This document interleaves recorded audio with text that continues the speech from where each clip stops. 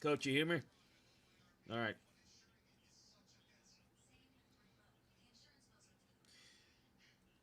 Yeah, we'll be doing a live show here for the fans and kind of going through um, kind of what's going on behind the scenes and what everybody's doing. What we can say. Yeah, I had a big lunch today. I had a bunch of pasta.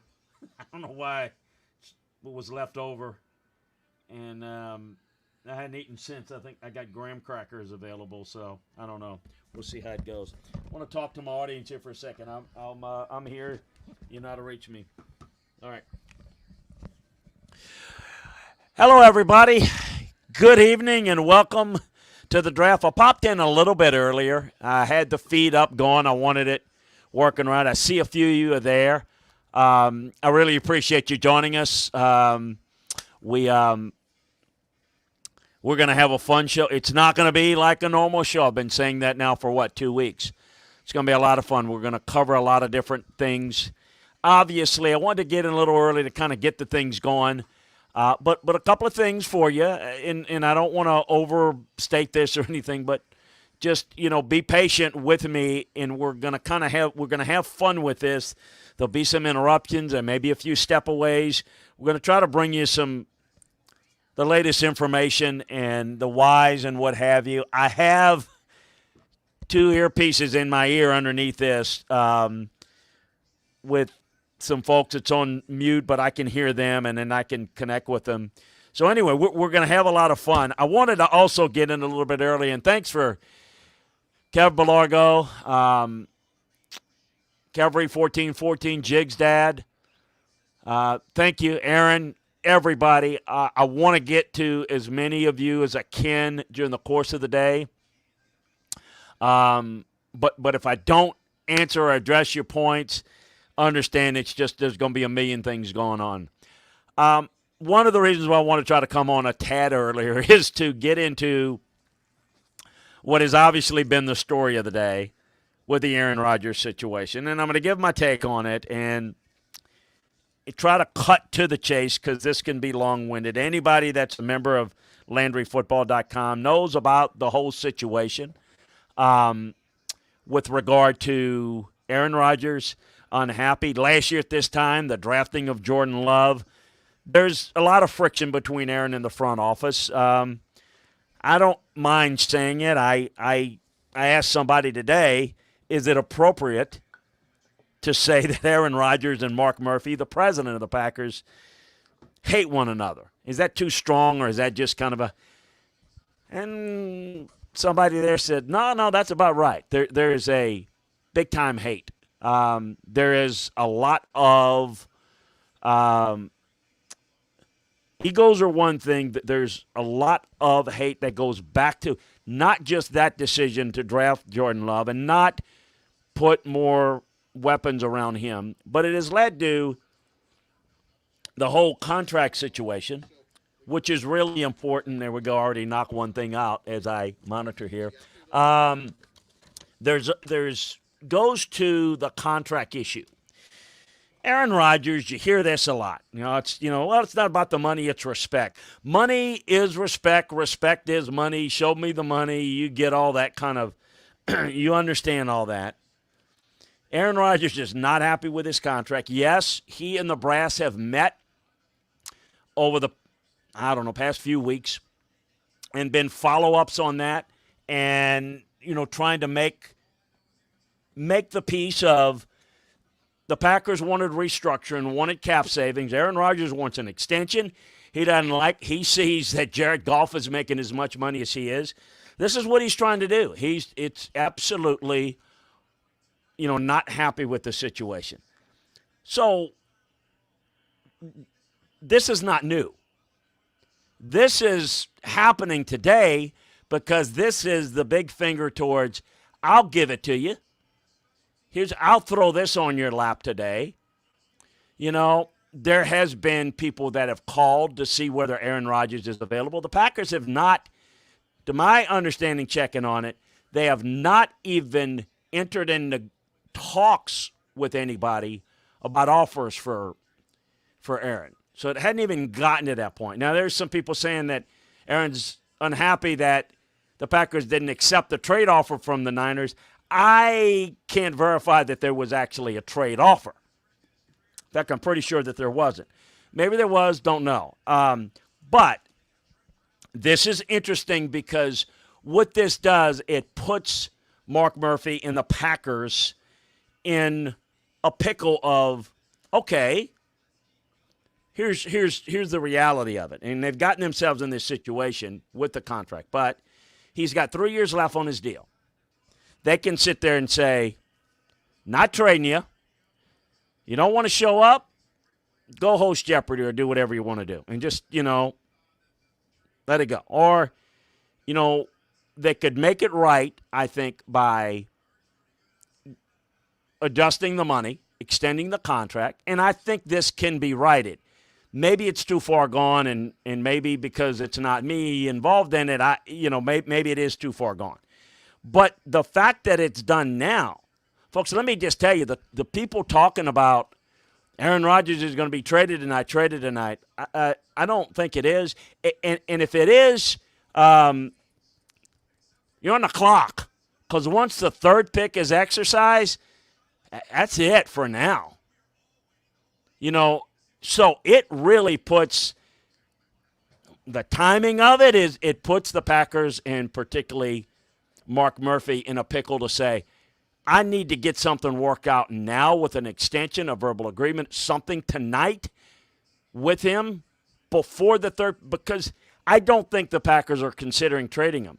But let me just say this, that, you have to decide whether you're going to, he has said, quote unquote, David Dunn, his agent, has put out to the media that I am not playing for the Packers again. Well, you can either believe that and say, well, let's let it calm down. The juices start to flow, and he'll show up at camp. You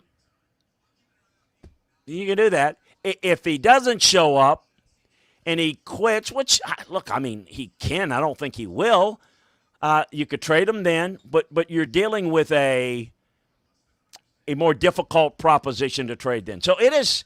It's really a mess. It's a full-blown mess, and I think it's a byproduct of some recent discussions or lack of discussion, lack of trade discussions by the Packers that maybe were not willing to either consider a move.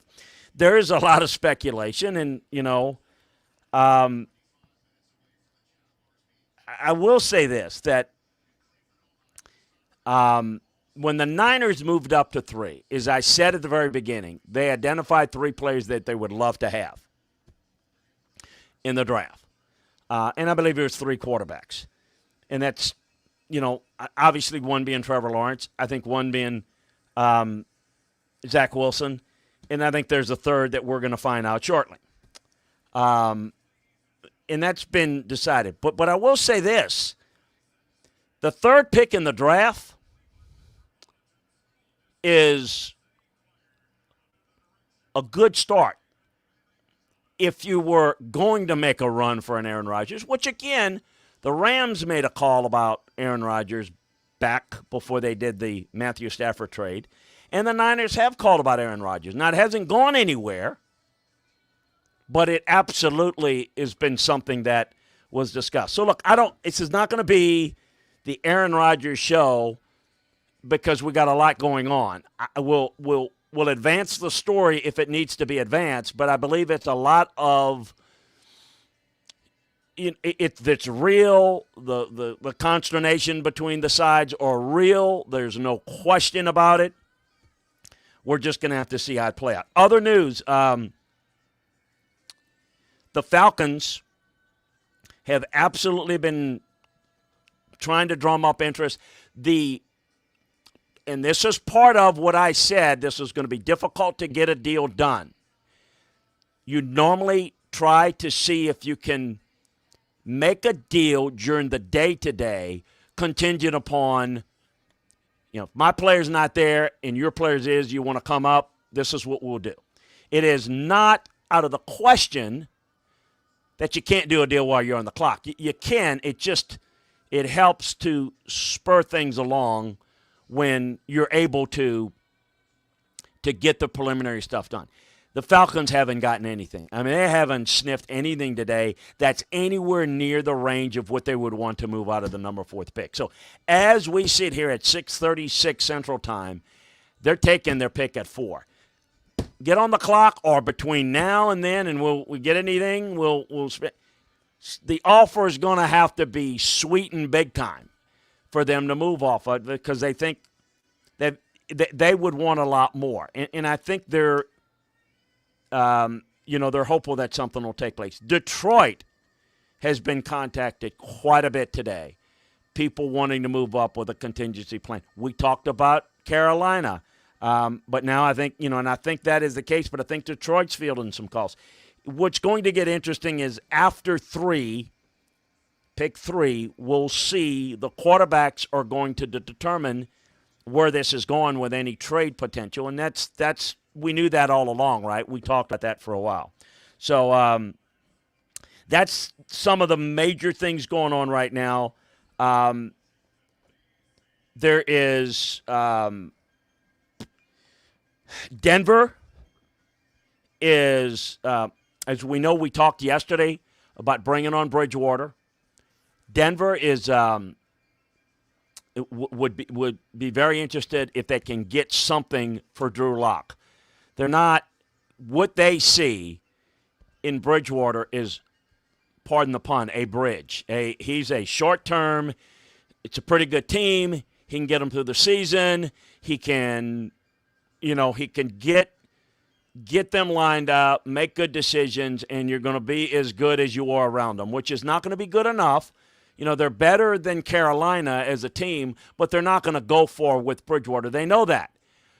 But it's pretty obvious to me that and I've felt it, I've said it, I've talked about it, they don't feel like Drew Lock is going to be the answer, to the point where they'd be willing to take something in this draft to move on from him.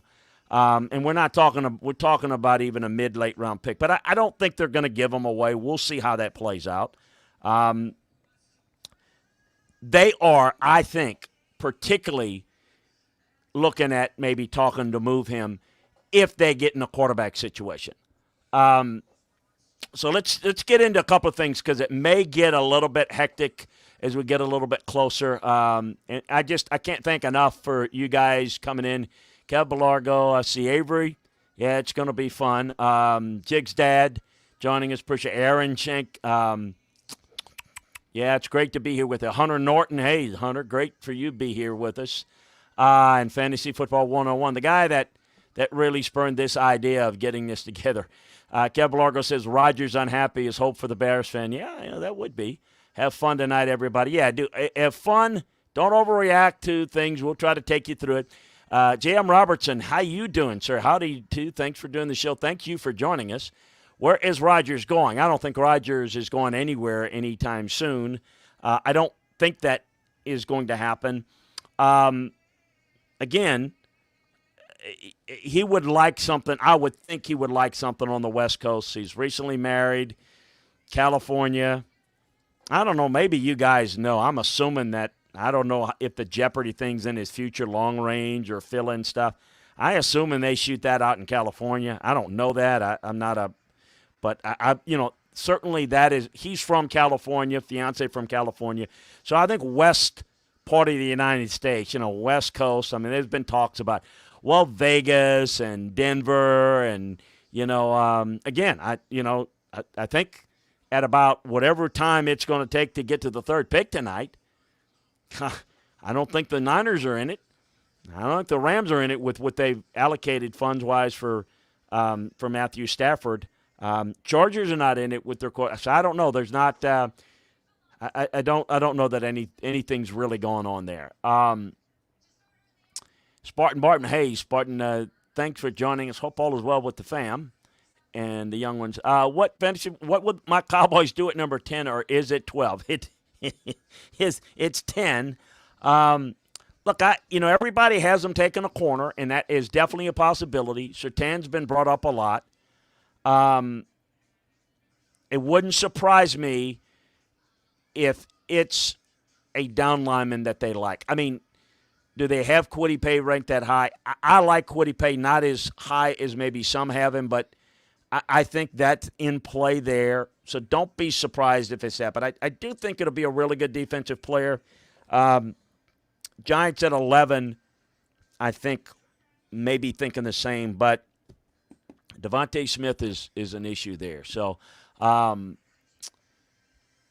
don't think quarterbacks is it? Well, I don't know. Cincinnati, whatever. I apologize. I know I butchered that name. No, I don't think Giants are not going quarterback here. They're going to do something to try to help the quarterback, and it could be a receiver that's there. It could be. I know that Dave Gettleman would love an offensive lineman, no question about it. So I think that's.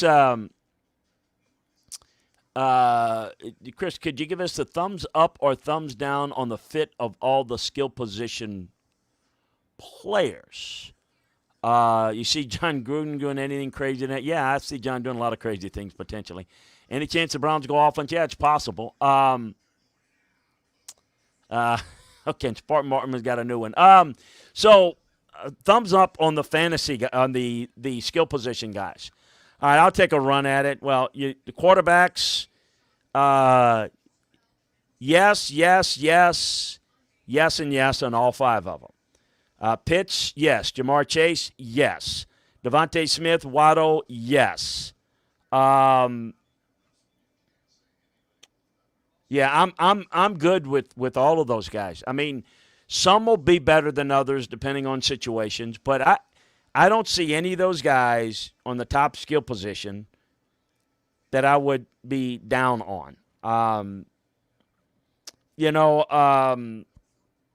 I'll go down a little bit further for you, and I think that there's, I think there's really good value. I don't have a problem with any of those guys. It's what you're looking for. I think that's something we've gone over for those of you that are regular listeners. Jamar Chase is an X receiver. Waddle is really great. Can play X, can play Z, can play slot, great returner, and Devontae Smith is great. I mean, look, if you're looking at quarterbacks, and I've done this before. If you're looking at Trevor Lawrence, I think you're looking at a guy that's physically a lot like maybe a little bit bigger version of Justin Herbert, who was drafted last year. I think Zach Wilson will be really good.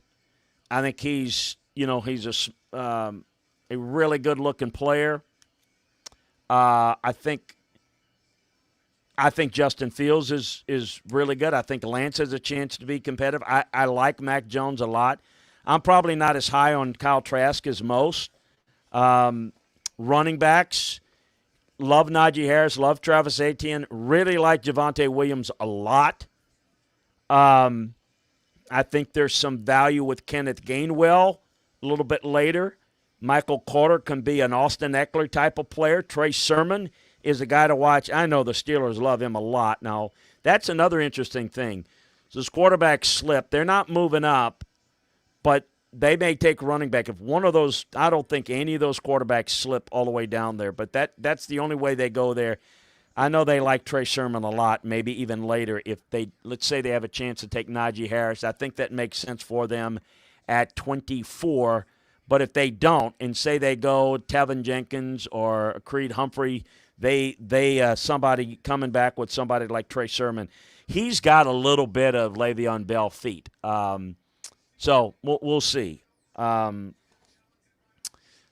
receiver position I mentioned, Jamar Chase is a bigger, faster Anquan Bolden. Amari Cooper Jamar Chase is moves like Amari Cooper.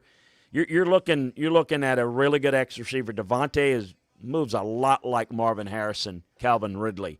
Waddle is a Tyreek Hill, Stephon Diggs type of player. So no, it's really good playmakers. He's going to tell us if it's a good fit or not. Okay. All right. Pardon my little one must. Must only cry when Chris isn't alive. What do the Pats do here? Well, I do think the Pats are definitely interested. Well, I think they're monitoring the quarterback situation. Look, I'm going to tell you, I don't want to be all over the place here, but I know how Bill works. He's got guys that he's targeted. And I do think because they haven't done it doesn't mean that they won't do it. There is a potential interest in moving up if a quarterback falls into the top 10-ish. We'll have to see where it goes and how it develops. But they're also probably, I know they probably have a certain cluster of guys, and if they don't like that, they may even want to move down. So I know it's like, well, move down, move up, or pick. I mean, there are only three options. There really is, and that goes for a lot of teams. But Bill has certain factors he's looking for at each position, and he's got a few guys targeted, but he won't have as many guys that you think on his board that he really targets. So I think there could be a number of issues going on there, or a number of possibilities there.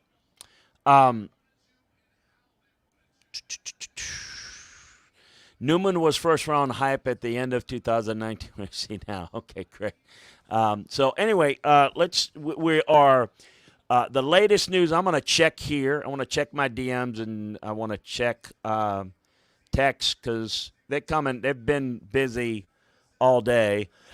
And since I've been talking to you, I know there's some things that may be coming on, so we'll check here. Remember, it'll be a little bit of be patient with the. Boy, I tell you what is real interesting is there is the 49er fans are apoplectic. The media there's I mean they've just decided it's and they are playing it up big time.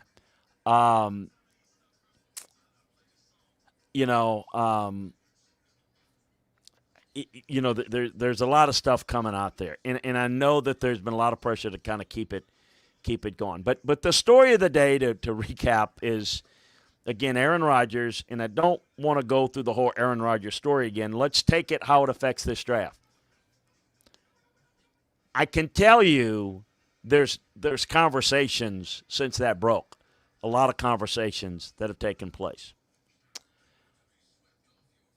I'm not going to – there's no way to predict it. I don't want to just – it is not out of the question. I do not think Aaron Rodgers are going to be traded tonight, but it's not out of the question. I do know that it is difficult, and my old school stance is I'm going to dig my heels in, and I'm going to go make this guy play or else. But this is Aaron Rodgers has some leverage. How much? Don't know. I mean, Packers have him under contract for 3 years. Aaron Rodgers is the type of guy that is financially set to where if he wanted to sit out, make it difficult, by doing it now, by doing it today, and this is the reason,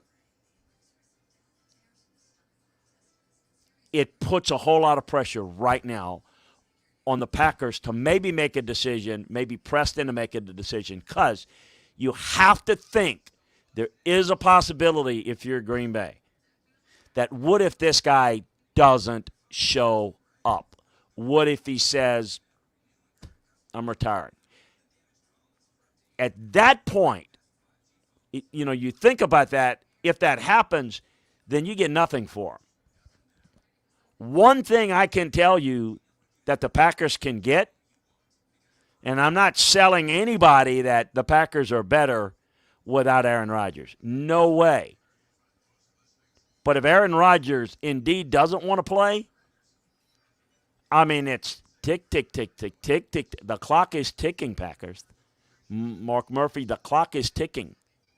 Because right now, you're sitting on a windfall. You can ask for the moon. You can ask for, now people have thrown out stuff.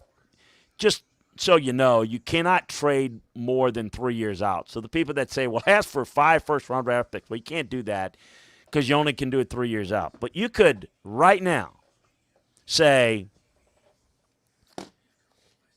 I'll take number 3 this year. I'll take your 1 next year, the 1 the following year. I'll take your 2 this year, your 2 next year, your 2 the following year.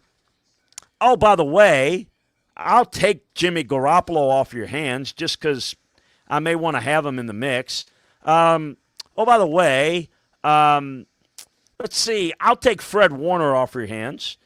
And then you can say, and I mean, you could get an awful lot.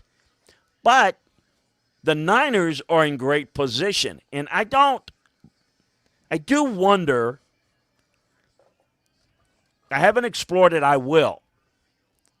But I do wonder if, yes, the Niners moved into this spot to get one of the 3 quarterbacks they like, but it sure doesn't hurt to also have the 3rd overall pick in this draft.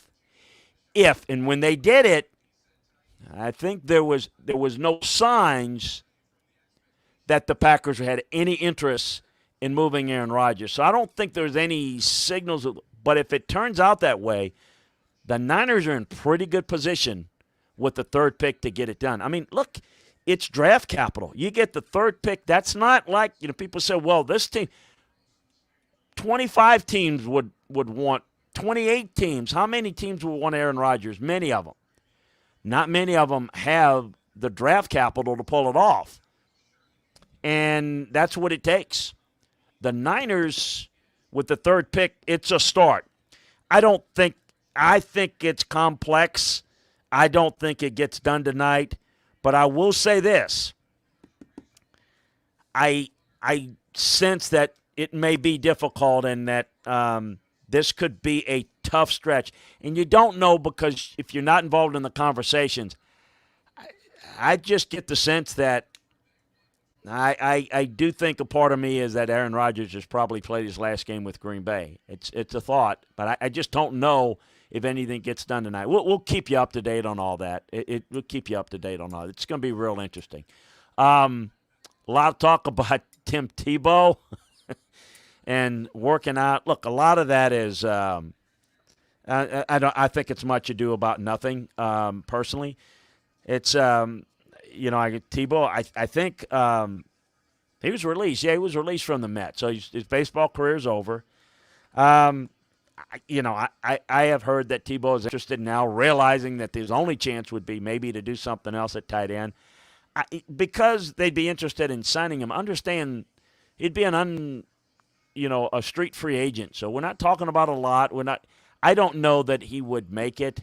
I think you got to be careful that becomes a little bit of a publicity show. You're building a team. The Jags have got somebody just asked there and say, what are the Jags are going to do? And that's a great question. The Jags have the 25th pick, and they got the 65th pick. That's what's important for the Jags, not Tim Tebow. They bring him in, try it out, whatever happens. It's a big publicity show. It doesn't have a whole lot of merit to how good a football team they're going to be this year. Which will be key is after Trevor Lawrence, who can they get at 25? So, there's a real good possibility that there's, again, in a year where you don't have, in most people's boards, 16 to 21st round grades, there'll be 2 second-round value players. Yeah, there's a lot of possibilities. We talked a little bit about where they could go with that, and I do think that that there's some needs. I think there'll be a corner. Somebody like Trevon Moehrig makes a lot of sense there. Boy, would be a big slot corner that could help them. I think there'll be a receiver. Would they go Kadarius Toney there? 60, they've got what? They've got 33. So, they've got real good chance. They've got a chance to get another weapon for their offense. They've got a chance to maybe get an offensive lineman. They've got a chance to get a corner. They're in good position. They've got 1, 25, 33, 45, and 65. So they've got 5 picks in the top 65. And I heard somewhere where Urban said, we can't screw this up. Boy, does he have it right. Also in the news today, Saints 78 was on my list to get into. Saints have been working the trade lines, the phone lines. A lot of talk about moving up in the top 10. Look, if they're moving up in the top 10, they're moving up for somebody special. Now, I know this, that they're not, it's quote-unquote, there's one quarterback that they would be interested in, but I don't think it's as the genesis of the move. I don't buy that it is necessarily for the corner. And it certainly has been rumored that it's for Caleb Farley. I can't imagine to go from 28 into the top 10.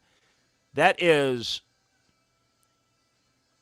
going to be very difficult. It would be the most costly, most expensive trade. You'd have to give up so much. This Saints team is got a lot of holes still to fill.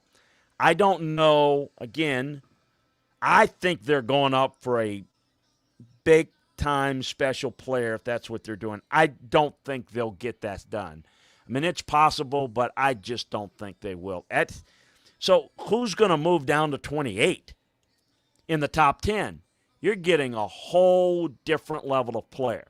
So it may be fine to say we want to move up. I think that's going to be very, very difficult to do. Not impossible. We've seen it before. I know Sean, Mickey have done that before.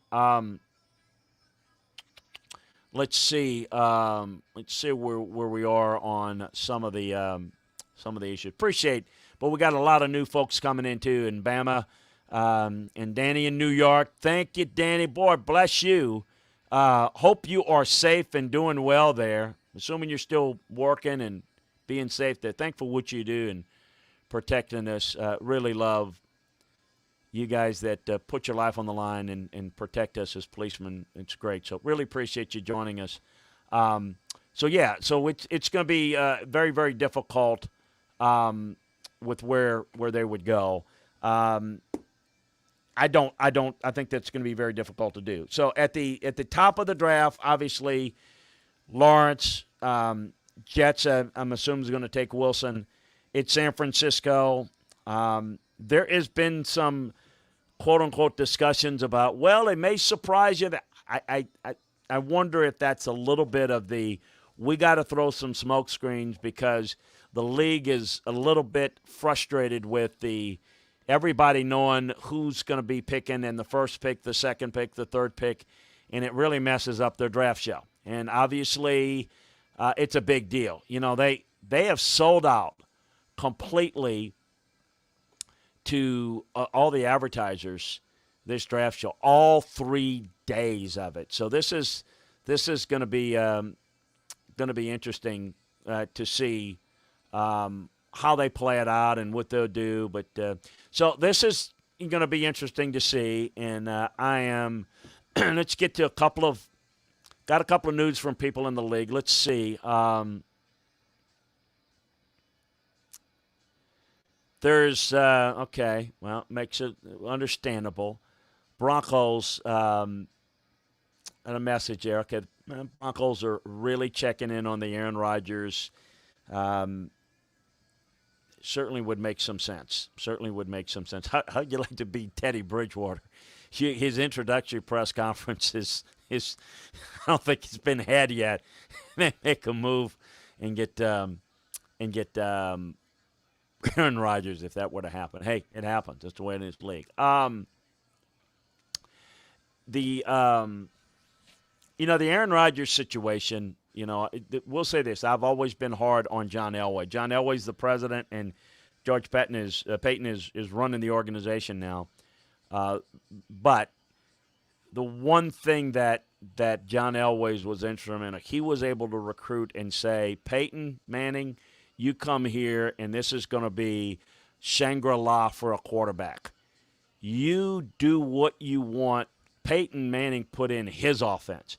it would be that type of situation in Denver. That's one thing they would sell and that would be up to. I mean, Vic would do that. Vic would allow that, and they would do that in Denver. And Elway could, just certainly tell them about all that, and probably get Peyton Manning on the phone. So yeah, no, I could. There's some things that make sense and would be a fit.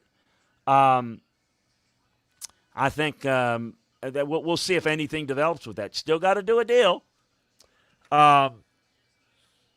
So we'll see. I would if you were to ask me just if Aaron Rodgers is going to get traded, this weekend or anytime soon, I would say right now that the Denver Broncos would be more likely. It's in the other conference, one. And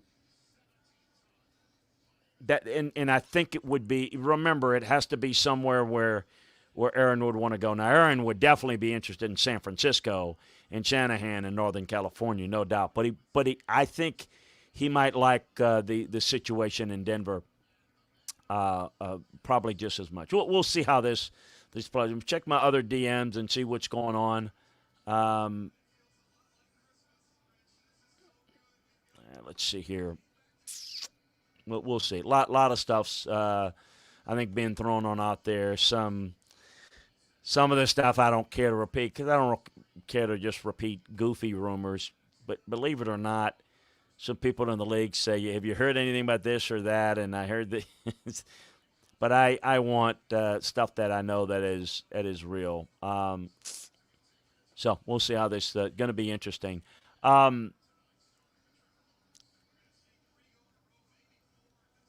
Really going to be interested at 3. I'm as probably interested in at 4 as possible. I think this has a chance to be really wild tonight because of the fact that, there's not only potential for trades, you throw in the Aaron Rodgers drama of tonight.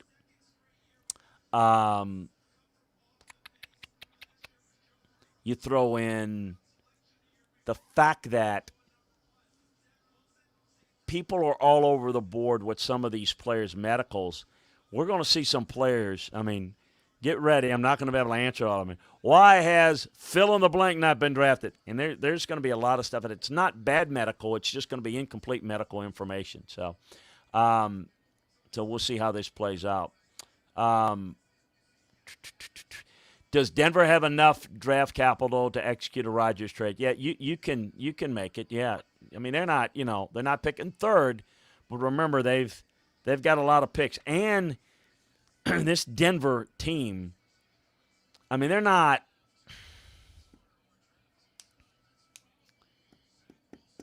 The other thing too here, I'm gonna send this question again. Remember there'll be some interruptions. I want to send something here to on that very topic because I do believe, yes, they have a lot of picks. The other thing, too,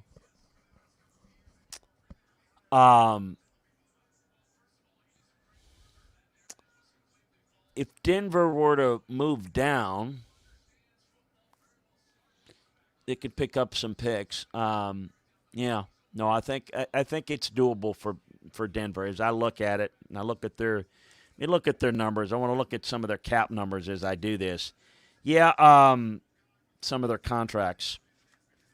Yeah, I think it is. I think they pick high enough. They have enough picks. They can acquire more picks. And again, they're a team that's pretty good. They're not, they're not extremely talented, but they're pretty good. And they're not a quarterback away from, like, Super Bowl, but you throw Aaron Rodgers in the mix, they're a hell of a lot closer. And what a division that would be, huh? Good Lord. If you threw Aaron Rodgers in with Patrick Mahomes and you saw that twice a year, I mean, you're throwing stuff out now. And, oh, by the way, you got a good young quarterback with the Chargers. Yeah, no, there's some possibilities that Denver could do this. And I am answer that back. There is a lot of movement right now. There's a lot of scuttlebutt. I will say this: there's a lot of smoke with Denver trying to make a run on this. I don't know. What'll be interesting? Can they get it done before their pick? Can they do something to acquire more draft capital for future? Interesting. Thinking about this on the move. I mean, it's just all coming at it. Yeah, it's all this. We're not going to trade him, not going to trade him, and then, you wonder. Well, here's the other thing too. Is as I said, when okay, I'm going to answer a question here.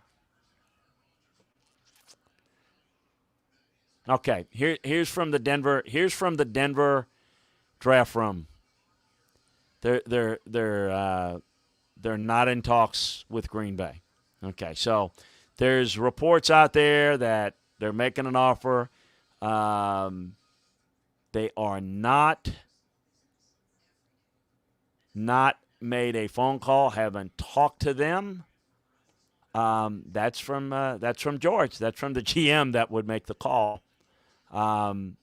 So we'll go with that right now rather than just the rumors of it. So it doesn't sound like there's much to that. It doesn't mean that something can't happen. One thing that is, I think, changing and will change today is if Green Bay has not been willing to talk to teams about they haven't even been exploring the possibility of a trade. You wonder now if they're going to be taking that in consideration. And again, look, there are two windows of opportunities. If you're going to, you don't have to make the trade tonight, but you probably got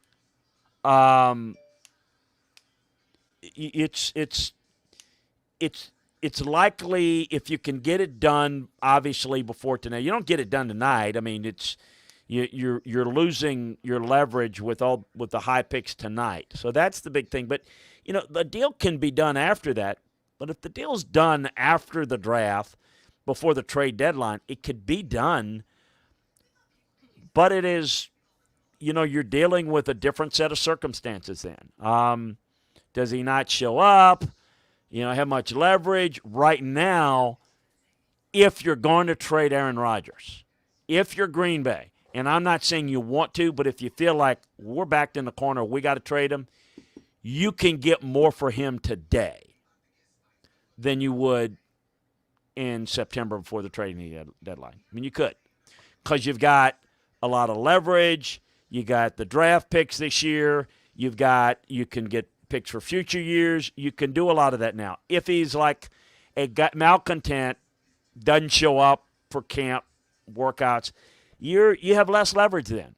The price is a little bit. So it's interesting. Now I'm thinking through this as we go, and I don't know that there's anything that's in doubt on that. So we'll see where they go. Let me see check on some other things that are going on. Nothing is new here on trying to make sure. Oh, I do know this. Well, maybe I shouldn't mention that now. I apologize. I think I know who the Chargers want. I better not. It's not appropriate if I say that yet. I will. But I think I know what the Chargers like at 13 and where they think value is. I'm curious to see. I will tell you. I just would like to maybe not get to it now. Let's see here. See if I get any news.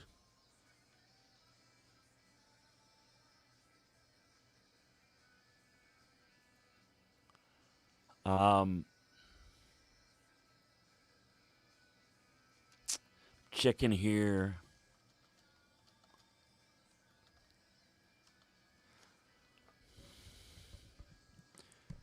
Got note from San Francisco. There's nothing going with Aaron Rodgers to San Francisco, that Green Bay is not taking calls on him at this point, not even taking any offers. So, at least not from San Francisco. So, we got a no from San Francisco. We haven't talked to them from Denver's draft room.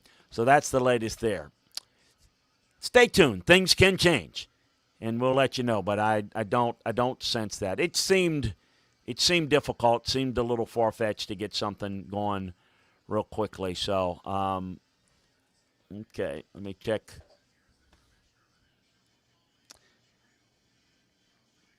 I appreciate your patience. As somebody that's not real technical, having to work emails, DMs, and texts is a challenge in and of itself. So to be able to have train the thoughts and not mess with you guys and not screw it up is a challenge. So I'm going to do my best here. I appreciate y'all patience. And some of it's just follow up that's not really all that interesting. They have a lot of we're pretty much on it, so we'll get it going here pretty quick. As we'll look with what's going on.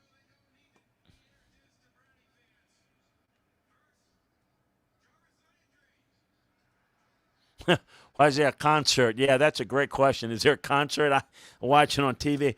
Oh, it's a show now, man. It is amazing. I had mentioned just a bit ago that they sold out all the advertising on television for 3 days. It's cha-ching, cha-ching, cha-ching. They're doing this. It is amazing, and it is a show, and they want to have drama, and they love that. And I don't. Let me just tell you this, and I'm not. So this broke with Aaron Rodgers today. The agent broke it, and it was done for strategic reasons to kind of put Green Bay behind the eight ball. I think what they're trying to do, I think what Aaron Rodgers is trying to do, personally, I think he's trying to just get them to give him the money. And I think the pressure to do that, and I think he'll end up staying in Green Bay. But who knows? It may be traded. We'll see. But don't fool yourself. Everybody was going to be tuned in today with the draft preparation, and this broke. This was all done for strategic reasons for the networks. This was leaked with a purpose for strategic reasons from an agent, but it was also leaked strategically for television, and it's got everybody talking. And it almost really kind of hijacked the draft in this regard, although it's still a part of the draft process. So Cleveland is I was laughing because they were telling me today that it was raining and gray in Cleveland today. And having lived in Cleveland, worked for the Browns, and I said, is there a day where it's not raining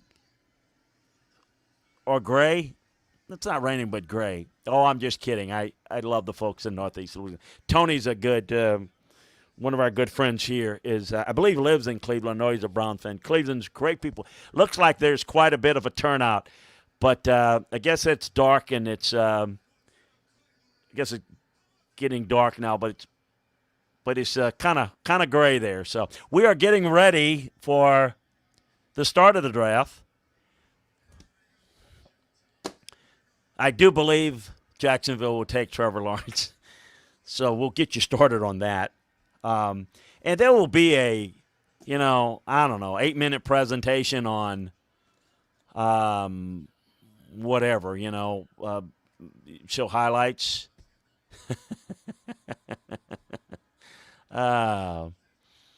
So Jeff Parrish joined us in Let's Go Saints. Jeff, let me know here. You're listening. You're a good follower, good fan. Who do who would you want the Saints to go up for? Do you want them to go up? Do you feel they've got a bunch of needs? How much would you be willing to give up to move into the top 10? You'd be giving up a big chunk. Do you think it's worth it? And who would you be happy with them getting?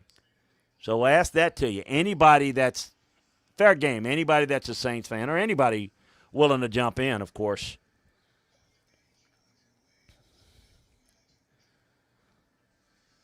So Trevor Lawrence, let's talk a little bit about him, as he's going to be the first, pick in the draft. And let's look at as a kid that grew up in Knoxville, Tennessee, East Tennessee, and his dad, they moved to Cartersville, Georgia, which is a northeast suburb of Atlanta. And he started playing football at 6 years of age, and he was kind of the best kid, in the neighborhood type. Went into high school, and he ended up replacing Miller Forrestall, the Alabama tight end, as quarterback at Cartersville High School. And Miles, that is, I guess that's his. Well, not fiance. I guess he got married. Well, she is a looker, as you would expect. He's got longer hair than her, though, still. He replaced Miller Forrestall as the quarterback at Cartersville High School between Clemson and Georgia. He was an alpha dog leader. When I went to visit and do a clinic for Dabo Swinney, he was an early enrollee, and he was a leader before he he was on the campus 6 weeks. So he was an alpha dog leader, has been. He's almost 6'6". He's 215. He moves very well for a guy his size, very well. He's got a really good arm, athletic. He's got fluid mechanics, can change his arm angles. He's an alpha dog leader, a face of the franchise that you want. Look, he's not without areas that he can improve upon. He does. He's got his accuracy suffers when he's not throwing from a firm base. He throws a catchable ball, but his ball placement can improve. But look, he's just an outstanding talent, and is about as sure a thing as you can get. With that said, got to hit with all those picks. Got to build a team around them. Got to protect them. Think about this for a second.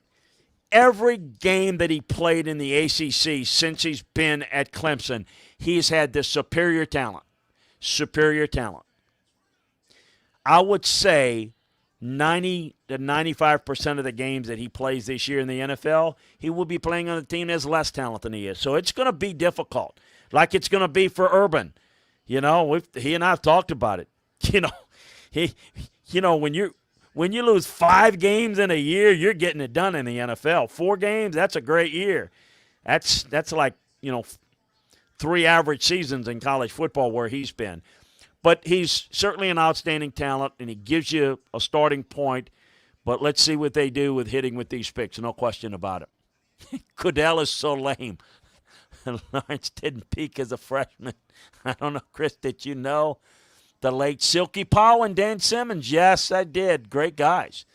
I don't want the Saints to trade up that high, but Sewell and Chase are the only ones that can make sense that they did, assuming Wilson and Pitts are unavailable. What about one of the Alabama receivers? I'm just curious. Saints stay put and take Waddle or Smith. Oh, well, Waddle and Smith are gone at 28. So they're not there. There's no way those guys are gone there. No question about it. I'm going to say hello as we're getting started here to my friend Scott Seidenberg. Scott, how are you? Chris, so far this draft show is worse than the Oscars. Well, I've been talking to the people. We got a big audience here. We have got a huge audience. Scott Seidenberg and I, if you have not caught us, what are you waiting for? Every Tuesday night at 6 p.m. Eastern Time, 5 p.m. Central, Scott and I do the Football Film Room Show all year round. College football, NFL, doing a lot of draft stuff. Scott is really a guy you want to hook up with. He is got the inside link to Vegas. Everything from he knows everything. So he's got a bet on, what's the lining in Trevor Lawrence's suit. I mean, he's got it all. If you want to make a few bucks, he's got the lowdown in it. So, Scott, your thoughts? I haven't been watching. I've been talking to the people. I've just been getting in the thread in the chat room. People have been talking about the goofy. So far, I've learned that Roger Goodell is lame. And what the hell is this concert on my TV for? I was joking when I came on that this ESPN draft show right now is worse than the Oscars. I mean, this is a debacle. You got this Kings of Leon concert. Just give us the pick already. The Jaguars have been on the clock for months. Why are we waiting? TV show. We're going to have 8 minutes of whatever minutes. That's what they're going to do. I got word today from San Francisco that the league was putting the kibosh on. The Jets, I think, are kind of the same thing, the expectation of who they're going to take. And they're just not real happy about, having 3 picks where it's done. So I think they want a little intrigue. And, boy, there's some – I laugh because there's some late rumors about San Francisco, which I'm not buying. They've been set on it, but I think they want to at least give that out. But this is 2 picks. It'll take us – darn near a half an hour, right? I mean, by the time we show all the footage. So yeah, we're going to be here a long time. So Scott, I've been talking with the folks today, going through the whole Aaron Rodgers situation, and so your reaction when you heard all of that stuff come out today? He's not getting traded today. That's my reaction. So everybody talking about all this, Rodgers to the Broncos, it's a done deal. The Broncos are doing one thing right now, Chris, and that's preparing for this draft. They are in that war room right now working on this draft. They're not trading for Aaron Rodgers tonight. Any trade for Aaron Rodgers is going to take time, and it's going to develop. And he could very well get traded, but I think they're more focused on what they're doing here in this draft tonight rather than acquiring Aaron Rodgers. Yeah, no, there's a lot of that rumor out there, and we're trying to chase it. And I made some DMs to the draft rooms. In the Broncos are not, at least right now, the Broncos are not in talks. Have no talks. Got this straight from George. The GM, George Payton, is not in talks with the Packers. Again, people could change. But not, and the Niners are not. They're going forward with their pick, and they're not making a move. So if there's going to be a trade, which I don't rule out, it's something that they're going to have to figure out. The Packers and Mark Murphy, though, have made a mess that they're going to have to figure out. As this to me was all about. The pick is in, by the way. Whoa, what a surprise. Yeah, so good. We'll see. All right, the pick is in. You guys put the stopwatch on and see how long before they actually announce it. But I think this is all about to put the pressure to get Aaron Rodgers the extension with the money. He doesn't like the fact that Jared Goff is making the same amount of money he is. Yeah. And it is about money, and it's about respect. I will say this. Trevor Lawrence's fiancée wife, he did a pretty good job. He had a nice read there now. That was a pretty nice read there. I don't know about the green suit. I guess green for money, but, man, I don't know what he paid for it. He overpaid for that. But the new wife / fiancée, she'd be a high pick too. So, yeah, congratulations to him. The pick is in. We haven't been announced, but we expect it to be Trevor Lawrence. We went over Trevor. So people don't know Scott. Scott is a big Jets fan. So your thoughts on – we know what's going to happen. Your thoughts on what you would like to see your Jets get done tonight, not just at number 2, but tonight as the Jets have 23 as well, at least as we look at it right now. I'd like to see them get some offensive help for Zach Wilson. Because if they don't surround him with talent, Chris, it's going to be the same thing that happened with Sam Darnold. 3 years from now, they're going to be looking to move in another direction. 4 years from now, they're going to be looking to move in another direction. So if they take Wilson at 2, which we assume that they're going to, at 23, I would really like them to take an offensive weapon for him, whether it's a Najee Harris or a Travis Etienne. I think you need to surround Zach Wilson with elite offensive talent in order for him to have success, or else it's just going to be back to the drawing board in another 3 years. It is, and the Jets are officially on the clock now. Official on the clock, as Trevor Lawrence officially has been selected by the Jacksonville Jaguars. So we get that out of the way, and we are one pick away. We assume. I do have no indication at all. Boy, if that was a little brighter shade of green, that would be Jets green that Trevor has that suit he's wearing. It's Green Bay green. I will say a little darker green, but assuming the Jets do what we expect them to do, then the draft starts. The intrigue starts as they have tried to keep it a little bit, quiet as best they can in San Francisco, and this is where it's going to get real interesting as we see. So offensive weapons, there's no question. We talked about the Jets, Sam Darnold. They went through this, and as I said, I was on a show in New York, Scott, that was talking about just the fact that the Jets cannot be in the situation where they were with Sam Darnold, where they basically kicked Sam out the door because they couldn't put a team around him. They can't do that with Zach Wilson. If they're here 4 years from now, and that's been the pattern with the Jets, it just can't happen. That is going to say set back the franchise. There's no excuse for it. So we'll see the way it is. So I don't think it'll take too long for for Zach Wilson to be announced as the pick. But you've got 2 picks here tonight. You've got a real chance to start to build this team around. Zach Wilson's done a pretty good job, and that may be his mom, is whoever that is there is really. I'm a cord cutter, so I stream my cable, so I'm on a delay. And this is the worst possible night to be on a delay. On a delay. Everyone else is going to get it before I get it. So you're seeing things on the TV that I'm seeing like 45 seconds later. Well, I can get you prepared for the what's coming up at least anyway. So we'll see. Listen, my biggest liability tonight, my biggest wager is Jalen Waddle top 10. I have Jalen Waddle going in the top 10, and I think it's either Miami at 6 or Detroit at 7. Those are my 2 biggest bets. My one biggest bet, I should say, is Jalen Waddle top 10. Yeah. So I really hope that happens. Well, it's interesting that as Jacksonville gets their guy, I laughed when I heard Urban Meyer was quoted as saying, and we talked about it, 5 picks in the top 65. They said, we can't screw this up. This is the most important day in the history of the Jaguars franchise. Probably outside of getting the city, getting the team, probably right.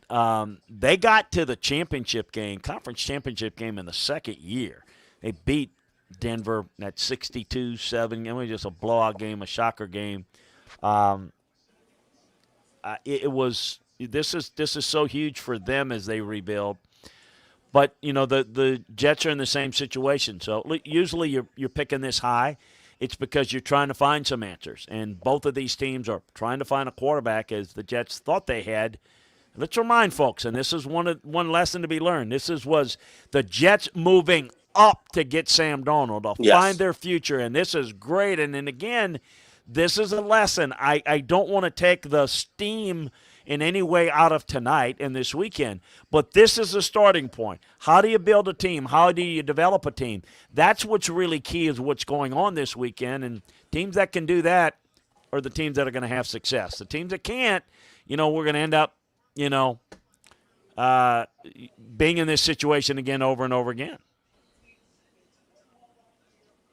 It's a nervous thing being a Jets fan. There's always hope, but it's always about ending the season and moving on to next year. So, hope springs eternal with a new quarterback. But when it comes to week 4 and the Jets are 1-3, well, then everybody starts being upset again. Here's a DM response from see, these guys get a little bit bored in their draft room. It's from the Packers. Okay, I don't want to read that. Nothing has changed. They've had a few teams this afternoon call about Aaron Rodgers. We have no plans of trading him. Nothing has changed. That's what they say. And again, not making predictions, not giving you information. Things can change. I've been there before. I mean, look, I can tell you several trades I've been involved in making, I wasn't going to make until, oh, wow, that came up. Things can change. So this is not but this is to try to pull the whole, well, hold on, the deal's getting ready to be done. That doesn't, there's nothing in Green Bay that they've discussed. They've not had an offer from anybody. So the whole, I think it was Mark Schlereth, I guess, doing radio in Denver, said that the Broncos was close to being done. According to Denver, to George, the general manager of Denver, I don't know who Mark is talking with. He's not talking to the guy that actually can make the trade. According to Green Bay, they said they have not even been in contact with them. Because I asked, is Denver one of the teams that Denver didn't even call? So I don't know how a deal could be close to getting done if they haven't called yet. Maybe they just were calling Mark before they actually made the call to do the deal. I don't know. But I'm not making fun. There's a lot of rumors that come in now, and it's a lot of tracking. So, but we'll try to sort through the BS for you. Well, I see a guy that you're going to watch this with a Jets sport coat that we need to get for Scott Seidenberg. Oh, my goodness, look at it. As the Jets pick is in, and they'll be announced here very shortly with Jack Wilson. And get ready for it. So I could see Seidenberg with that little Jets jacket with the Jets all over it, green. There we go. Folks that are watching, you've got to look at Scott Seidenberg. Here we go. With the helmet on, ready to go. Jets ready to make a pick. They're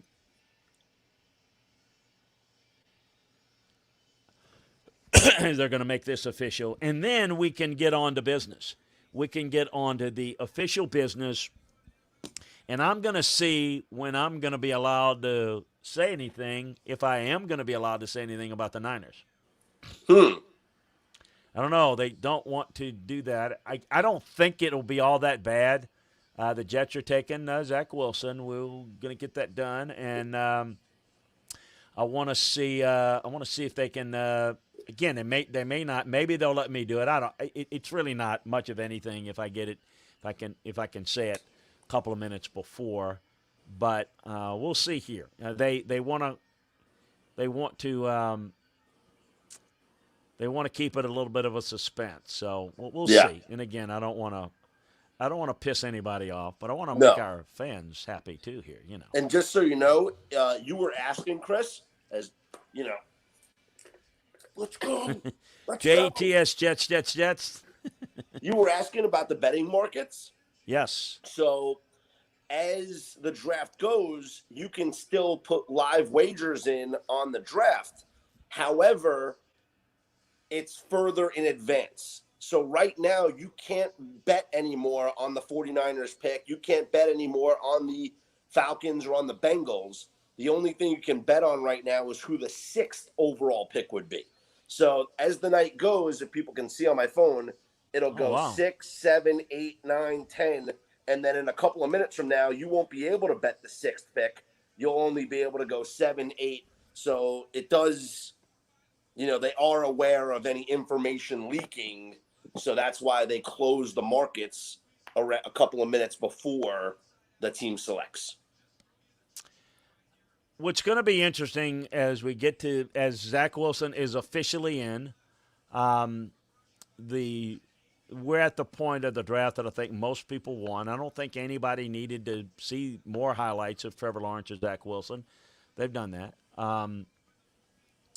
So we'll see. We'll see where this will officially go. A couple of things that have been asked about. about Mac Jones as to why that's a fit if they go in that direction. And it is to do, folks, with the fact that what Kyle Shanahan is looking for, and I think we're going to find out what he wants to do with his offense. And this pick, if they go in that direction, it's because they believe in what he can do from a decision-making standpoint. Obviously, if they go in a different direction, they're going with a more mobile guy, and they've done both. They've been involved in both. So the Niners are on the clock, and the Niners have kind of been asked to keep it quiet. The decision's been made for some time, quite a bit. And we'll see. I'm in communication with the Niners draft room right now, so we'll see where. No trade news for the Saints, Jeff. And again, I think it's going to be very difficult to get into the top 10 from 28. It's not impossible. Mickey and Sean have done that time and time again. Stay tuned. Nothing new on it. But again, I'm playing dueling, work down with all different people. So it's kind of hard to get all the information from 32 rooms, and I'm trying to get it in order. So that's what I'm trying to do to see if we can't figure this out. So as we get a little bit closer and as something breaks, because obviously if something comes out with the Saints being able to move in to position, it's going to be with the team that's coming up in the top 10. So I'll let you know on that. I'm with you. I'm on it. I don't have anything yet. You think about this for a second now. The top rookie quarterbacks are going to make approximately $35 million over their 4-year rookie contract. That's good money. In 2010, Sam Bradford made $80 million as a rookie with a $50 million guaranteed. So when we talk about drafting, a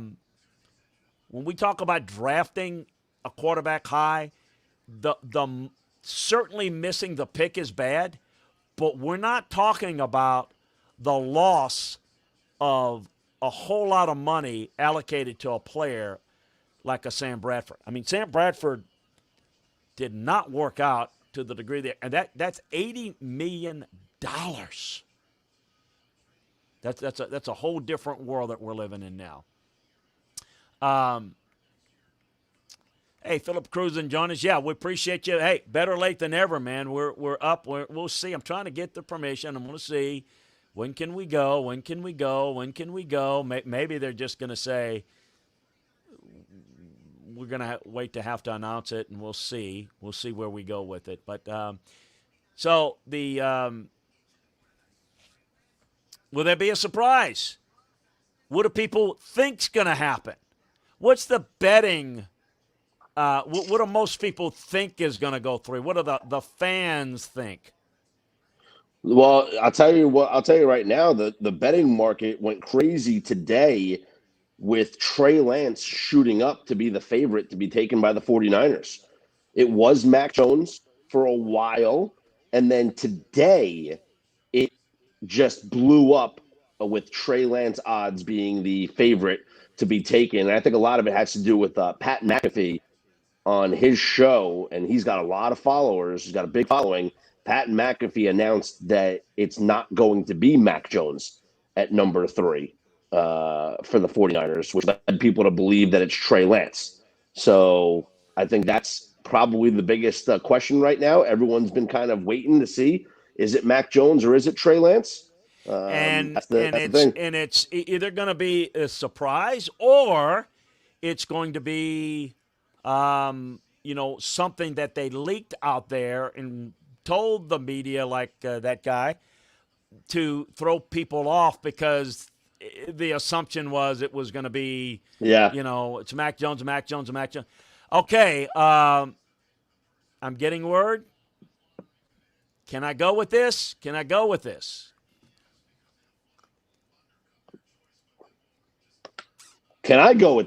tweet this?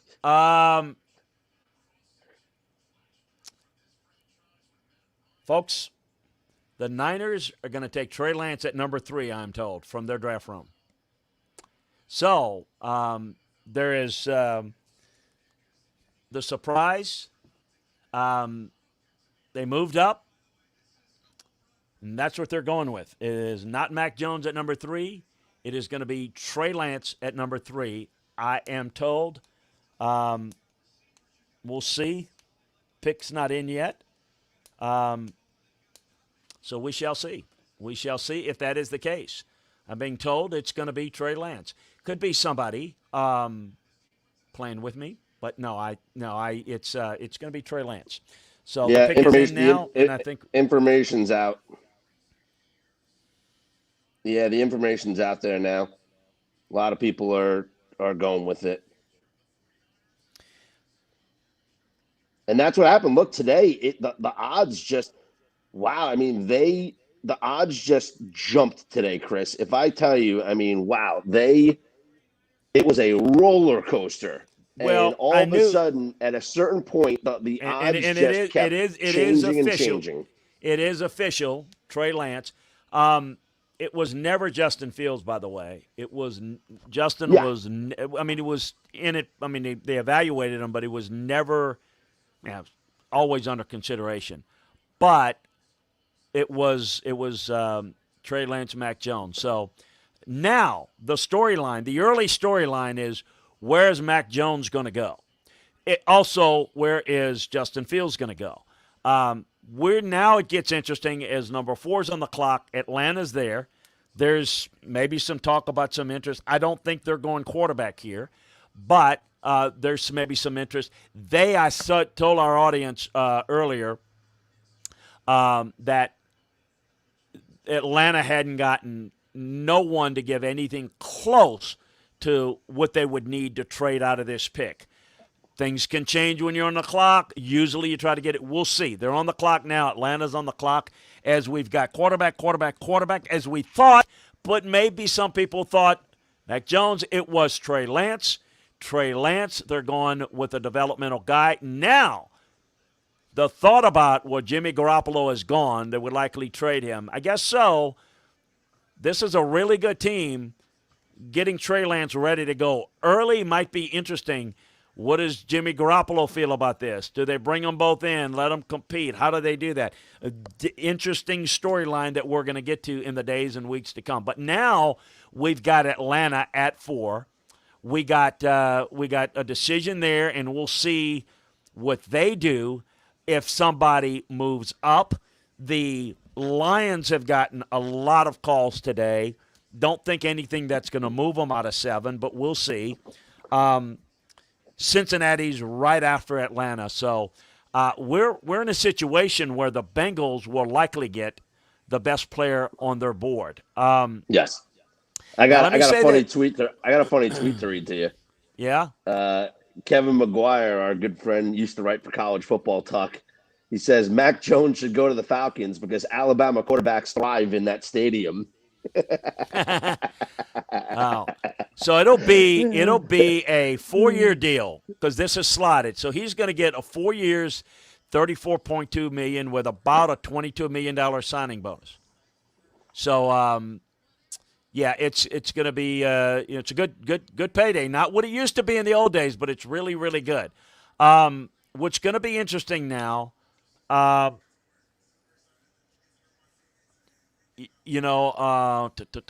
trying to see. I'm trying to come together with anything that that would be useful going in to the next pick. Because right now it gets interesting because it's the I was about to say the Bengals are going to get very likely, assuming Trevor Lawrence is the highest graded player on their board.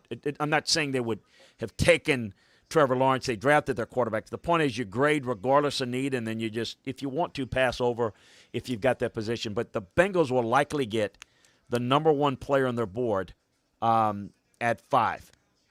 Depending on what Atlanta does here. Don't know. We'll see how this goes. The interesting thing, though, is where does Justin Fields go? But maybe more interesting is where does Mac Jones fall to? So anyway, it'll be interesting to see. And by the way, maybe Mac Jones to the Patriots at 15.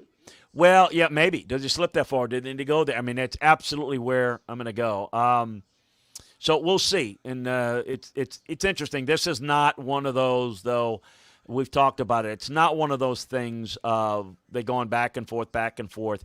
They've had this decision done for a while. They just kept it quiet, and often when you hear about something, you kind of think you hear about it too much, and there's a reason for it. But they certainly had everything. Everything that you hear, it ended up being a little bit different in a lot of people's eyes. So it's going to be interesting to see. The Niners have, if you think about this, the people forget this, but the Niners were rumored just as heavily to go with Mitchell Trubisky the year that he came out. And, of course, that was a ruse, and they got the Bears to come up. So if you normally hear something about what the Niners are doing and you buy into it, you do it at your own risk. Any updates about Denver? The updates about Denver, Kev, is they're going to stay there and they're going to pick. I think that's a quarterback situation. I think they like one of these quarterbacks. Do they go up for them? Do they feel good about getting one of them at 9? Do they like one or the other? It's got some clarity now. 3 of the 5 are gone. So you got Jones, you got Fields. Who do you like? The pick is in, they say, with Atlanta. Let's see if I can get it. Okay, and not, let's see what could be here. Well, maybe it's not in yet. I don't know here. We'll see here. Atlanta is on the clock, or soon to be off the clock. Okay. Yes. Here we go. Atlanta, number 3, as we thought, they're not trading the pick. Could not get up for it. They're going to stay there at 4, and they're taking the best player on their board. They told me they loved him. Kyle Pitts is going to be number 4 to the Atlanta.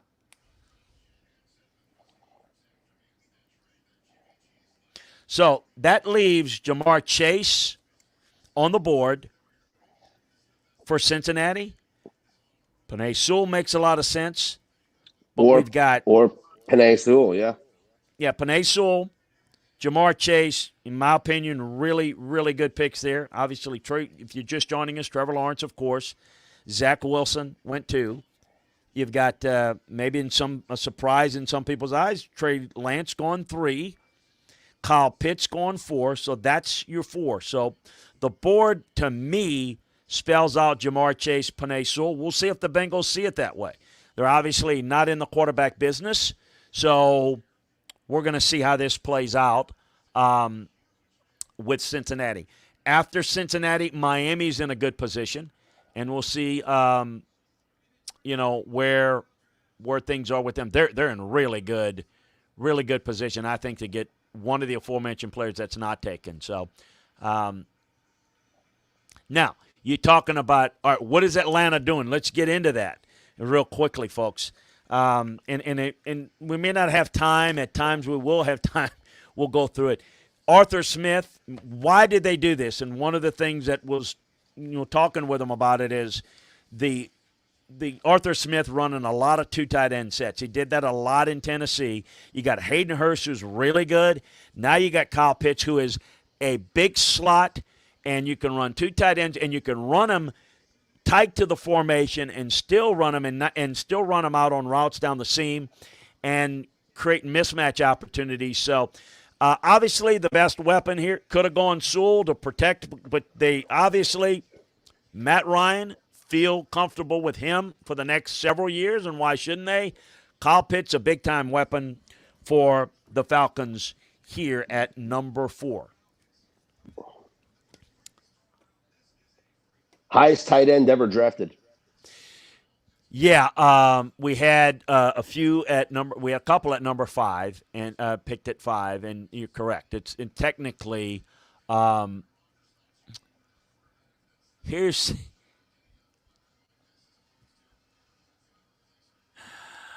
I'm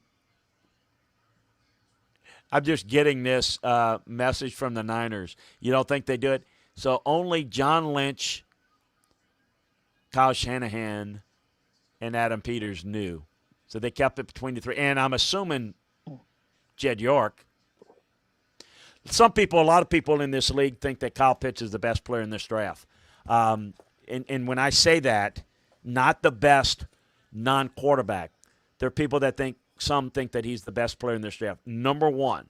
And with Trevor Lawrence, number two, and others.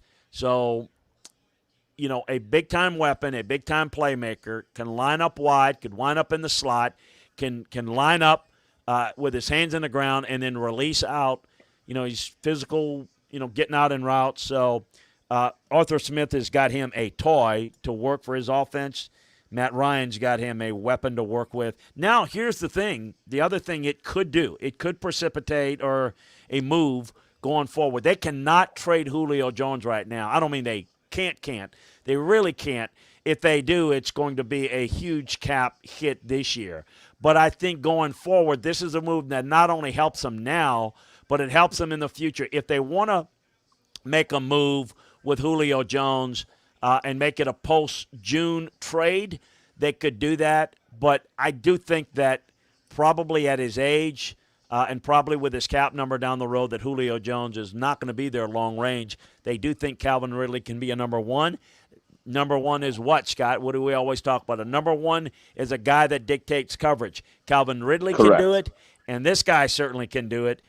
You got two number one weapons. The guy that Kyle Pitts reminds me the most of, the two guys, Darren Waller, who came out of Georgia Tech and is with the Raiders, and the guy that he may remind me out of the most is Calvin Johnson, a receiver. So it gives you an idea what he is.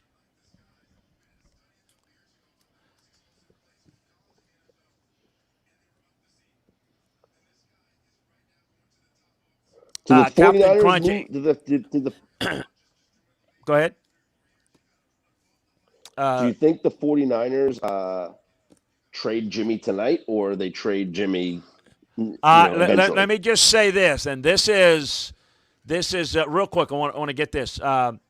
Captain Crunch, I like Sewell. I think it's I think it's easier to find a really good receiver, but I do think the fact that the Bengals have worked the offensive line and have a little bit gun-shy because they've kind of missed on a couple of those high picks, I think that factors it in, and I do think the chemistry with Joe Burrow means a lot. So I do think that the Bengals are going Jamar Chase here. Or we'll find out, or we'll find out a little bit. I felt for a while that it's been pretty clear that it's going to be Jamar Chase. I think on the Garoppolo deal, Scott, I do know that the Patriots, and this is kind of standard practice, and don't get ahead, folks. Don't think the Patriots and other folks will get permission to try to restructure the contract. Because I can tell you this, the Patriots are not trading Jimmy Garoppolo for the contract that he's under. They're going to have to redo the deal. So I think it's possible, and I think the team that doesn't fit their quarterback position in this draft is more prone to make a move for Garoppolo. But the answer is who's interested and who can still come out of this with Fields or Jones. And obviously, if it's, say, the Patriots get a deal done for, if they were able to draft one of those two guys, then they're out of the Garoppolo business. If they're not, they'd be interested. So we'll see how that is. So we'll kind of see it. I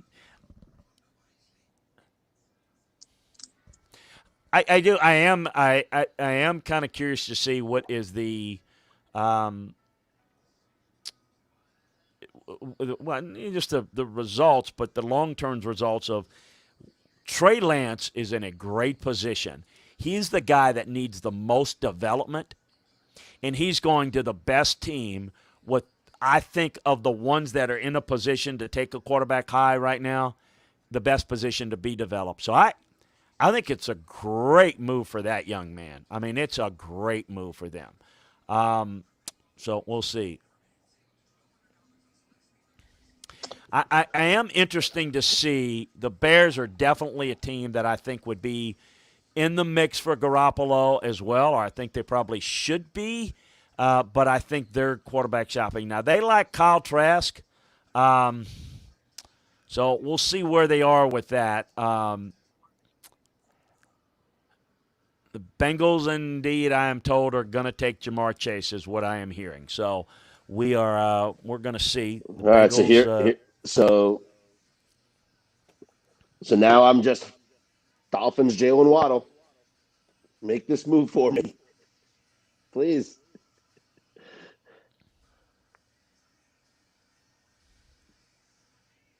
Dolphins and Lions with these next two picks. These are the ones that are going to be the wide receivers. Yeah, I have been told here via text that it is going to be Jamar Chase. So that would put Miami there at 6. With now, there's a possibility there. You've got with Chase off the board, and again, it's what I'm hearing. We'll see if that is the case. Then we've got Miami, which is a possibility there for your receiver. Because Chase off the board, Waddle, Smith, in any order, is available, and I do think 6 and 7 are prime spots. 8 would be as well, but 6 and 7 in particular. So, no, I think Miami's a good position. But Sewell's still on the board. Don't know what Miami thinks there, but we could see. And again, with these receivers and people falling in love, and now Pitt's off the board, if Chase goes now, when you start to see the early run, which we predicted kind of Pitt's going in the top 5, 4. Thought Chase all along would go 5. So, now we're going to see it's got 2 more receivers in that elite group. And, you're Miami, you're Detroit, you're excited. You're the Giants, and you're holding on to one of them's going to be there. Better get your plan B ready, because don't know that those next 2 receivers from Alabama may go off pretty quick here. At least one of them. We'll see. Looks like the Bengals pick is in officially. We'll see the official announcement. My word is that it's going to be Jamar Chase. Let's see if it's the case. The official announcement here.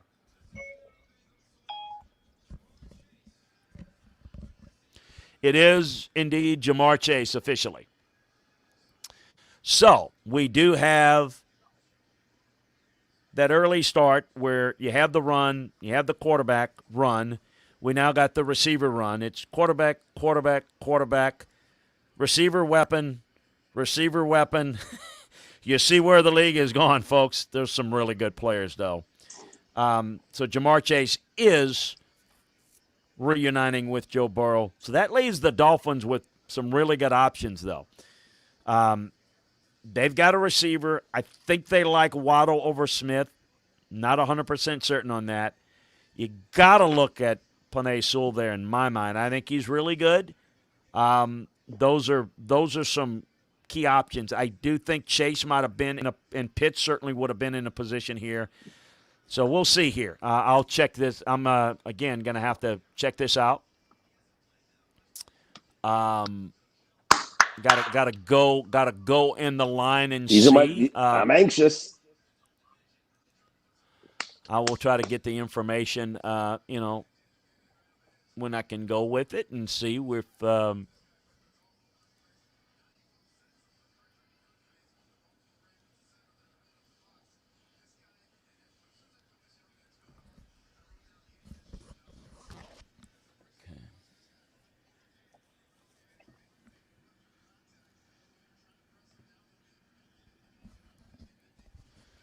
You want to talk about the Alabama connection. Do you know that Nick Saban has had 33 first-round draft picks, and he's only lost since he's been the Alabama head coach 23 times? Isn't that something? And tonight, how many Alabama players are going to be taken? First round, 5. Well, we're going to have Devontae Smith, Jalen Waddle, Patrick Surtain. We're going to have Najee Harris. I think Mac Jones probably will. Maybe Christian Barmore. I would say 4 to 6, and I think 5 is maybe the sweet spot. But as low as 4 and as high as 6. My goodness, Jamar Chase looked like he had Cincinnati Bengals shoes on. So he either made a quick change or he kind of had a little intel. Maybe his buddy Joe Burrow filled him in. Maybe so. So a little prediction time here. I'm gonna see if I can't find it. I've kind of felt, depending on how this would go, and it's gone the way I thought thus far. Pitts and Chase off the board. Sewell's on the board. Make a lot of sense for the Dolphins, but I'm sensing with what they're doing, maybe in a similar way to what the Bengals did. I would predict here Jalen Waddle, and we'll see if this happens. But I think they're in good shape. I can tell you this. I think they may have liked Waddle more than anybody here. So we'll see. I think they had a really high grade on him. We'll see where they go. I think they're pretty excited. Miami's pretty excited here. They got really good value, and they're not done. They've got 18 as well. So they're in really good position here. I think they feel like they can get So I look, I mean, I think to me, it's Waddle or Sewell. I mean, it's one of those two. I would be surprised if it's not one of those two at 6. Come on. Come on. We'll see the way it is. So, give me good news, Chris. Give me good news. now let's see if they'll tell me. Come on.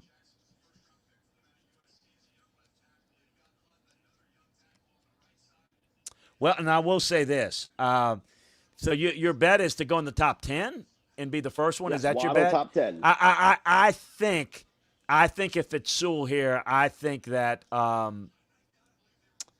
if it's not Waddle here, I think there's a good chance he goes next. So I wouldn't overreact if it's Sewell.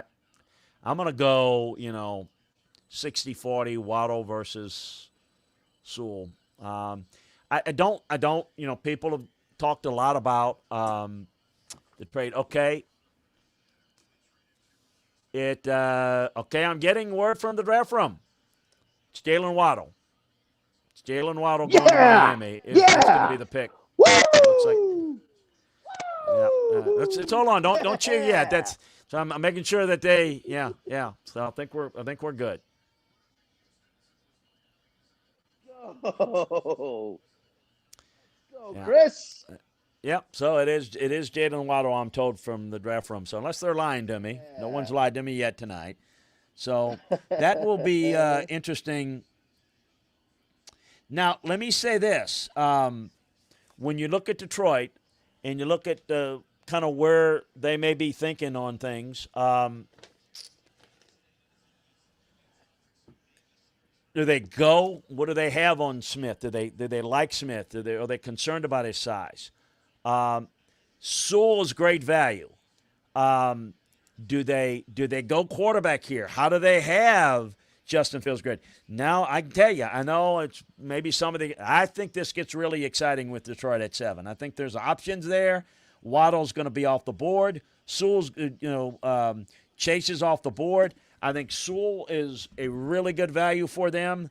But I also think that quarterback could be in play. Official selection of the Dolphins is in, and the official selection is Jalen Waddle of Alabama. So that is the way it goes. So Scott Seidenberg with making some money there. All right. I got to go, but I'll come back maybe in a little bit. And all right. Well, congratulations as Scott has cashed in on his bet, as he's got Jalen Waddle there. So we're up now, folks. Scott, appreciate you. Holler back anytime you want. We've got next up is the Detroit Lions, and as I said, I think this is going to be real interesting, and I will try to get, and again, appreciate Scott joining us. I know it's a little bit probably aggravating with a little bit of delays, and it's good to have Scott here talking, maybe a little bit going solo here to to try to check in on some of this stuff that I think is going to be really important to know. So if there's a little dead air, I know it's not radio professional TV, but I want to be able to get the information to you. So here's the thing, real quick. We've talked about Jalen Waddle. He's not only a guy that can take the top off of defense, he's so effective at coming out of his breaks. He can work underneath. He can work a couple of different spots.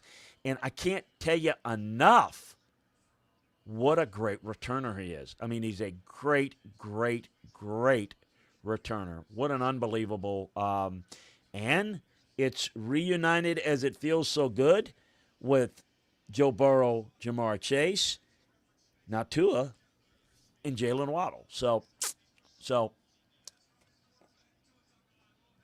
let's see here.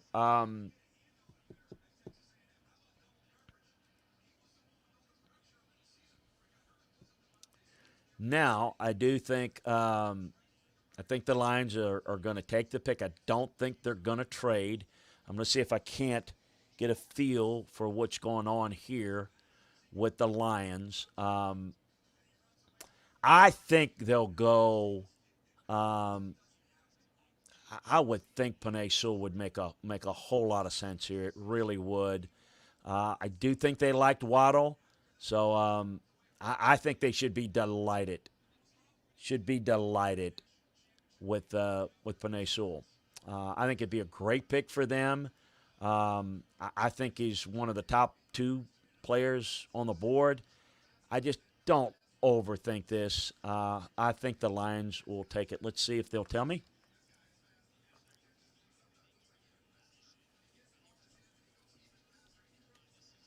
Yep, looks like it's going to be Penei Sewell. I'm hearing from the Lions that it'll be Penei Sewell. So they're going to take the pick.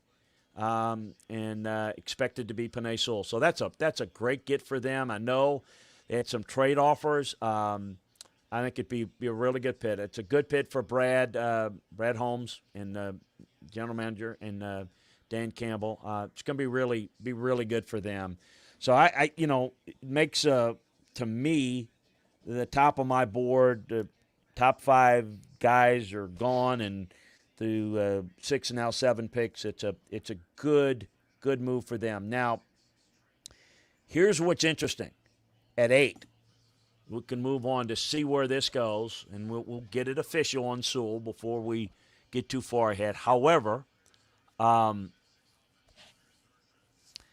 Carolina has been a big proponent of throwing out that quarterback as an option.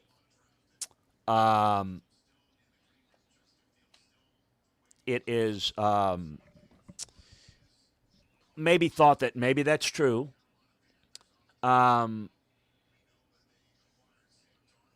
maybe, there was talk about maybe using that as potential. I'm distracted with a DM. I'm sorry. Maybe that they have been talking trade. It's a really good opportunity to trade down. So we'll see what they're thinking. They haven't put the 5th-year option in on Sam Darnold. Justin Fields is on the board. They coached Mac Jones at the Senior Bowl, and they got Sam Darnold. So they stay and take a quarterback. They stay and take another position. They've got another good receiver on the board. They've got some other needs. I think they've got you've got some other possibilities they could go with here. Or did they get enough to trade? And again, trading's one thing. How far down? Who do you really like on your board that you're really excited about? If you're not excited about who's on the board, then you can move down to 15-ish. There's somebody wanting to move up. We're a lot of talk about trades, right? No trade yet. This has been the biggest talk about trade, the biggest trade spot talk. More calls over the past week or two with this. We will see if Carolina got anything that they wanted close to it, because I do think that the very top of the board, at least in my mind, is gone. I think you're looking at one of the 2 quarterbacks if you like them. Devontae Smith. You start to wear the corners. You start thinking about the second tackle. and that could be Slater, which, by the way, I'll tell you now, Slater is a guy that I mentioned earlier that I think the Chargers want. So this is interesting as well. How much do they want him? How much do they like him? Would they consider moving up? Probably not moving up for the tackle. But now it starts to get interesting. All the initial drama, now we can kind of focus in on some really good players, really good options. Carolina, Denver is a quarterback in play at these two spots. For the pick, for the trade, Denver, despite the reports, is not, at least at this stage, in any of the Aaron Rodgers talk. They traded for Teddy Bridgewater. Do they go Micah Parsons here? Does Carolina? That's not other questions. When is the first defensive player off the board? All offensive players through 7 picks. Carolina, Denver, Dallas, defensive players coming off pretty soon.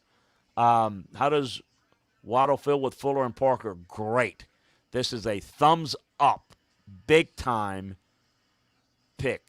Absolutely great pick. Good fit for Waddle. Now, I don't know if you're thinking just in fantasy world, you got a lot of good players, but this makes you, in the reality football world, I don't know how many catches and targets, this is going to really, really open up that offense and help Tua out. Still got some work to do on the offensive line, but let's remind you, Miami done with 6, but they got 18. They're in really, really good shape. So I think they helped themselves. You got to remember, he can be an all-pro at 2 positions, Waddle. Receiver and returner. That's a whole lot there. Love Penei Sewell there. Really good. I'm glad the Lions didn't overthink that. Can Tua handle all of it? They think so. Let's hope so. They're counting on that. Only time will tell. Only time will tell on that. Let's see here.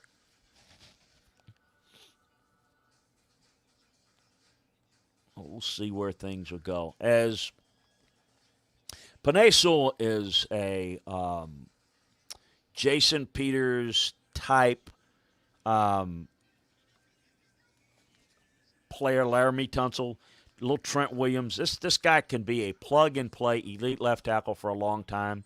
We'll see how well they do. Now, one thing I'm wondering about with Carolina, because I think Sewell was in play here for Carolina if he was available.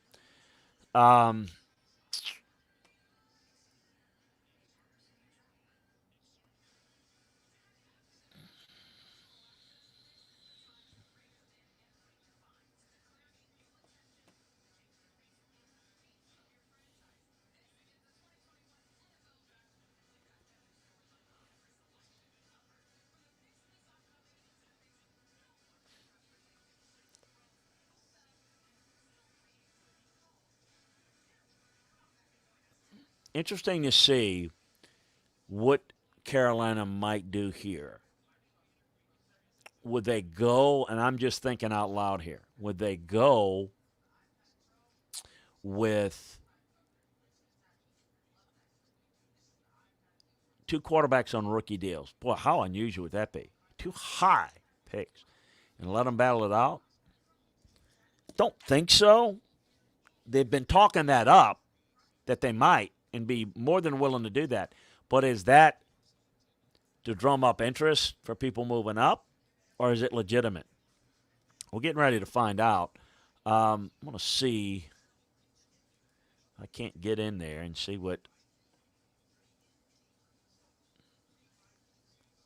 This is going to be. I'm thinking about this. This is. I don't think this is a defensive player. And this will be the latest that the first defensive player has come off the board since Champ Bailey was like, I think, 7th. I think I'm right on that. So this is the 8th pick. So yeah, no, I don't. I think this is. I think this is the latest we've had in a long time before we've had a defensive player taken. So we'll see. All right, I'm getting a little bit of word. This is going to be from the Panthers. This is going to be a little bit of a surprise here. Now here's one other possibility. Could they go corner here? Maybe it is a defensive player. Maybe not Parsons. Not a defensive lineman at this point, but would they go Surtain here? Not again. All the 6'9" and 7'0" players are off the board, so all the 6'5s are game here in my mind. Be interesting to see. Interested to see.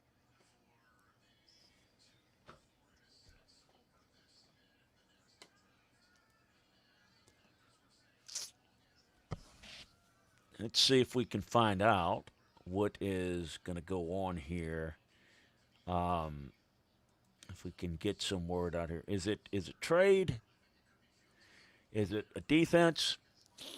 We're at the point now where, some people are going to be surprised here. With Sewell off the board, it's, tackle makes sense. Slater's a little high. Trade down. Fields they're probably not going quarterback.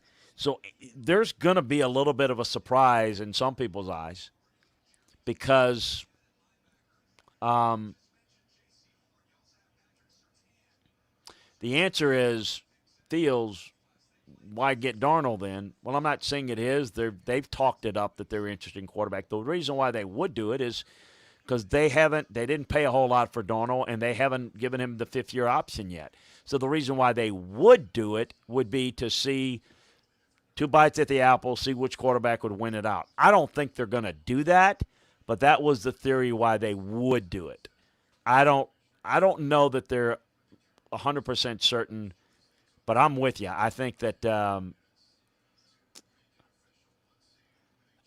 I will tell you this now. The defense that they play, I don't know that they would take Surtain here. I think probably the kid I think J.C. Horn might be a guy that they consider. They play press man coverage. And the pick is in. It is J.C. Horn from South Carolina. There we go. Carolina, first defensive player off the board.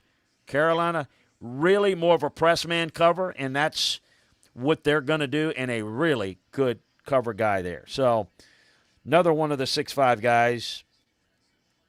A need for them.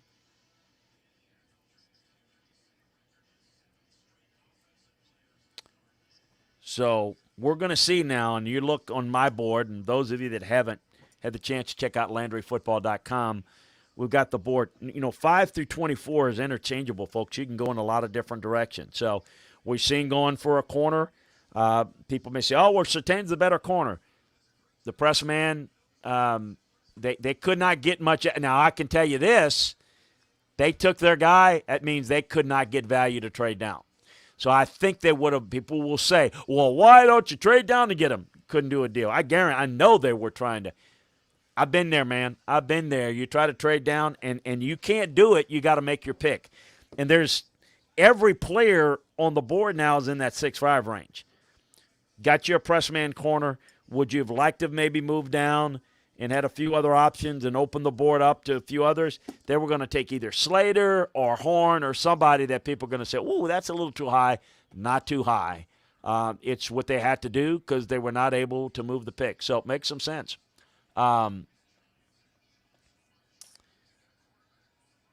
Yeah, they did draft all their defensive players last year, but not in the secondary. Played a lot of big guys. So now I can tell you this. I tell you who's PO'd right now is the Eagles, the Cowboys. Now I'm going to tell you, there's a lot of talk about. I think they like the Cowboys liked Horn. So that's the other thing too. They're 8, and I think that the Cowboys at 10 and the Eagles at 12 were definitely in play. So I don't know that they could have moved down a whole lot. I would guess they would have checked, but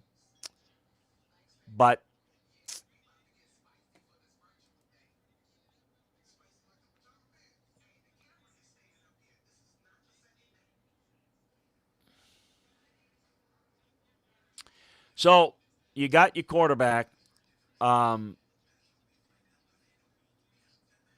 Denver's on the clock now, and we'll see what they do. Do we have now a second defensive player? Do they go with Michael Parsons here, or do they have some other plans? There's no question about that. That we're going to see a little bit of a different tone to it. And you got Devontae Smith, you got Justin Fields out there, and then the whole where Mac Jones is going to go. Folks, I don't know where Mac Jones is going to go. If he wasn't going there at 3, then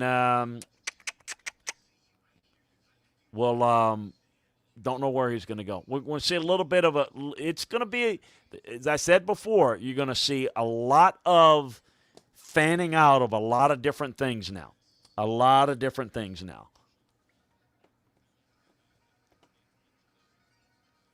Let's see here.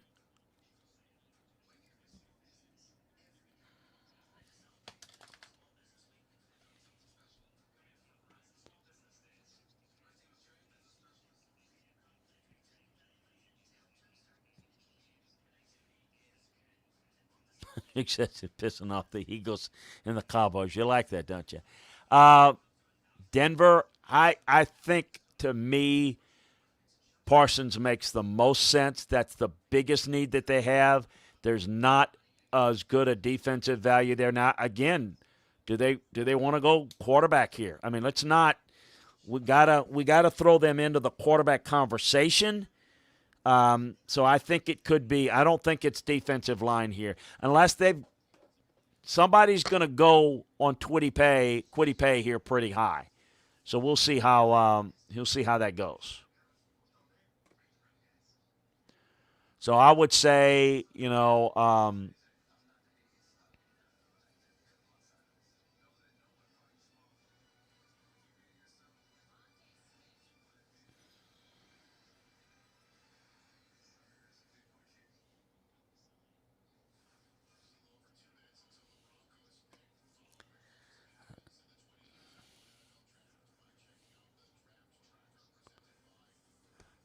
yeah, the thought in looking at the J.C. Horn thing, they played a lot of zone last year because they had to. They want to play more press man coverage. They drafted a lot of defense last year, and Horn is a long frame press man, competitive guy. Look, people who are down on this pick, you shouldn't be. I would imagine they tried to trade down, and I think they probably had some other options. But I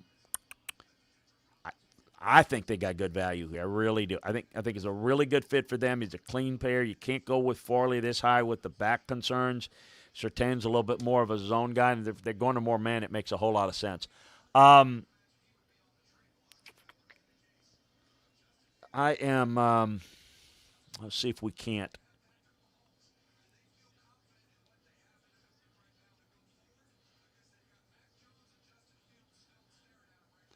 Now, we'll say this. The guy, and I'm just thinking about stuff. My mind is floating here, folks, but I'm thinking about this.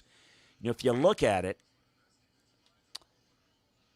just as an example, the one guy, not that I would say it's a great job, but the guy that singularly did the best job of covering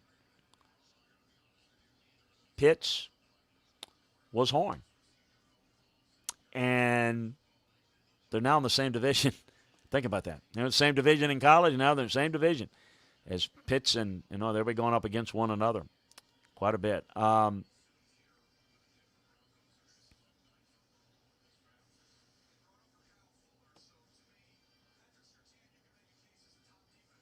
Broncos are not going to trade the pick. They're going to pick. Let's see if I can get.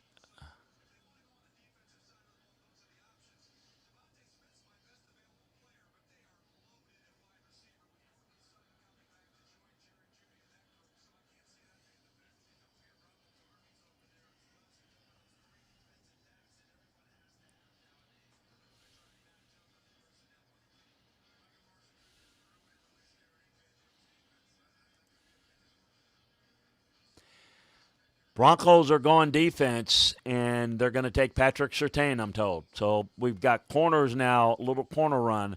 The Broncos are going to go with Patrick Surtain, I am told, at number 9. So we'll kind of see where that goes. Let me I haven't done this, but I need to be tweeting this out.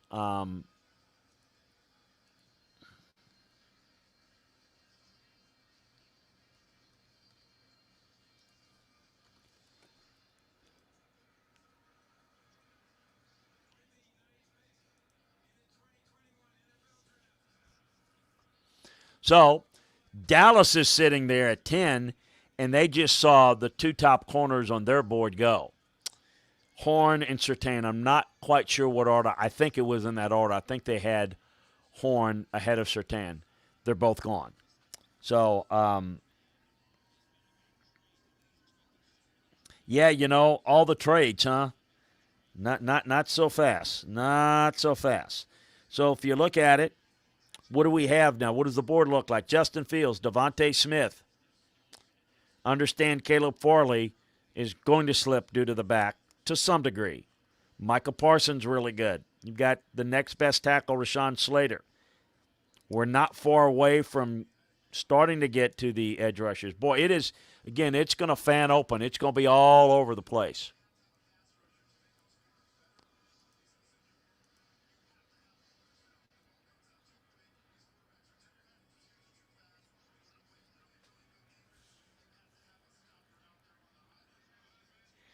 A lot of the talk about the Saints trying to move up for corner, they knew there was going to be a little bit of a run here, and I don't know if they were moving up for corner.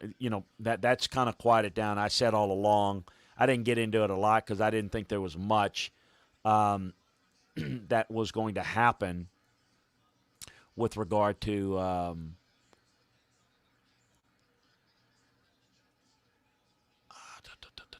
now, here's the thing. A couple of things. I'm trying to answer a tweet here. Yeah.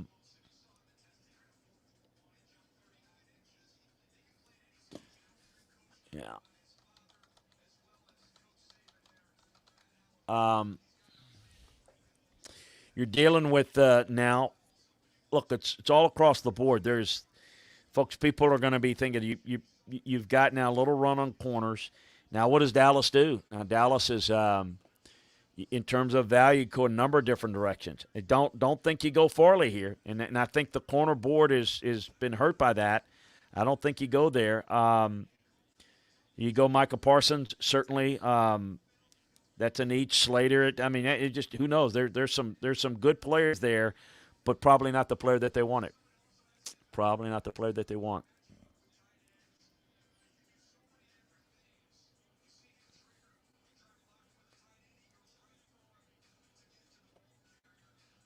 Now the Broncos, think about their secondary. I'm thinking about this. I'm looking at my notes.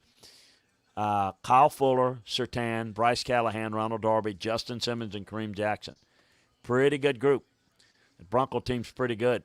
Pretty good.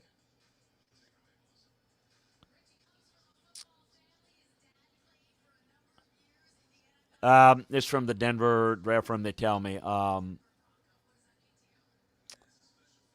You hear this a lot, but yeah, I do believe it. Surtain was their top defensive player on the board, clean, safe. Love this tape. Understand it. I understand it. Solid pick there for Denver.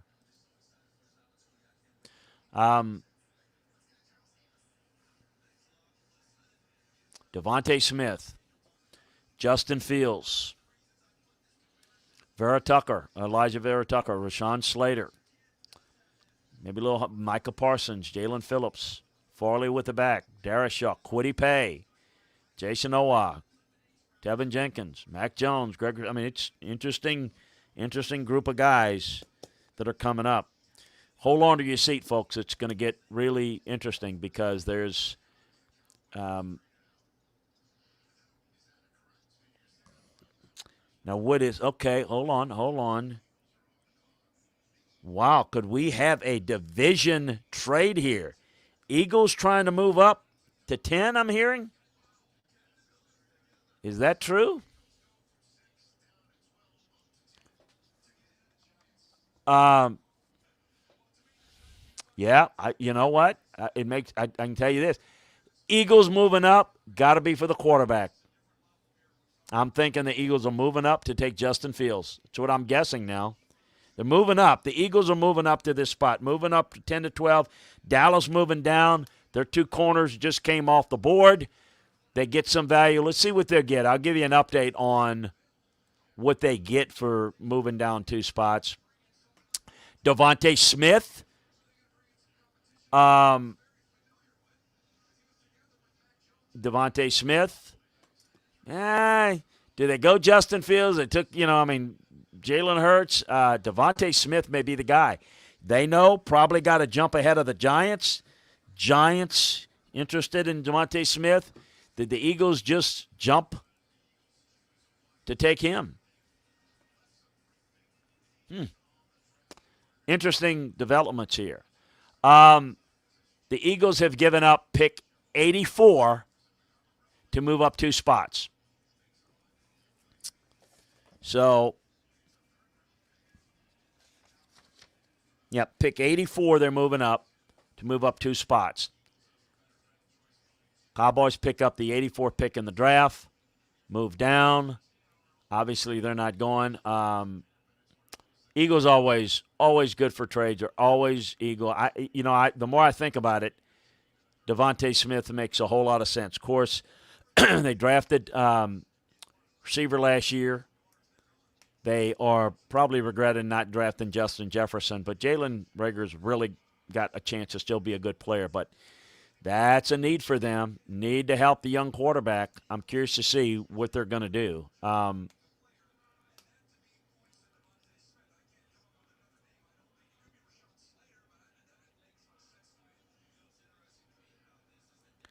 We'll see I'm trying to get the information in Philadelphia. Jumping the Giants. You're not moving up for the quarterback there. You would move up for the quarterback to beat somebody else to the punch that might be moving up for the quarterback. So it doesn't rule out the quarterback. But the straight 12 to 10 jump smells like a Devontae Smith pick to usurp the Giants take him. That's what it smells like to me.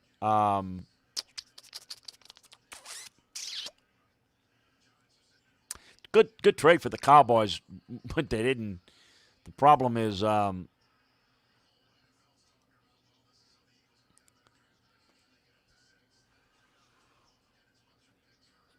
I'm trying to get the word on it. I'm thinking it's Devontae Smith. It's the thing that makes the most sense. We'll see if they.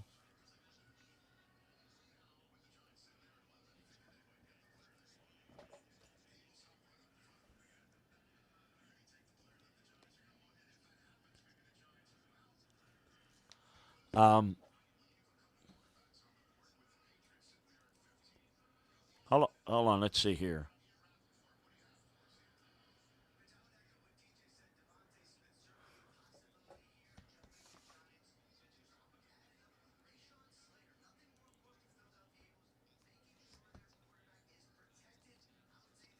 So third round pick, what did I say, 84. Third round pick to move up two spots to get this guy that they want. And I'm guessing it's going to be Devontae. Let's see. Do you know? It's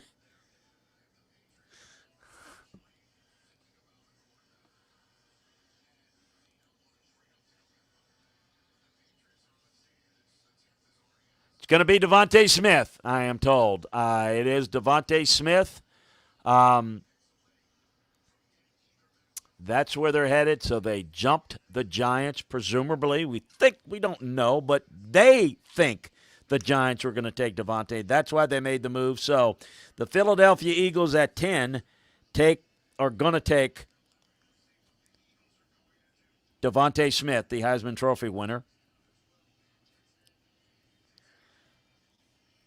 And Dallas moves down to the 12th spot, and they pick up the Eagles' third-round pick, 84. So 3 Alabama players in the top 10.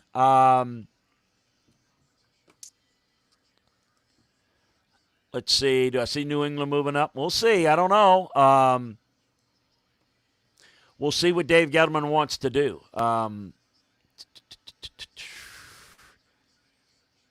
I hear you out there. I see you. I see.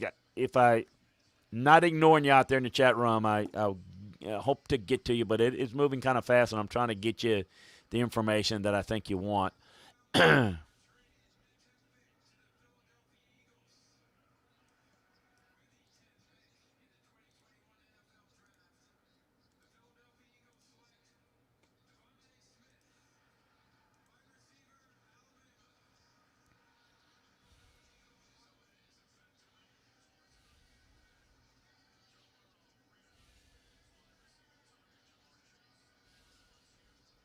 So, if you look at the Giants board, the receivers, as we thought, and it's what we're looking at. Waddle, Smith, Surtain, 3 Alabama players threw 10 picks, and one of them, not Mac Jones. That could be interesting. Is Mac Jones going to be a Aaron Rodgers type fall? Perhaps. Don't know. Would New England go there? It's going to be interesting to see. Try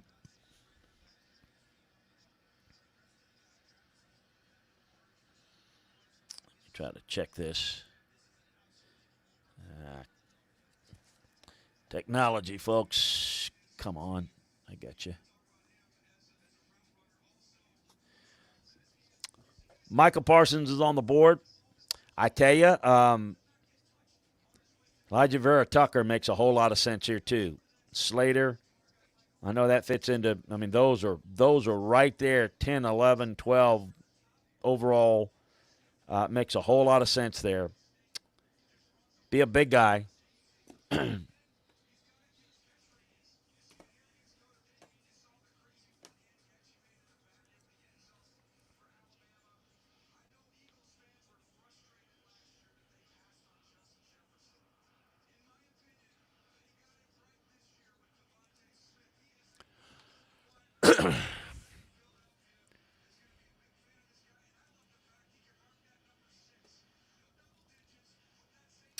Bears are okay. The Bears are moving up here. Bears are got to be moving up for a quarterback. So the Giants, their guy was taken, and this would happen. So they're moving down. The Bears are moving up here to 11. So the Bears are on the clock right now. They're thinking they like one of the quarterbacks. Gettleman trades down. Yes, he does. The Bears are on the clock. I'm going to get the details for you.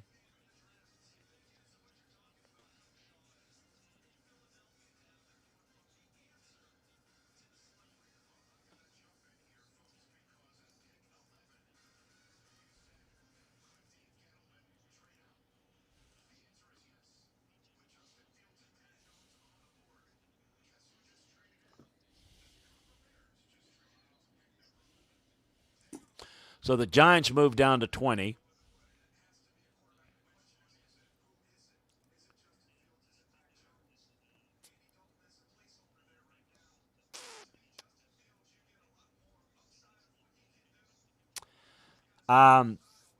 Think it's going to be Justin Fields here. It's got to be. It's got to be. We'll see if it gets done here.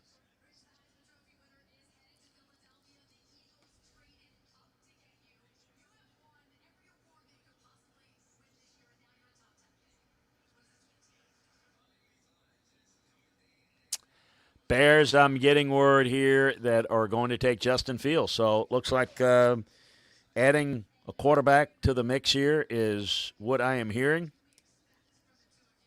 Let's see if I can verify another one. Let's see here.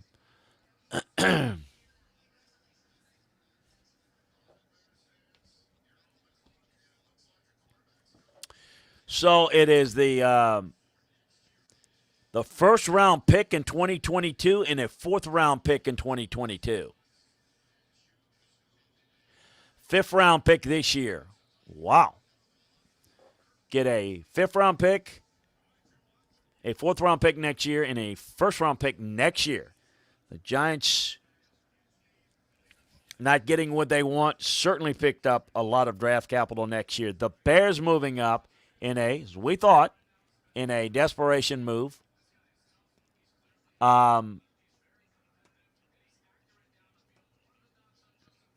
So the Bears get the Giants get the 20th pick this year. They just flip.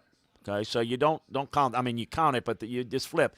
So the Giants get a fifth-round pick this year, a first-round pick in 2022, and a fourth-round pick in 2022. So it's a really good haul. That's a really good deal for the Giants. Bears certainly desperate to move up for a quarterback. So it's going to be Justin Fields at that pick.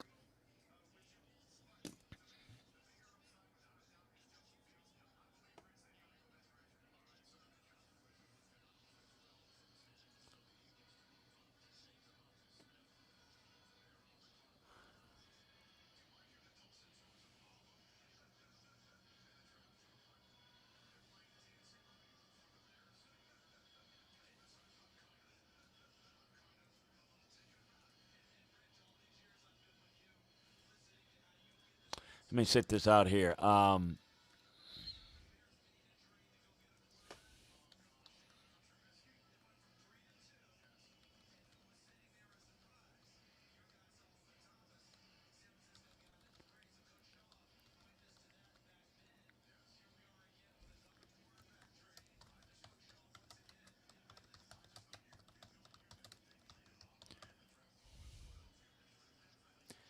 So Bears can throw another quarterback into the mix. Aggressive move, gutsy move. Need to make a move here. Athletic guy, maybe a job saver. We'll see. So Chicago moving up, take Justin Fields, and that's what we now thought. Who's going to move up? The Patriots interested at all? They staying pat? Are they interested in Mac Jones?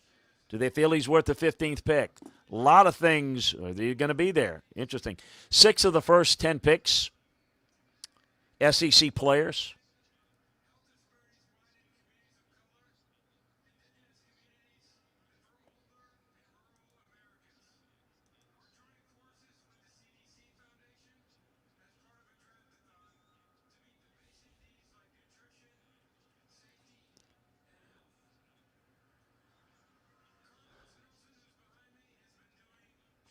Again,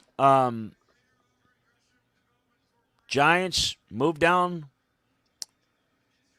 from this spot 11 to 20. They get the Bears' first-round pick next year. Their fourth-round pick next year. And a fifth-round pick this year. Good haul there. Good value there. So as we get Justin Fields in, now the remaining question of the quarterbacks is where does Mac Jones go? It was the guy that if he fell, he was going to fall and fall hard. How far did he go? Don't know. Maybe not too far. Maybe coming up here. He's the next guy that may intrigue some of the quarterback shoppers. Who are they remaining? Well, the Patriots you would think would be. You would think Washington would be. The Bears were one, now not out of the quarterback. They're out of the quarterback shopping business. Jets fill their quarterback. Pittsburgh, I don't think they have Mac Jones rated that high. Saints are not going in that direction. I don't think. I tell you, it's really interesting. Really interesting to see where this goes from here for Mac Jones. But aggressive move by the Bears. You got to like them being aggressive, going after their guy. We'll see whether it works. It really did need to. This is kind of a. You absolutely got to get something done. You're in a position, potential starter and maybe a franchise changer. It's really, really good. Really, really good.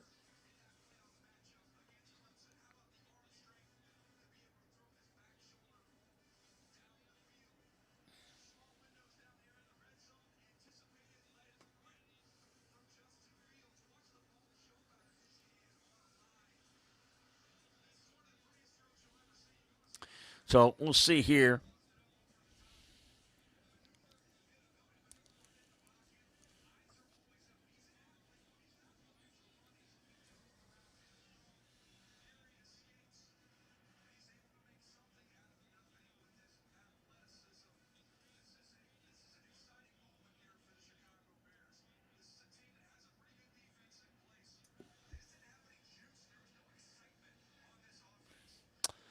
So Dallas now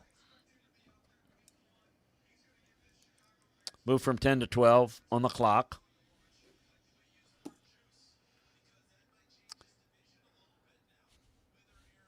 Parsons.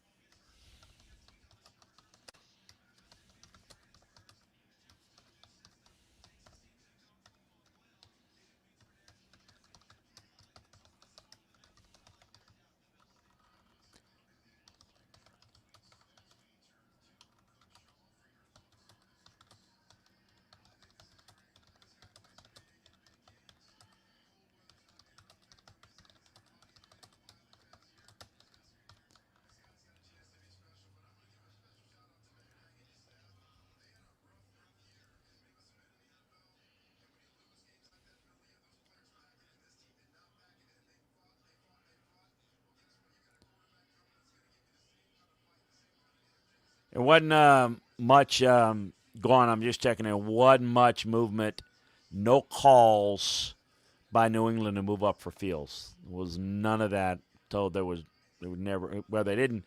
No calls to move up, so they weren't moving up for anybody. Fields. I'm wondering.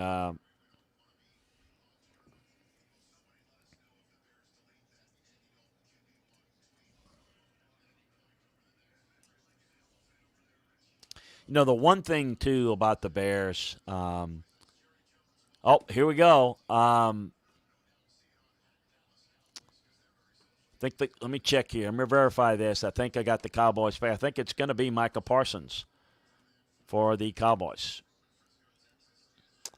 Certainly a need there. Injury certainly there with. Yep, going to be Micah Parsons for the Cowboys at number 12. Let's see here. Let's see.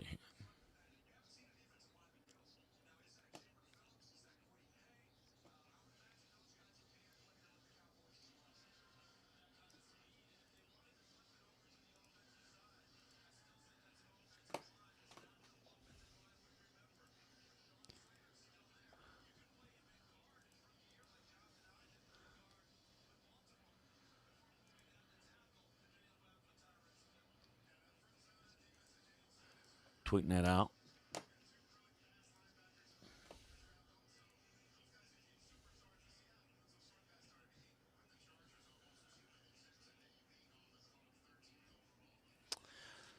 So as we're looking here at 13 with the Chargers, now I know they like Rashawn Slater here.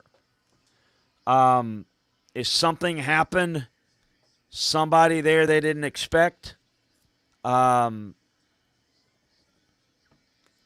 Got Rashawn Slater right in their lap if they want him. think it makes a whole lot of sense for them. Makes a lot of sense. Really need to protect Justin Herbert. Would make sense. So is Michael Parsons, I believe. Let's see. That's official, and let's see if what I got from the draft room.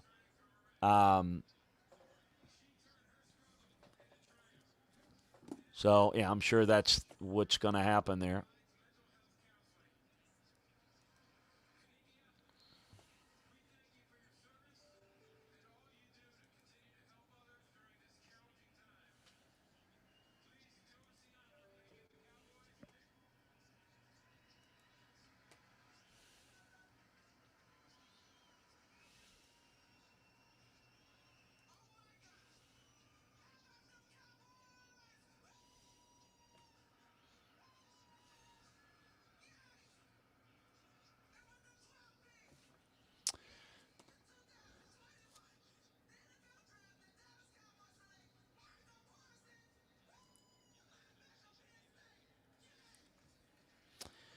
Official, Michael Parsons, linebacker, Penn State, now a Dallas Cowboy. So the Chargers, Vikings, then the Patriots.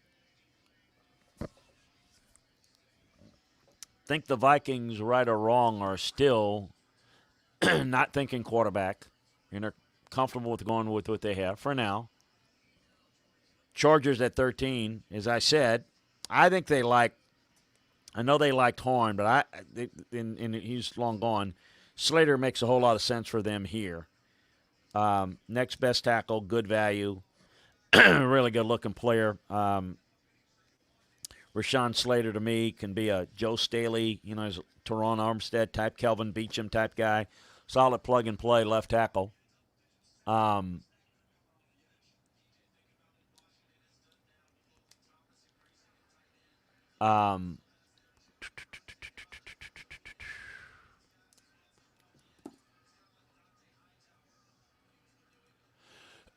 Excuse me, pardon me. I mean to cough in you. Let's see here.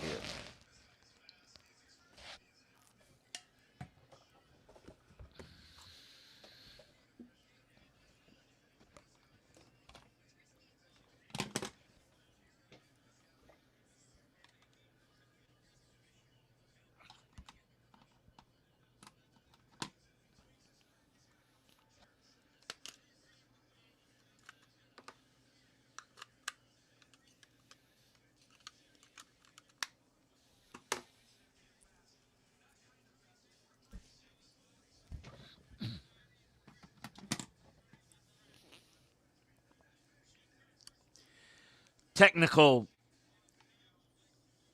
timeout here, folks, as we're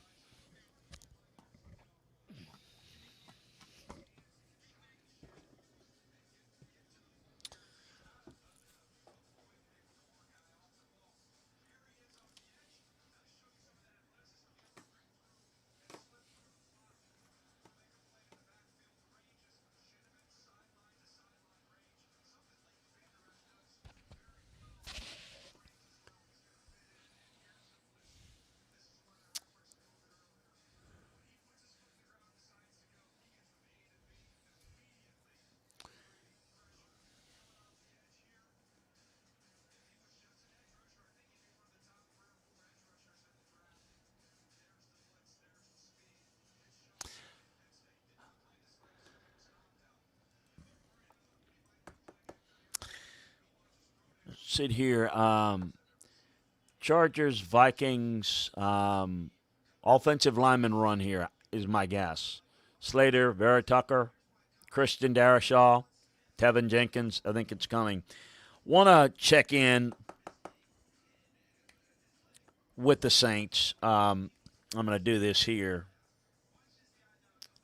I do know there was some interest in Mac Jones. I don't know.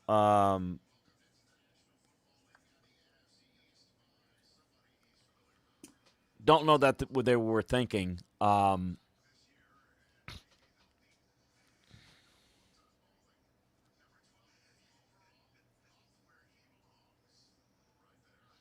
Don't know how high. Obviously, didn't go in the top 10 like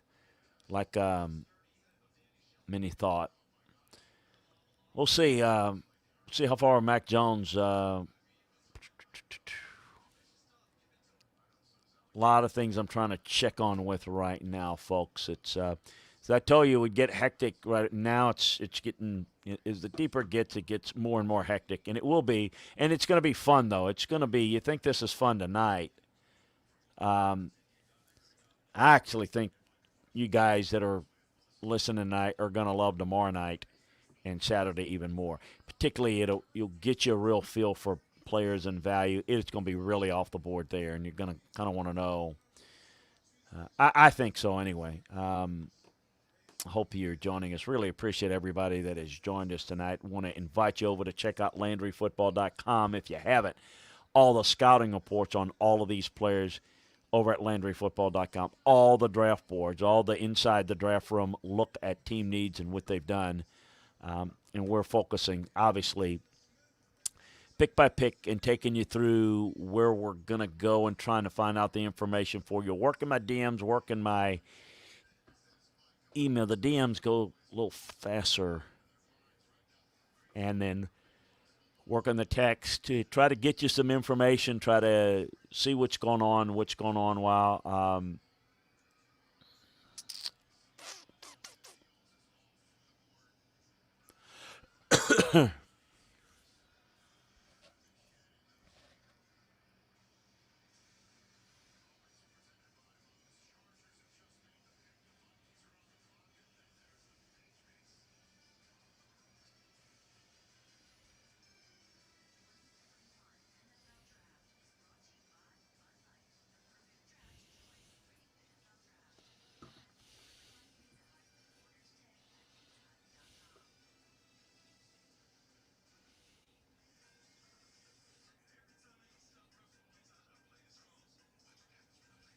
Okay, I'm getting word that it is going to be Rashawn Slater, as a thought, for the Chargers.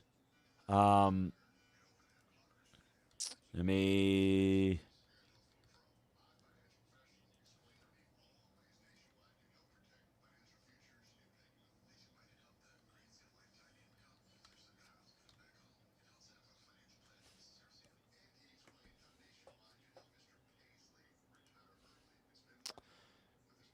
So, yeah, let's see here. So, really, really good pick. Things are really coming off the board pretty much like we had them now. Minnesota's also in that position.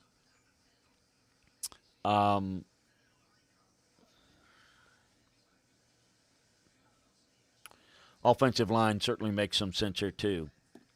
So, recap. Hearing that it's going to be Rashawn Slater, the pick at number 13 for the Chargers.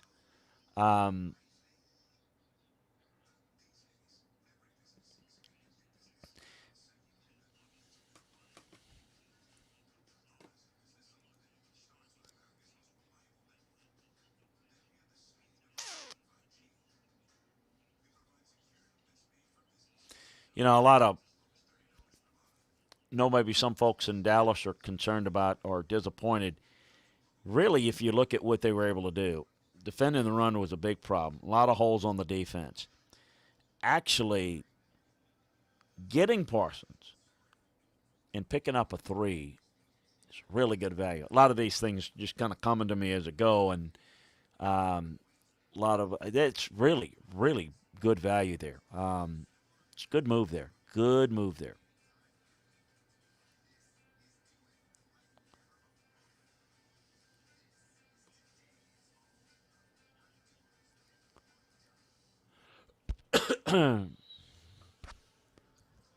Want to remind you, and I know everybody wants to know this, it's hard to answer and look and evaluate all that kind of stuff when I'm trying to get you the next stuff. Want to remind you that after the draft's over, and since I'm doing the show, it'll take until the draft's completely over, I'm going to take every pick, each team and every pick and every undrafted free agent signing. We'll give you an evaluation of how they fit, don't fit, like it, whatever. So hold on, folks. If you're a member of LandryFootball.com, you're going to get it. You got all the information pre-draft.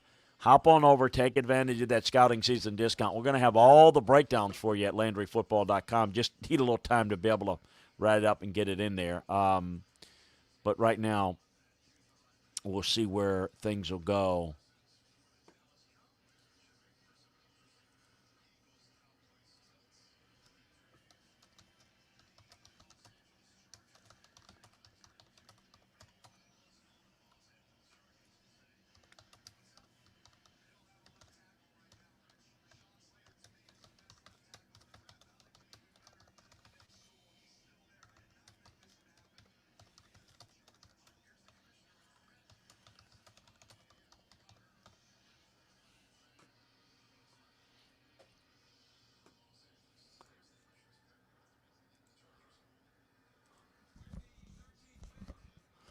So we'll see. Chargers, let's see if the officially done, officially announced.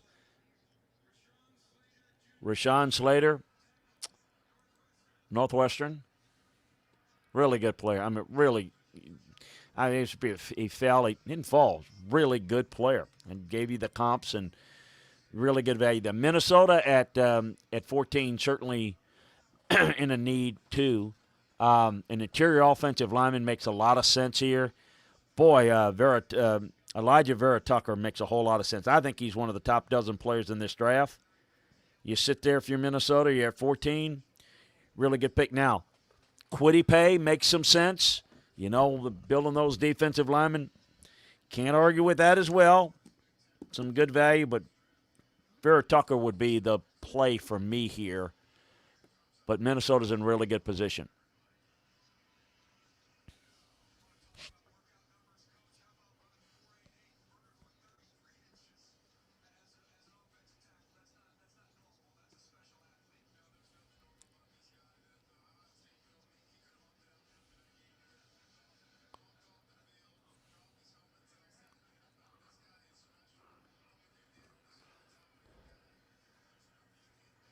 Most top 10 draft picks, looking at this,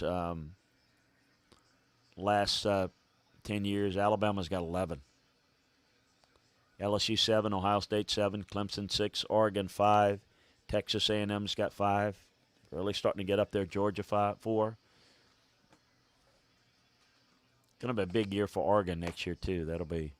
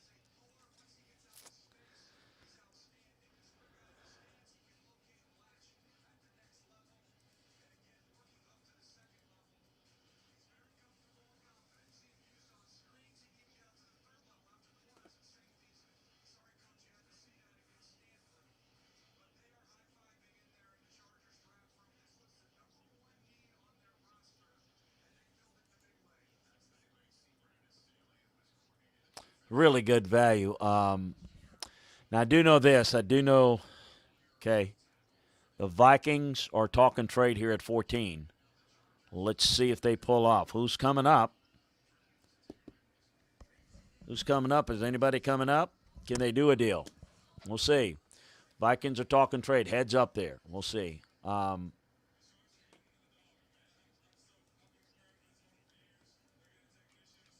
Let me see if that. Okay, let's see.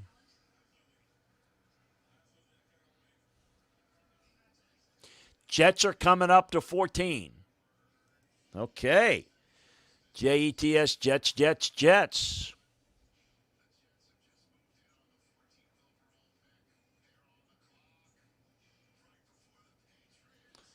Jets are really, I tell you now, you're looking to help. How about Vera Tucker? Boy, that makes some sense. That'd make a whole lot of sense. Interesting. Let's see what they're moving up for. That would be a really good move for them.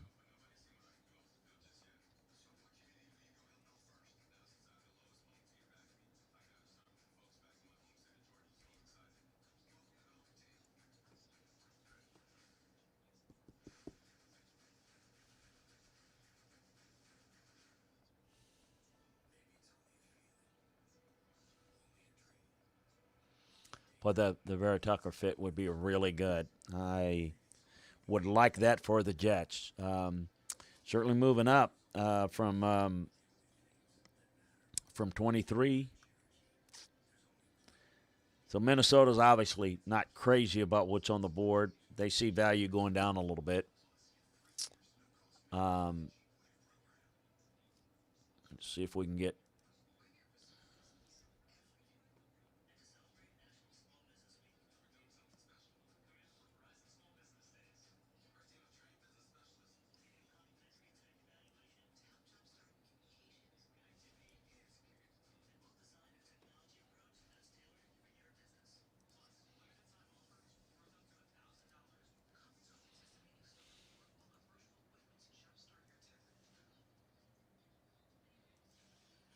Let's see here. Can't get.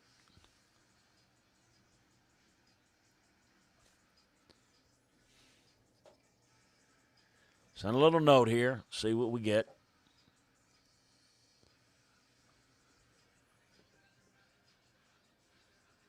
I think it's going to be Vera Tucker. I really do. Let's see if I can get confirmation.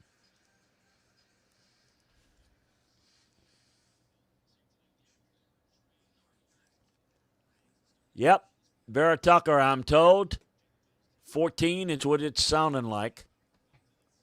So the Jets move up, get a really good player. Get a really, really good looking player. That really helps. You get a quarterback and get somebody to protect him. And here's the thing about Vera Tucker. He can play guard, he can play tackle. Makes a whole lot of sense. Good pick for them. Good move for the Jets. Good move for the Jets.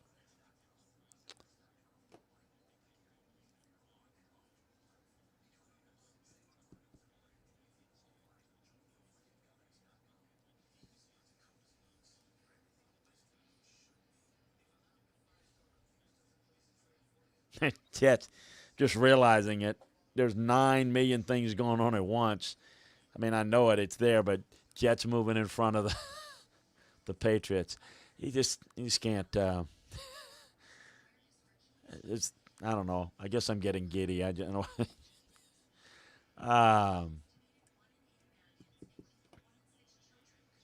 So we've got the Patriots at 15.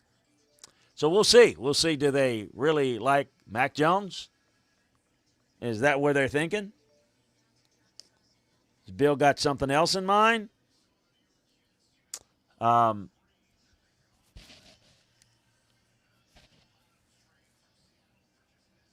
Something else up his sleeve?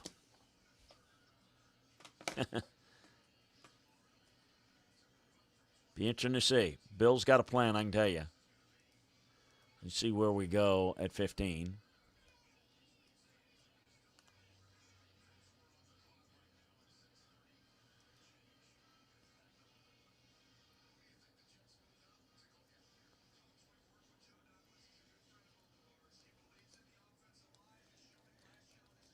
You know, he was the highest rated player on my board. I actually got Caleb Farley one spot higher, but with the medical concern, Vera Tucker is the best player on the board. Obviously, the Jets saw it similarly to move up to get him.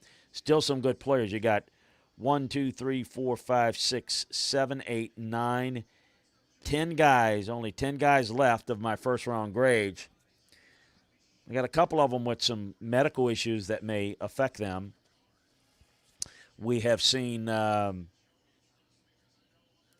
haven't had one player with everybody drafted thus far, guys had first-round grades. So to my thinking anyway, things have gone very well. Things have gone very well. I don't see anybody reaching at all. Been really, really solid picks in terms of value. Time will tell on all that, of course. But we'll see. We got I think it could be Mac Jones here. Makes some sense. So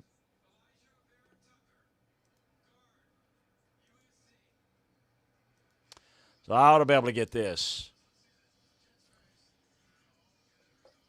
Yep, New England is taking Mac Jones. Hearing that from the draft room, from the man himself. So it's in. Well, it's not in, I guess. I don't think it's in yet.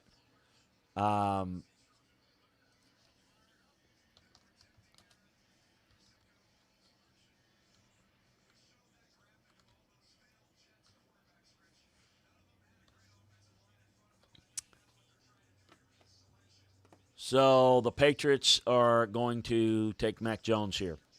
So, wow, that puts your who asked the question there? How many Alabama guys?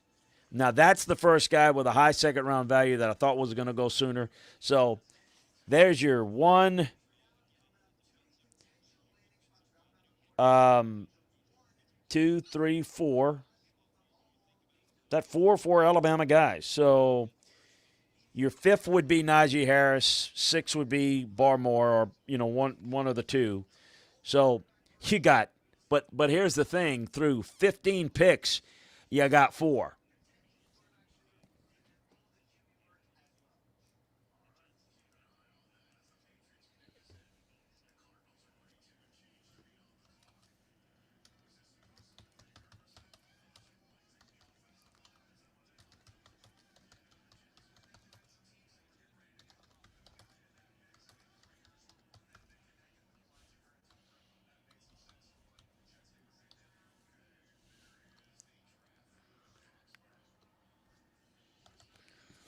Let's see here. I want to look up something here.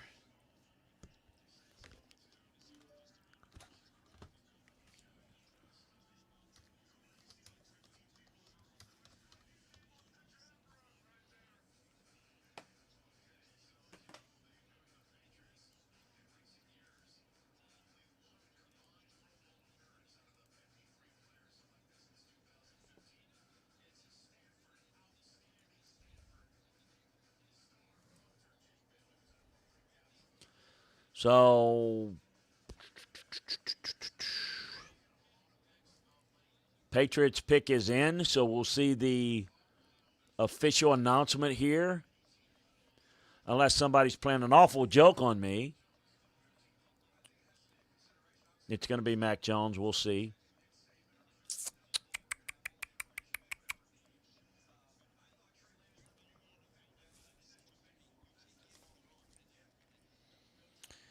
Four players, top 15, Alabama.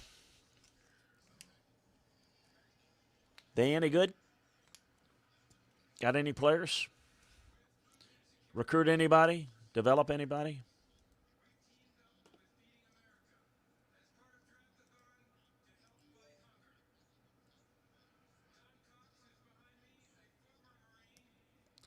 All the talk about the Patriots trading up.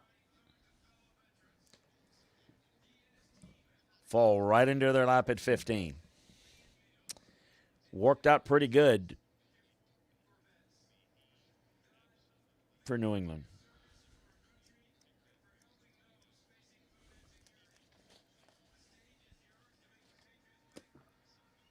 Lots of good players on the board, folks. Lots of good players on the board.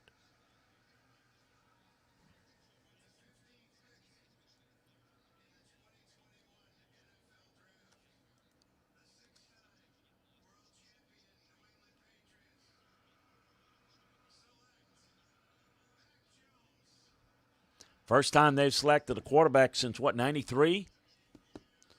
Didn't have to. What happens when you have a quarterback that plays for a million years before he moves on?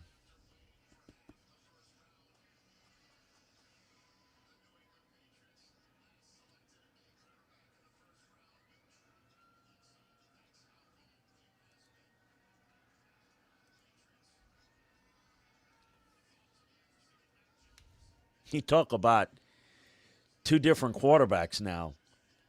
Cam Newton, Mac Jones, massive big guy that can run, limited as a passer, great passer, great thinker that can't move very well. Alabama Auburn guy. Man, you talk about polar opposites. So the Arizona Cardinals here knew they loved the receivers that they thought one of them would slip. They have not. They loved Horn, the corner. He is gone. Do they take corner here? Do they go a little bit high with the remaining corners? Do they have anybody rated that high? Do they take a run on Farley? Are they concerned about his neck? Do they take a Newsome a little this high? Interesting. The Cardinals, not crazy. Maybe up the linebacker. Vera Tucker's gone. Be interesting here to see where the Cardinals go.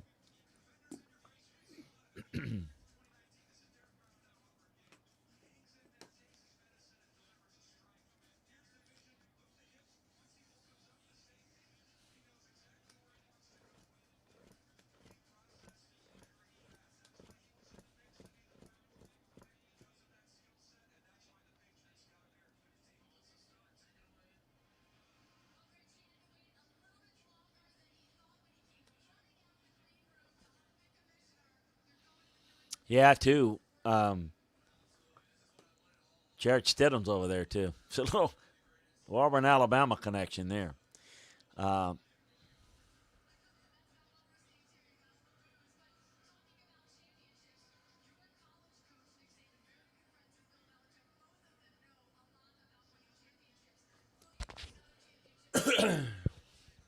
So if you look at Woody's, people have asked a little bit, just so you know, I don't have time to get to all of it, everybody, and I'll get to this a little bit more. But so the 15th overall pick, Mac Jones, will get a fully guaranteed 4-year rookie deal that should be about a little under $16 million, about $15.5. That includes a signing bonus at about 8.6. If you're curious, if you're interested in that sort of thing.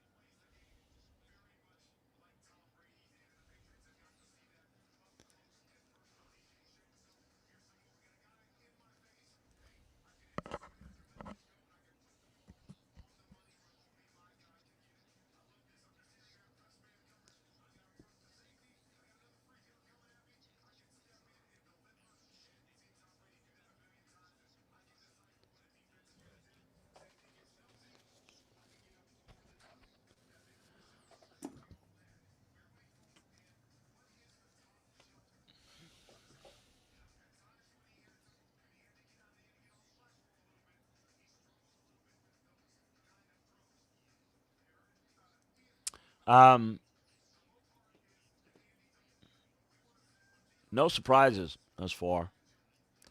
None. I mean, really. I mean, I don't know that I've had more chalk or you always know. I'm not like I said. Well, I knew the Bears are going to trade up for Justin Fields, but you knew they were the type of team that would move up. You didn't quite sure know where and to which spot. No, I'm not surprised by anything. Maybe a little bit of. I knew the corner run was coming. It maybe started a pick or two early. Yeah, no, this has gone really to form to me. It really has. Now we'll start to see quarterbacks run, receiver run, corner run. Couple of three offensive linemen go here pretty quick. I mean, it's pretty much like we thought.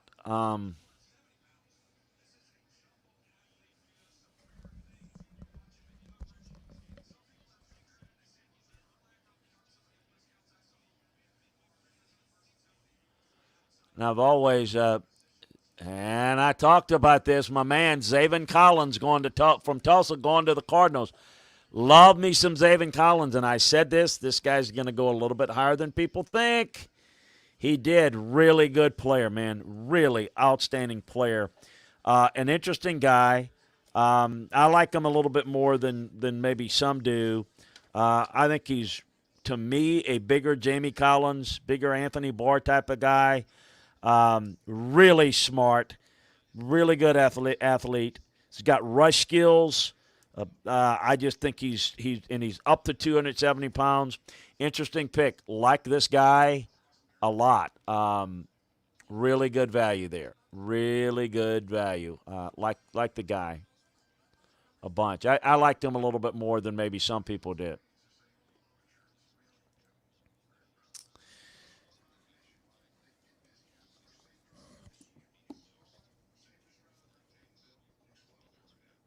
So you got some guys here now. Again, Caleb Farley up there 10 on my board because of the medical. That's has affected him. Jalen Phillips, Greg Rousseau are guys with a lot of ability.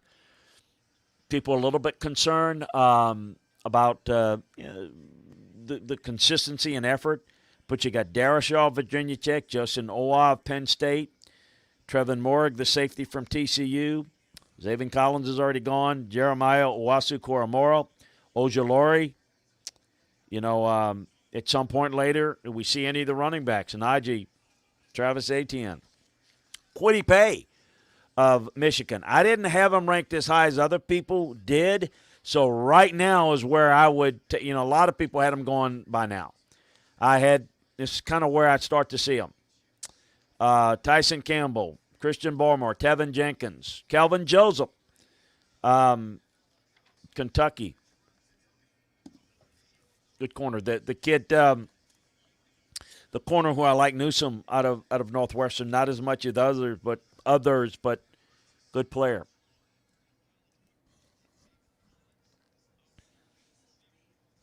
So the Raiders. Let me get you some Raiders stuff. Let me get you. Um,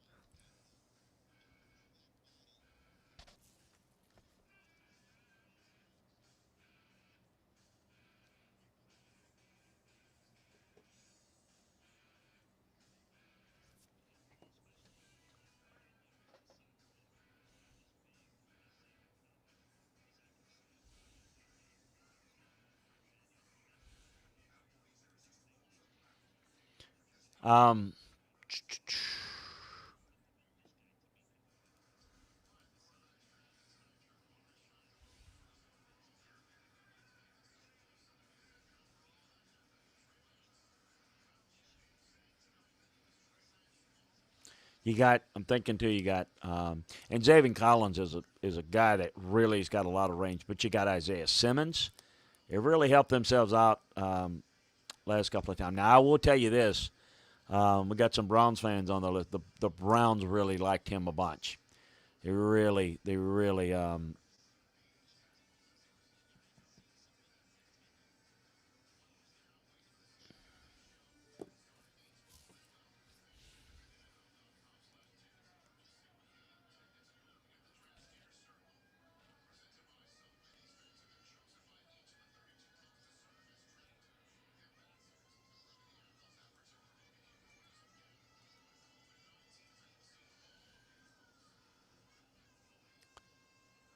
Let's see here.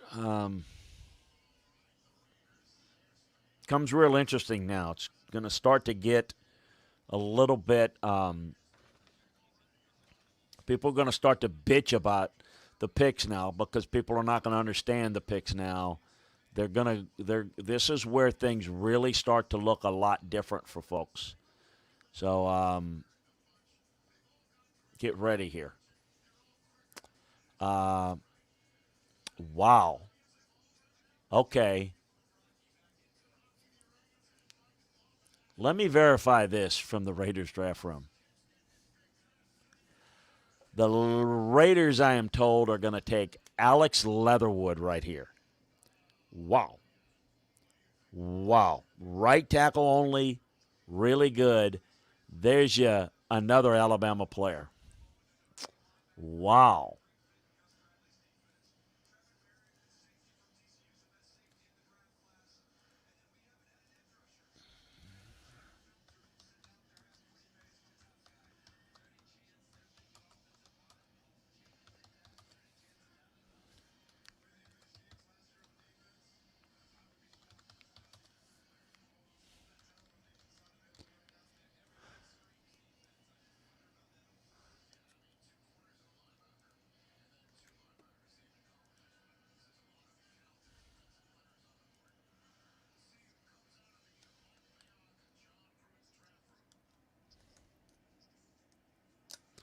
Five picks in 17.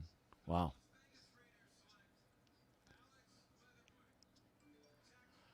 Officially,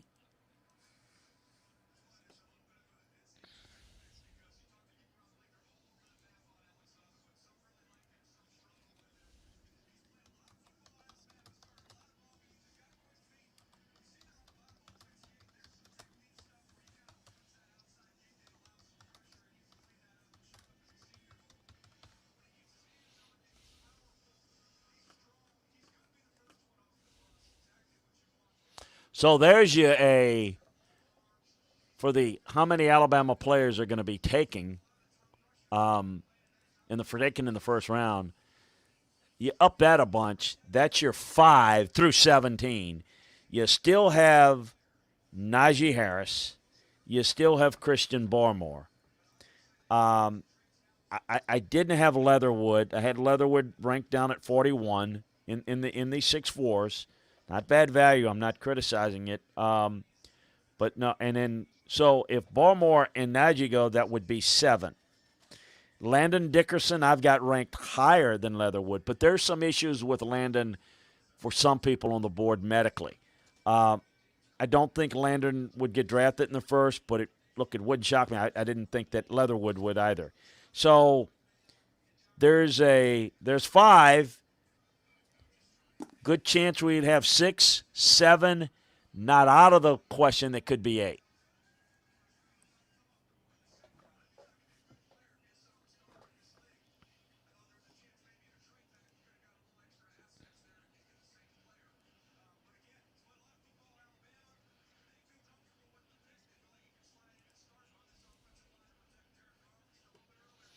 Raiders,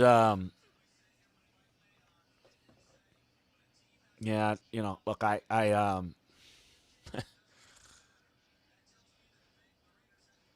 not quite sure.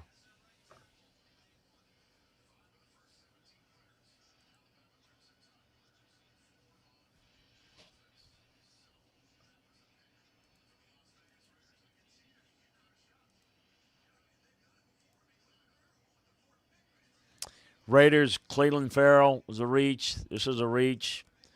They've had some real questionable moves. There's no question. They're a big. The Raiders are a big telephone scouts. What we call not real strong there in terms of the ability. It's just. I can tell you. I mean, it's great for him. He's a really good player. He thought he was going to be in the second round. That's where most people had him. You think about it, that's about a $13 million difference from where he had.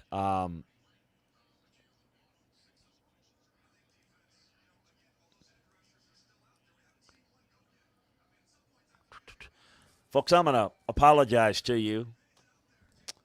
I don't mean to be rude. I'm going to eat a couple crackers here.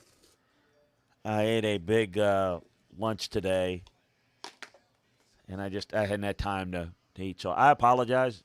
Don't mean to be rude. I'm going to try to take this out so you don't hear the crunching.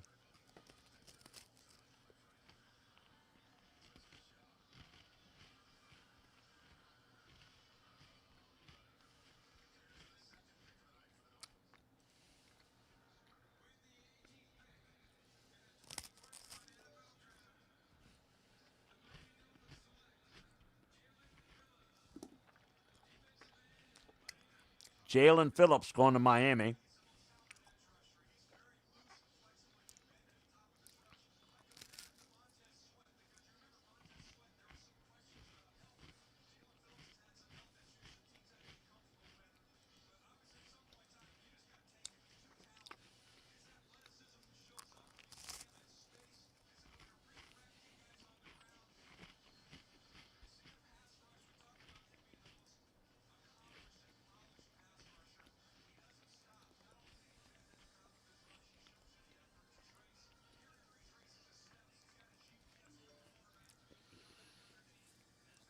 Jalen 14 on the board. You can get the upside of Mr. Phillips.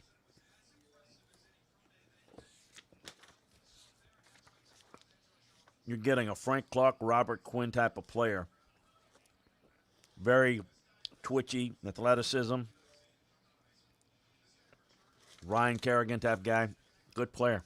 Guy I like a lot. I think they've got a couple of, including him, a couple of guys that are a little bit better than people think.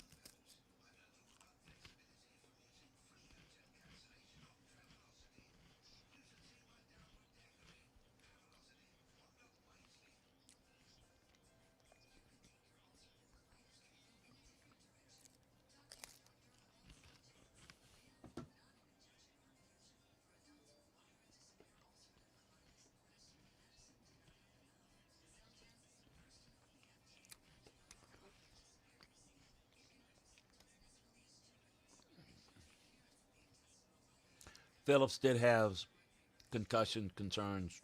Obviously checked out medically. Happy for the kid. Kid's a good kid. That was the one concern. Still like him. Still really like the kid. Good player.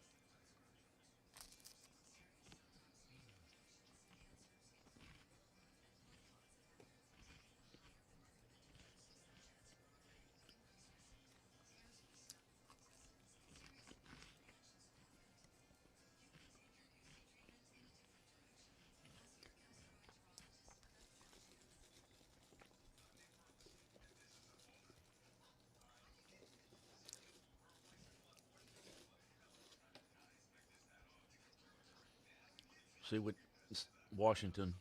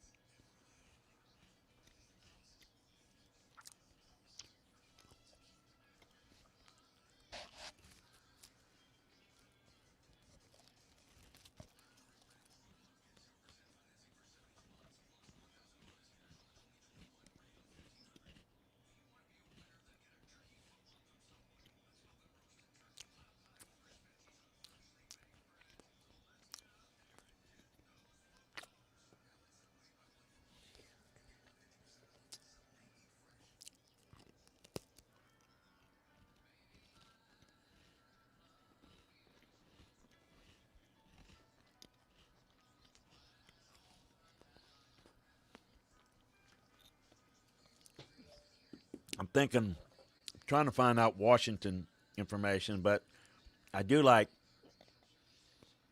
Darashaw here. I like Jamin Davis of Kentucky, too. Trevin Morig. That's some good players on the board, folks. Darrisaw would be the highest ranked in that area. Good players.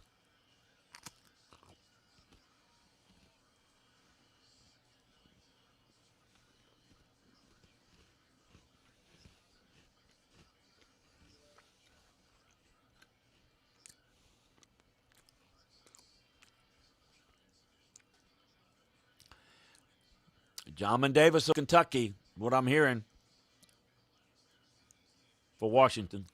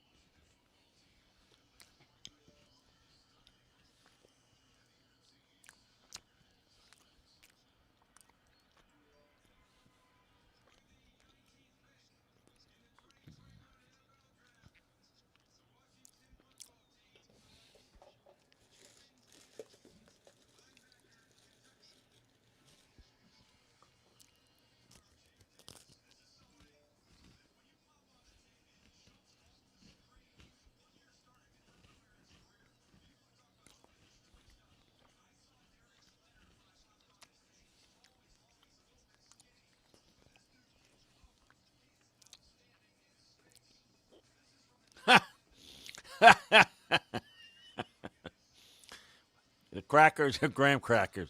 I don't know. They're. I'd say I reach for them a little bit. Literally, it's a little bit of a reach.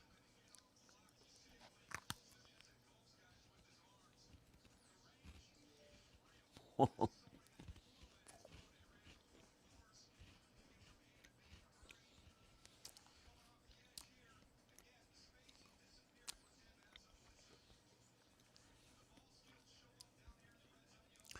right, so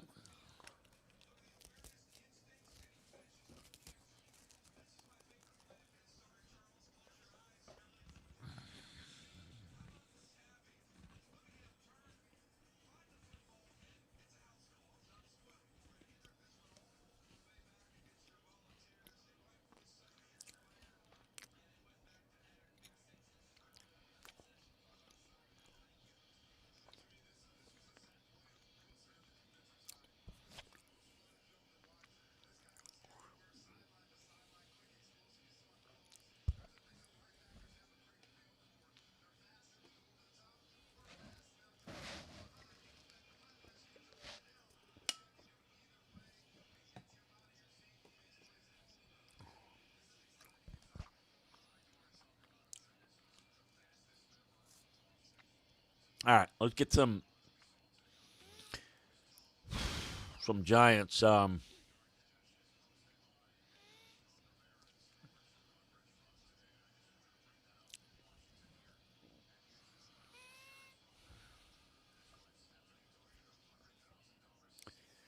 Giants move down a spot here.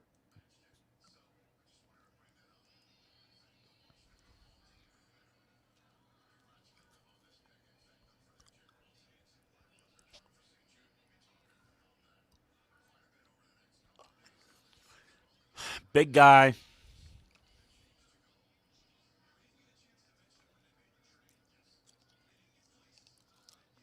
Always in play here.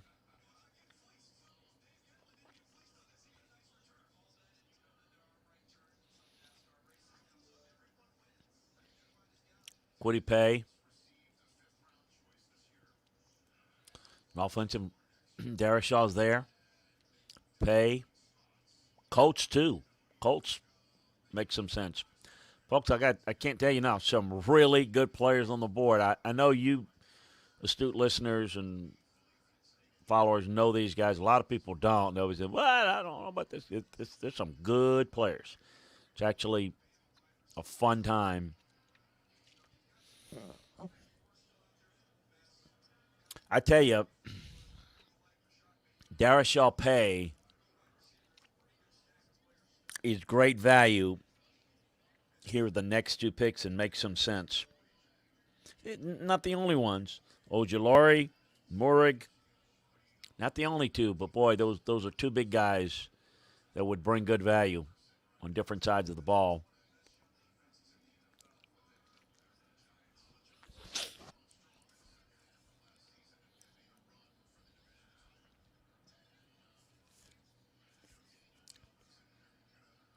Now, I got to tell you, you're seeing the Caleb Farley medical factor there. You're talking about if you got a player that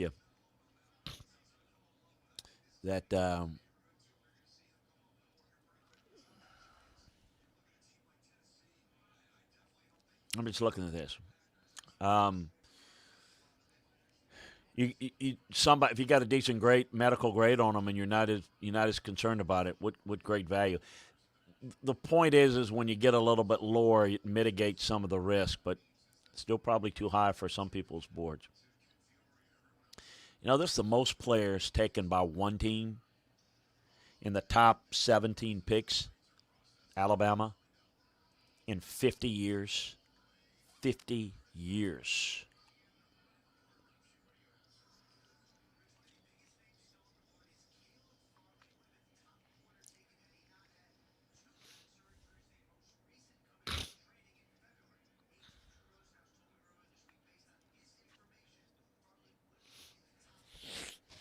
Um,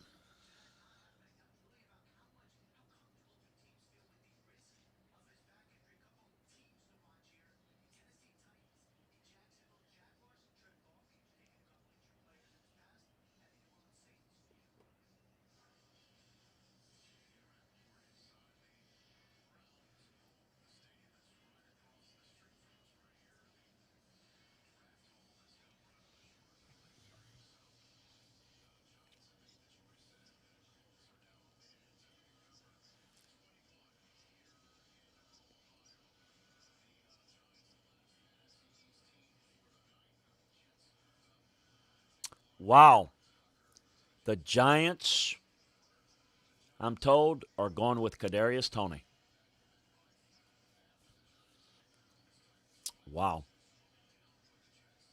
Big time playmaker. Boy, they're putting some weapons for the quarterback. Really. Next group of receivers, the receivers are gone. Toney, Elijah Moore. Now Terrence Marshall's got a little bit of a medical issue, but those next receivers are coming.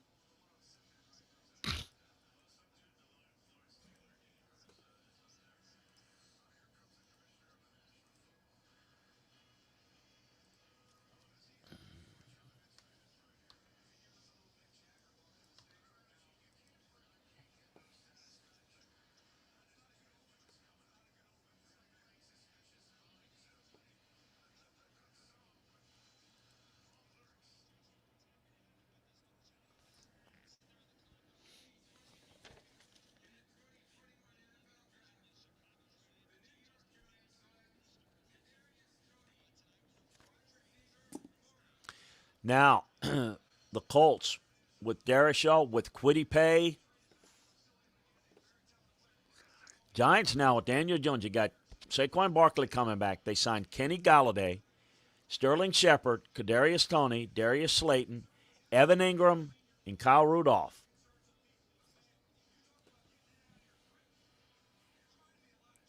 Sure-handed guy now. I'm going to tell you. He's had like three drops throughout his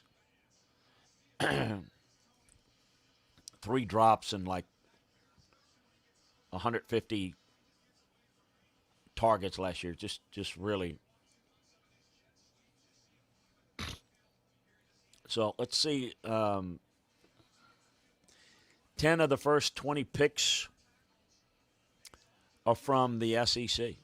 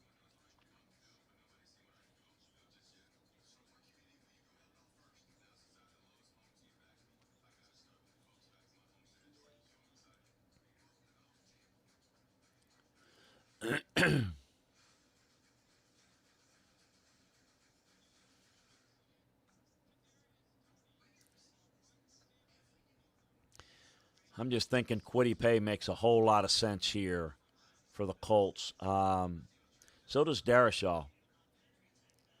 Good value there. Um, tackle.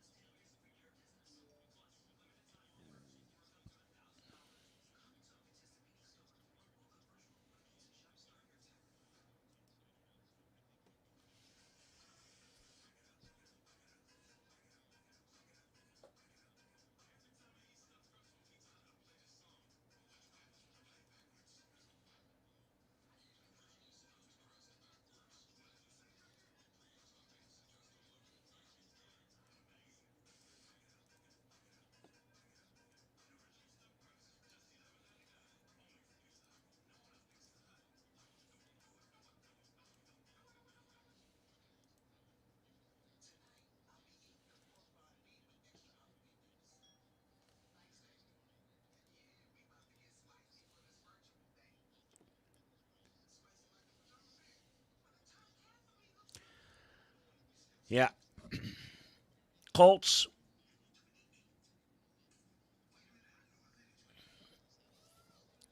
Titans. Vikings. Steelers. I'm interested to see if the Steelers, the running back on the board, Najee makes a whole lot of sense there. Um,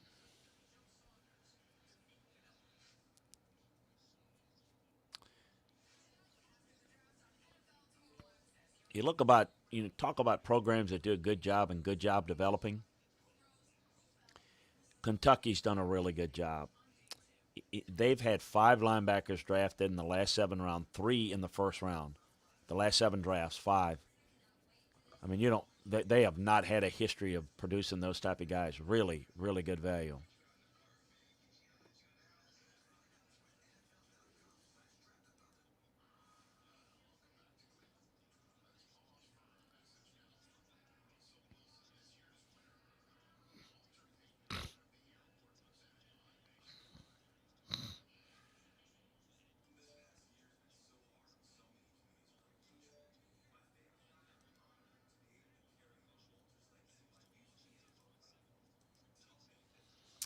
So I really think be a nice little run here. I think there's some offensive lineman potential for the Colts and the Vikings at 21 and 23. Titans in between. Certainly, take a look at a message here, see what's.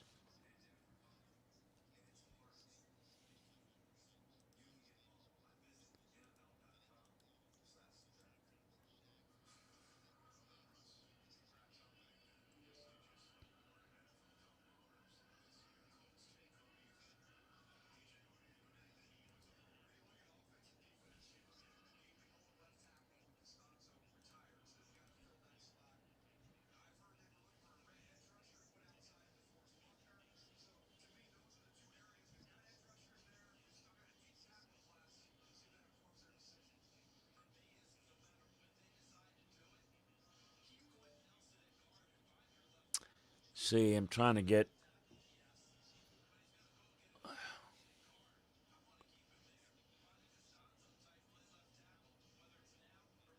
I think it's Darashaw. I think this is going to be Darashaw with the Colts. I think the pick is in here. I think it's going to be Darashaw.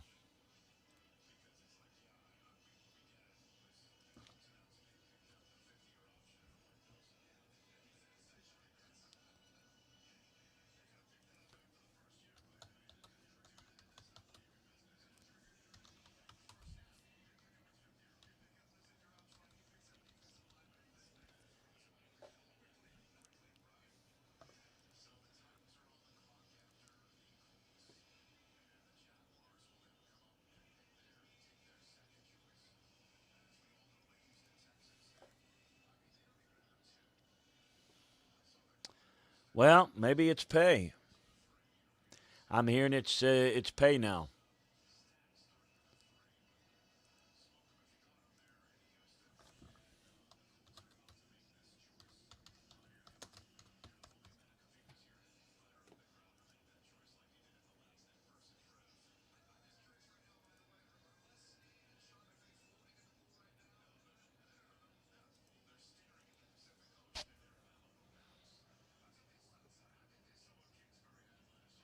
What'd he pay?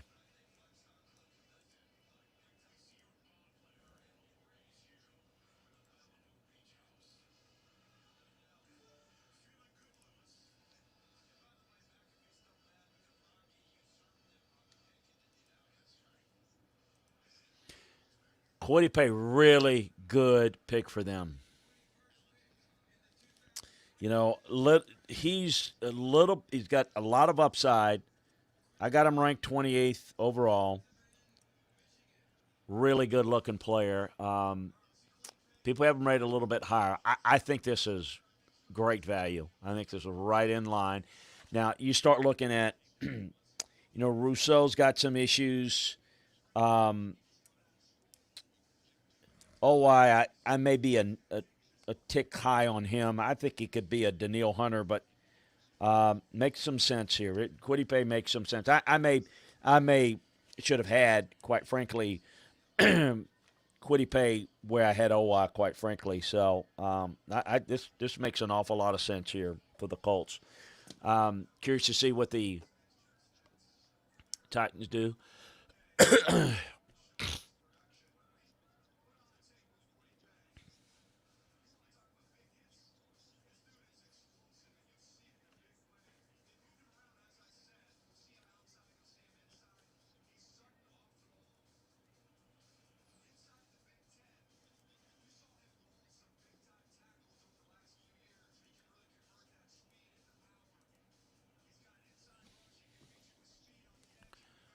Um,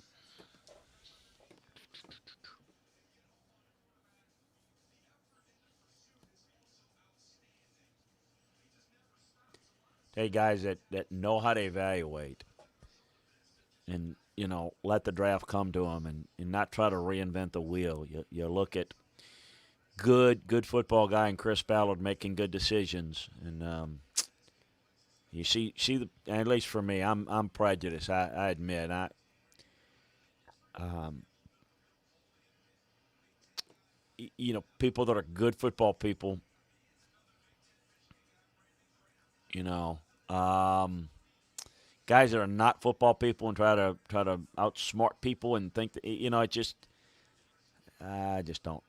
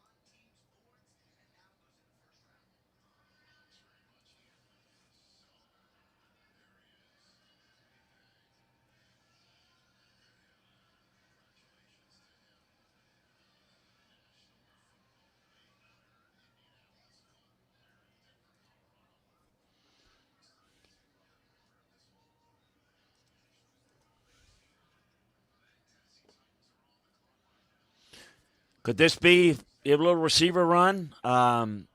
Looking for a weapon. Could this be Elijah Moore right here? We saw Tony go off. May make some sense. We'll see. Minnesota has got a guy like Darrisaw,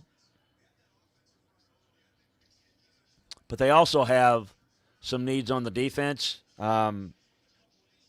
Ojulari.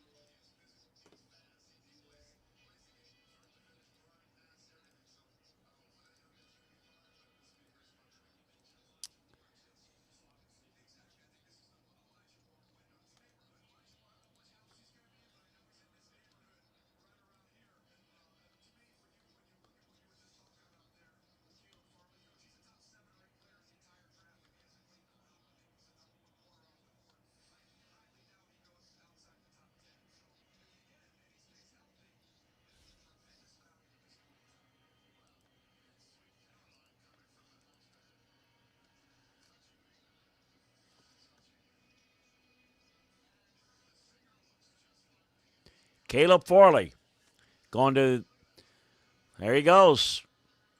Obviously too high. Titans going to take Caleb Farley there. 10th player on my board, off the board with the medical issue. Great value if he's healthy. Great value if you can get him. Good move there.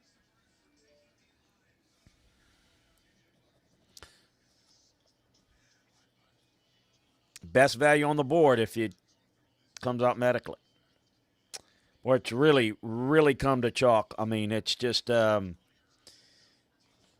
the players, again, with 24 high first-round value grades, I mean, the high second-round value that number that those guys would have to go in the first round, 4 of them have, and the others have all come pick clean out of the first round.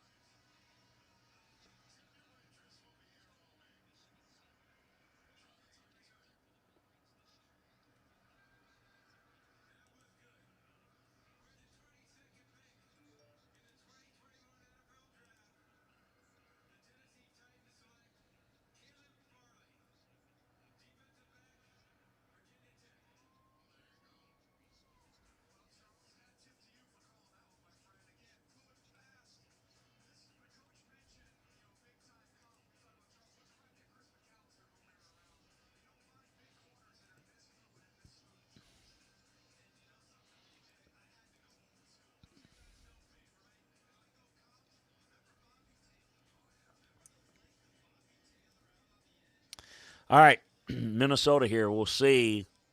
Check in with them here. Morig makes sense. Darrisaw makes sense. If they want to go, pardon me, I would go there, but maybe Newsom.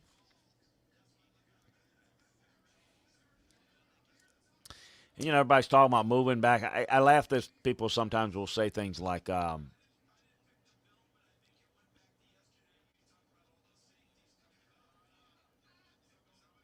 I could have moved down and got that guy. No, nobody wants to move down. You can't.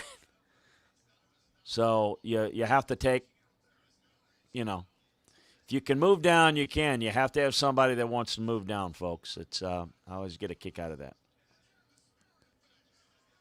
So we got the Vikings, the Steelers. Vikings certainly, as I mentioned, safety, but I think the offensive line makes a ton of sense. I think there's great value with Darrisaw if they like that direction. Maybe they like somebody else in the interior offensive line. The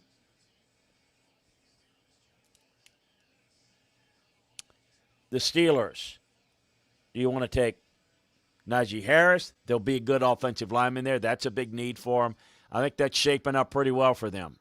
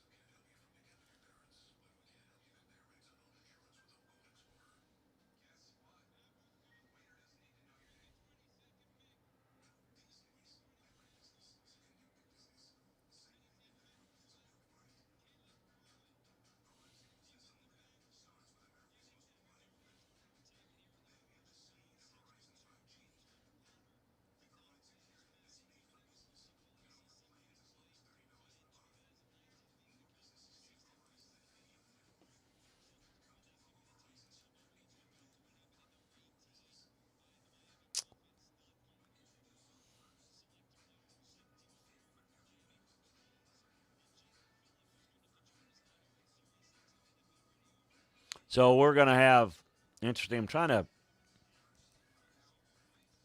get a little bit hectic now with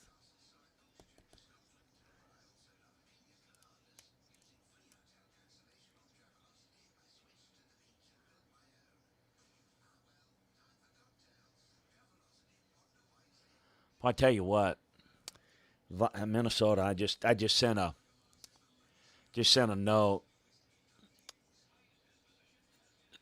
The friends in the Vikings are, if you can trade back as they did and still get Christian Darrisaw, that'd make an awful lot of sense. All right,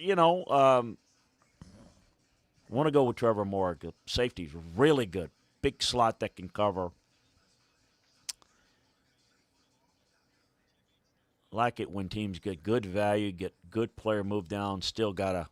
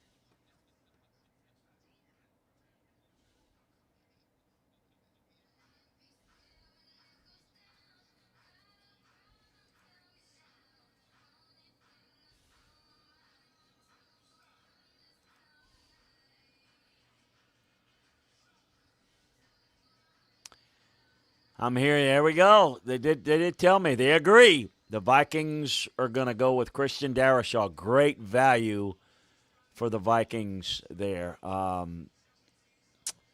at 23.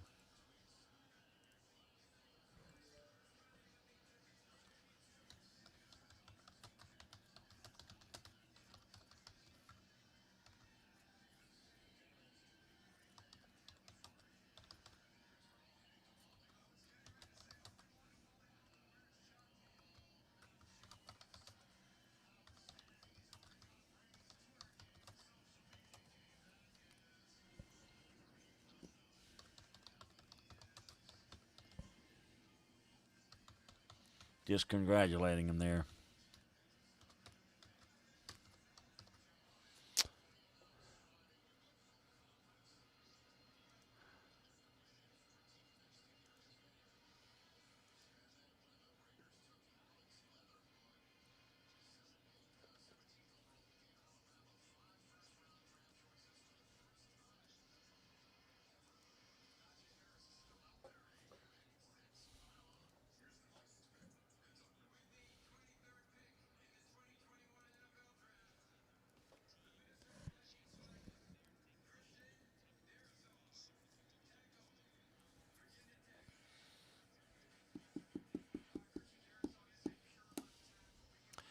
things going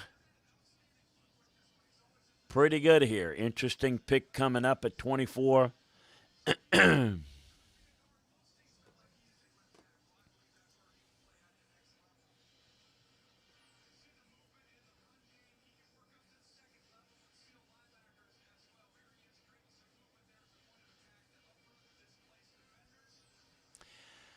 I'm thinking it's Najee Harris here for the Steelers.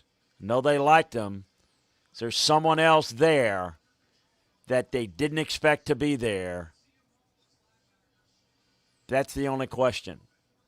Najee Harris makes some sense.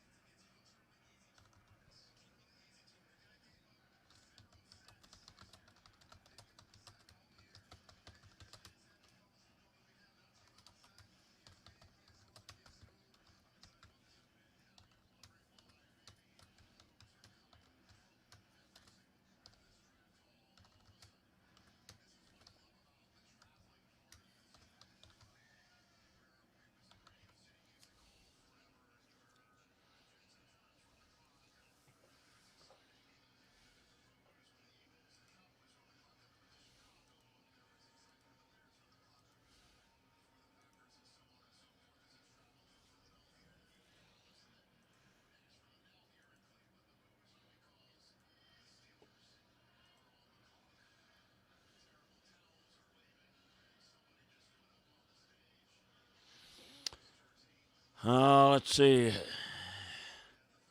Yep, it's going to be Najee Harris. 6.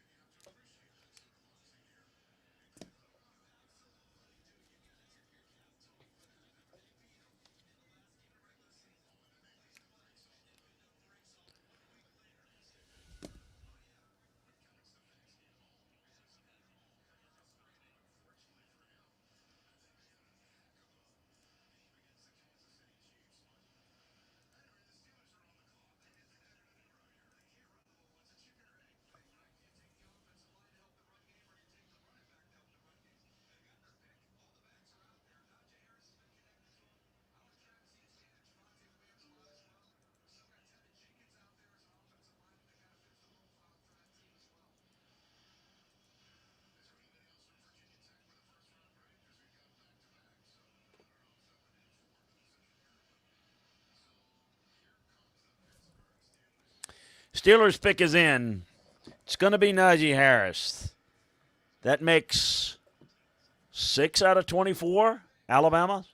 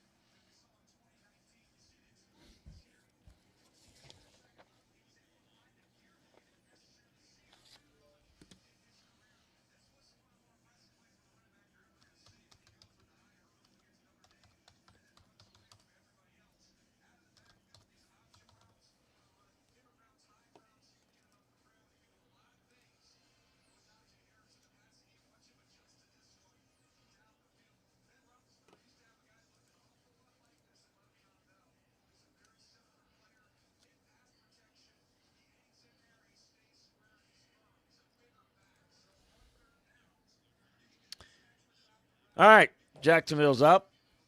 Tony's off the board. A lot of potential there. Got I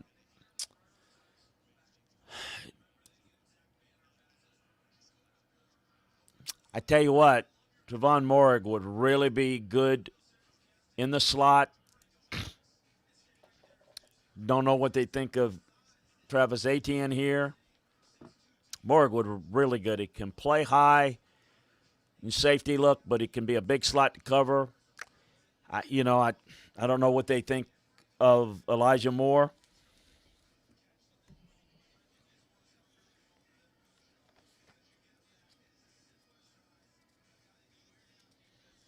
Kelvin Joseph at corner.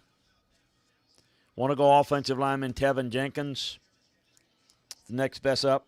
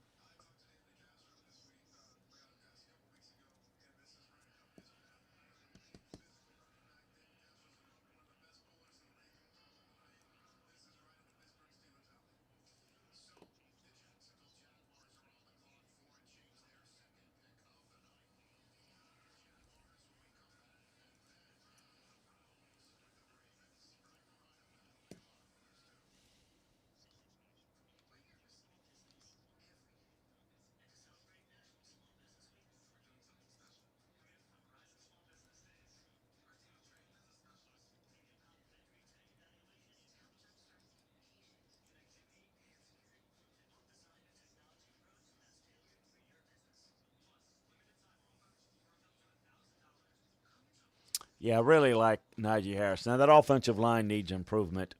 Najee is their power type back, underrated as a receiver out of the backfield. But they've got some work to do on the offensive line. He still needs a little bit of a crease here. No question about it.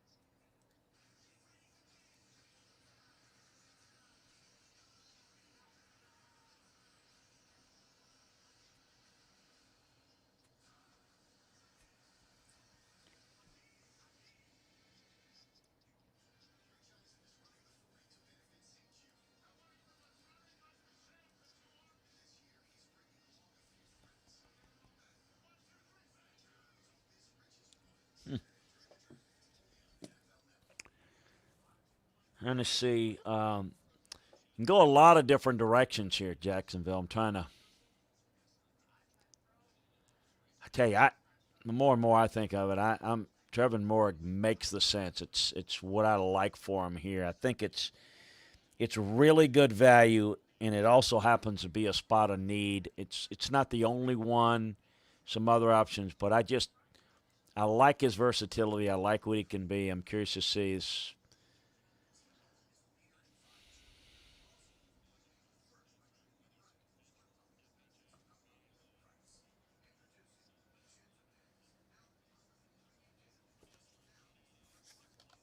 Okay, let's see.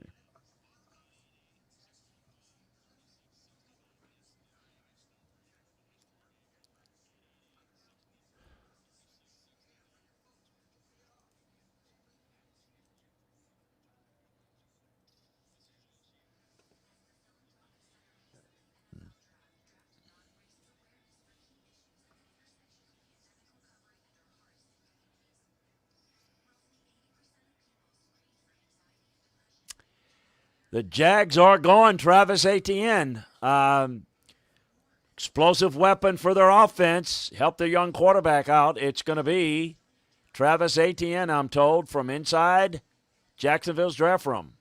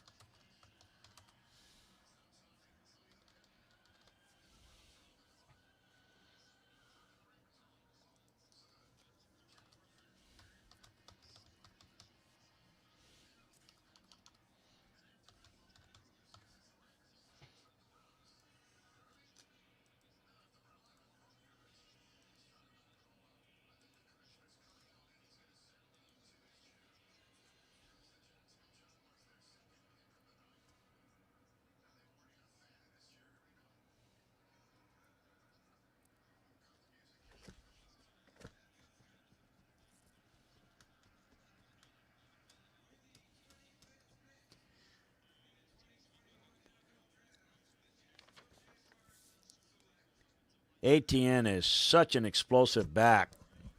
We'll have, again, one negative thing about trying to get stuff and find out what's going on. It don't have time for an analysis, and I'll do that in detail for you on the website, and we'll talk about it a little bit more. But this is Travis Etienne is so explosive, electric feet. He's a better Gio Bernard, Jamal Charles type of back. Gives him a good weapon. There's no question.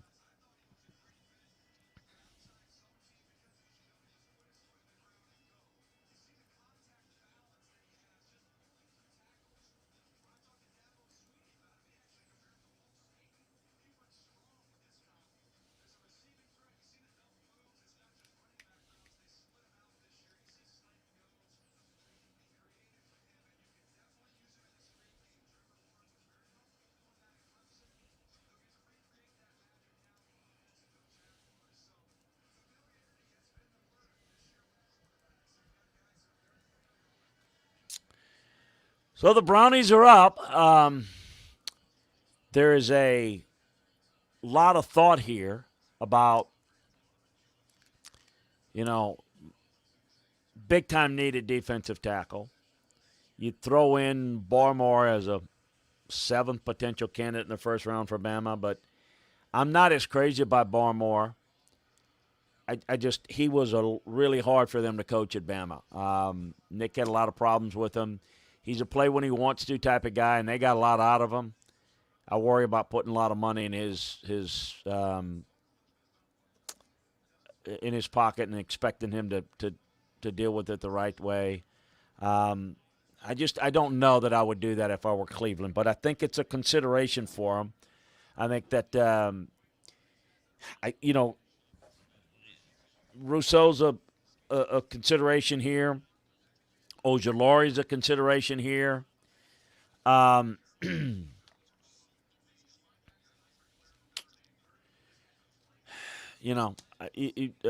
think those are some.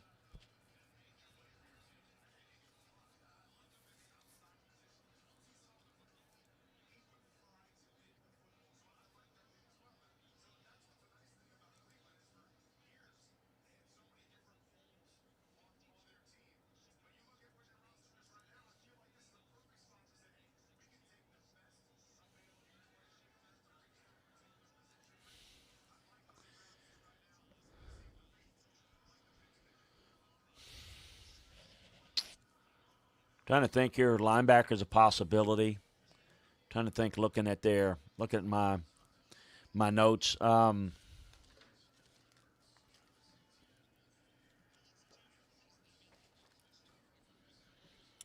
Ojulari, Owasu Koromora.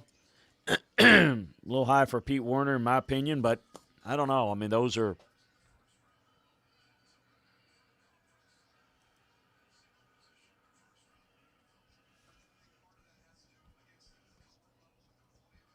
Greg Newsome is another possibility.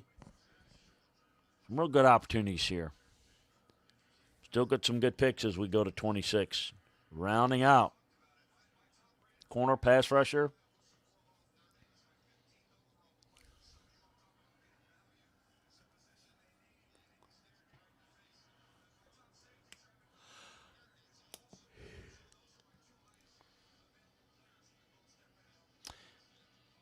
Greg Newsome, Northwestern corner, is where the Browns are going.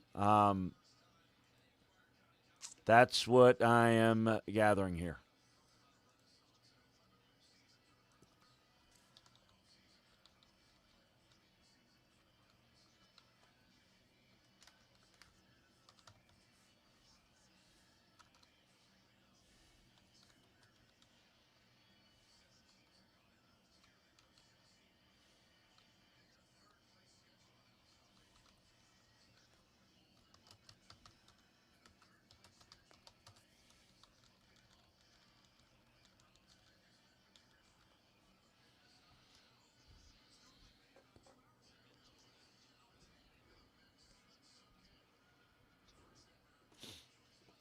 Top four corners are off the board. So we're looking at, we had a couple of Saints. You got Owusu Koromora, Ojulari. Baltimore's up before. Corners are bitten picked clean there.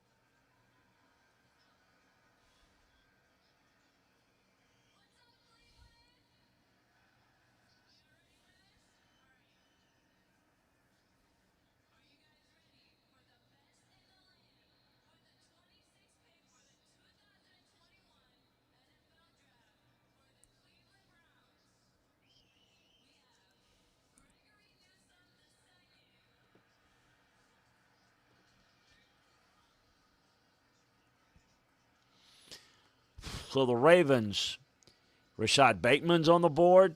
A little high for me, but not for most people. Kind of where I got him. Tevin Jenkins. Do they go an interior offensive lineman like Landon Dickerson? Trevin Moorick, who I've mentioned. Greg Rousseau.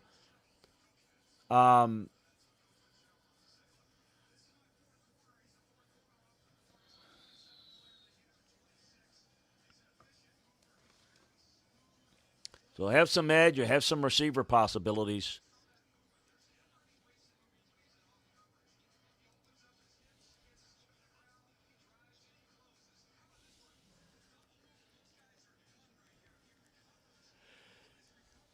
I really would like the rest of this round to pick up. I purposely not drinking a lot of water, so I don't have to use the restroom.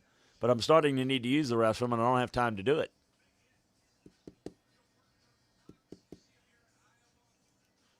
I don't have Bateman ranked as high. Other people in the league like him here in the first round as the next big receiver. I got Rashad Bateman as a mid to late second round value. But remember, Terrence Marshall of LSU, who I think is the next best receiver, big receiver, or decent size receiver, has got some medical issues. So on the need pick, it's not completely out of the range here of the possibility. But I like him a lot, Bateman, but I don't like him here. I think there are better players on the board.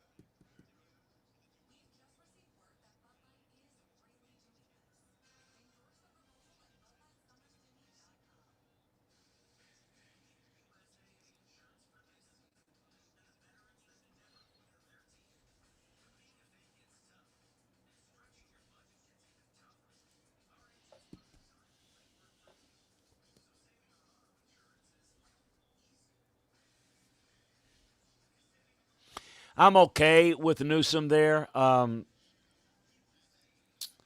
I might have gone.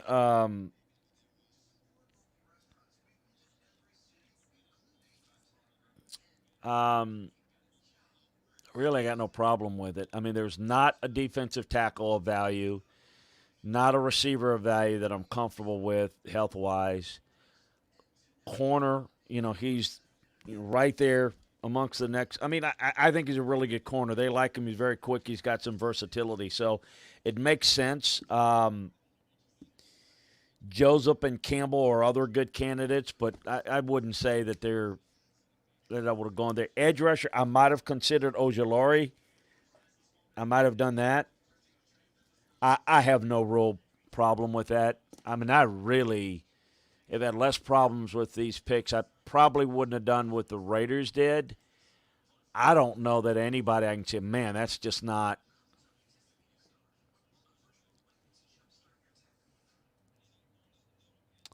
So I'll try to get get here the Ravens and the Saints.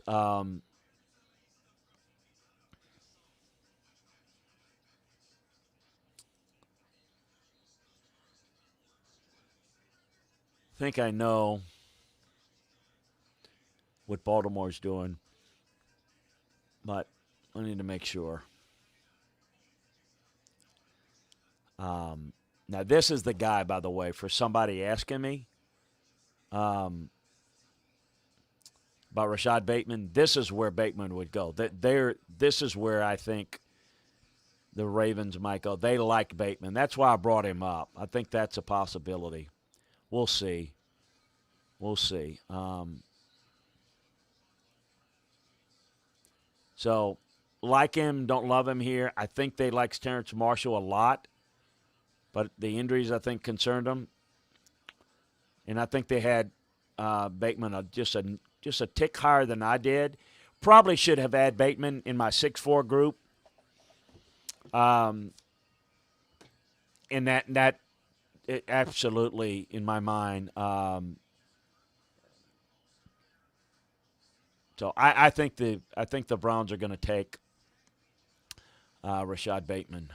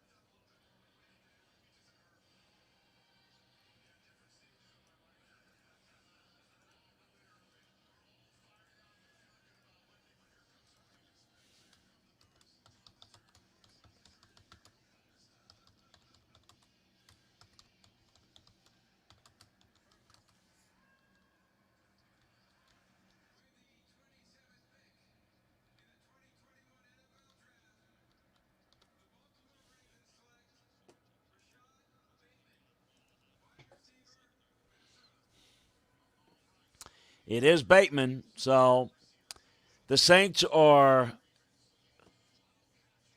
I think where I know this is going, but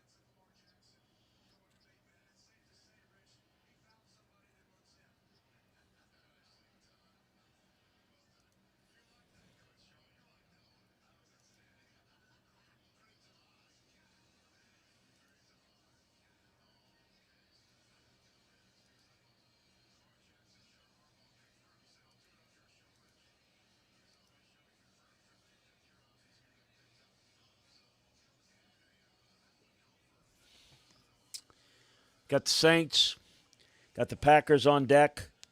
Got Buffalo, who really like Travis Etienne. They love Travis Etienne.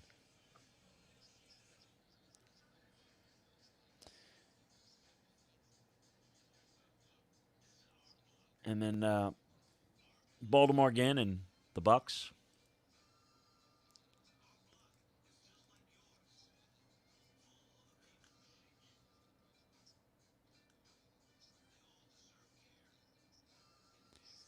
All right, let's see if they'll let me.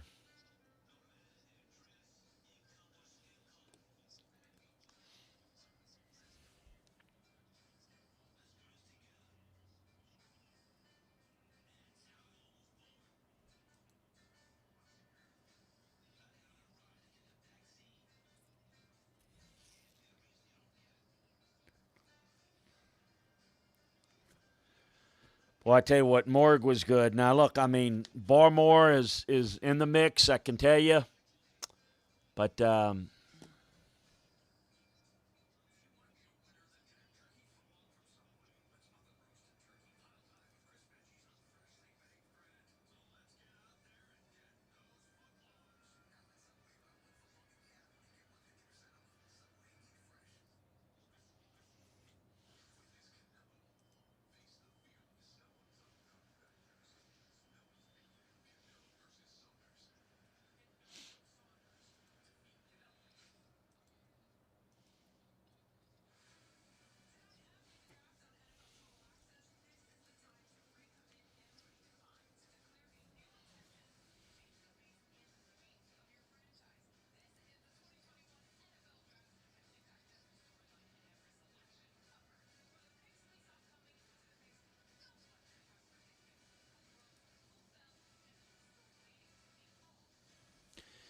okay, this will be a little bit of a surprise to folks here.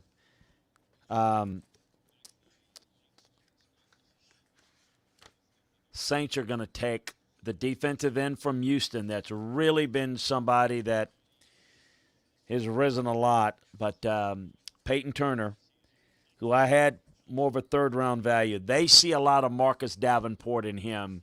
So they've got him rated a little bit higher, and I hope they are right on it. But Peyton Turner, Houston Cougars, somebody that was going to go high, was going to go probably top of the second. So it's just a little bit higher where I have him. But Peyton Turner of Houston, the defensive end, is where they are going for the Saints.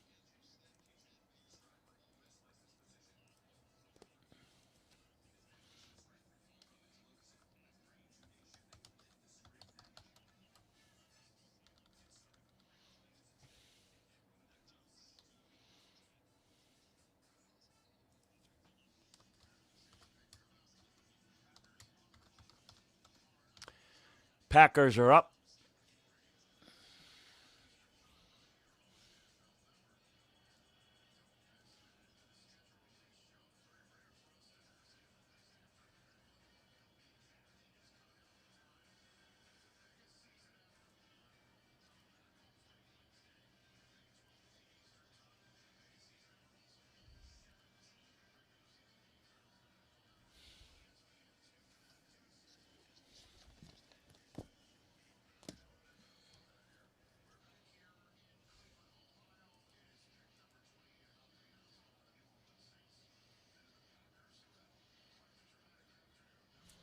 So we are Packers, Bills,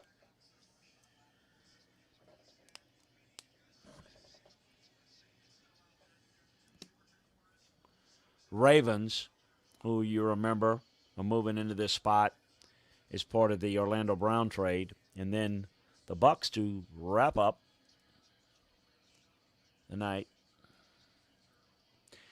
You don't know about Peyton Turner. He's a big, athletic, long-limbed, and really was coming on. He's a little bit of some of what they saw in Marcus Davenport.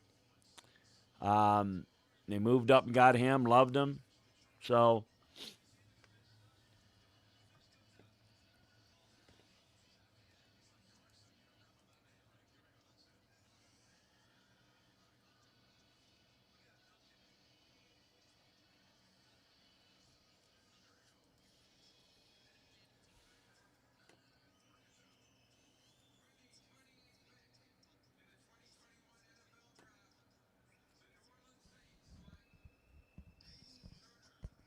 It's a light year for defensive linemen like this guy.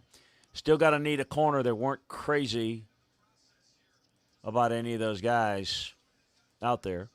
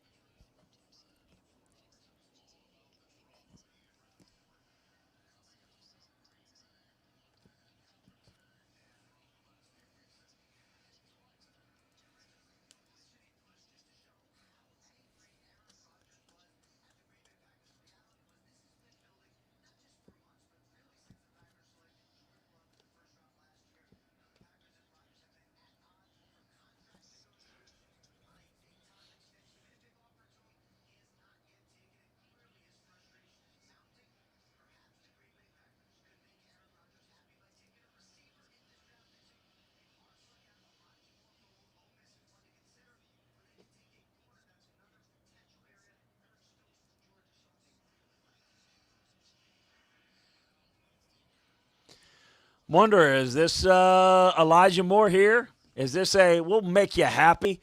Hey, Aaron Rodgers, you don't want to come? Maybe we'll get you a receiver. What do they do here? I don't know. I'm gonna find out for you here. Packers are up. Then the Bills.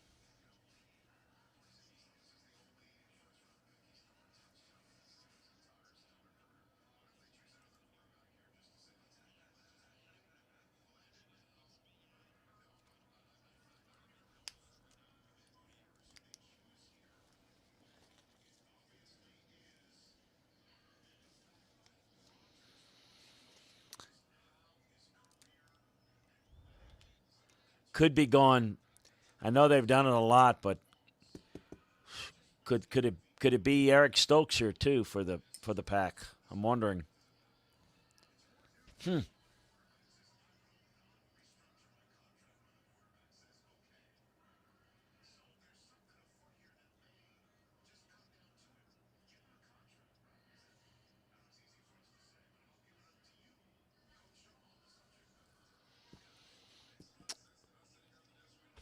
Wondering to see here Buffalo. I'm thinking one ahead. Onzaworki from Washington. I'd be a little bit more comfortable with him over Barmore at tackle just because I trust him a little bit better. That might be a possibility for them. I think this is going to be Eric Stokes. I think this is going to be Eric Stokes with Green Bay. Eric Stokes. Take that, Aaron Rodgers. Oh, boy.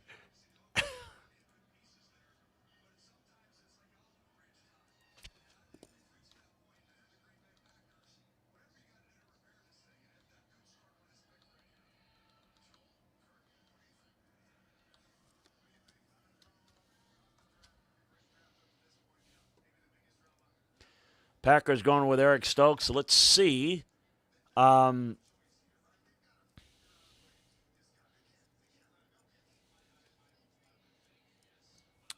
get some work. Is this as a worky potentially for Buffalo? I know they loved.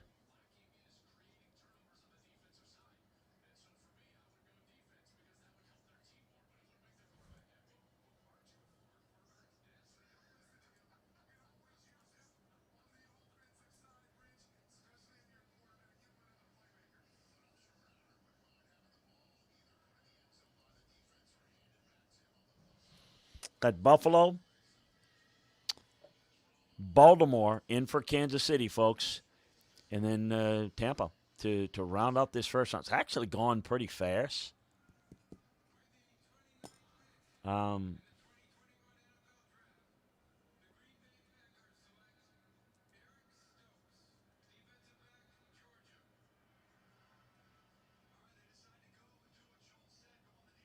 The track is pretty fast there at Georgia. He ran 4.2 in the 4.2s. He is fast, not 4.2 fast. Good corner. Got some depth at corner.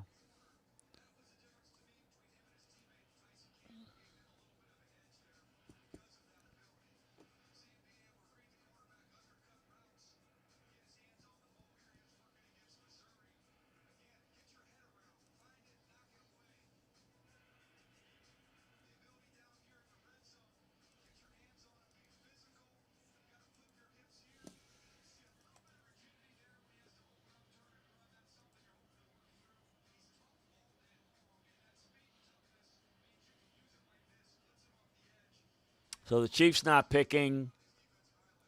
Rams are not picking tonight. Bills are on the clock.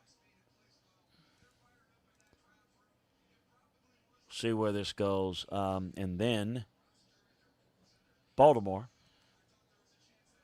and Tampa.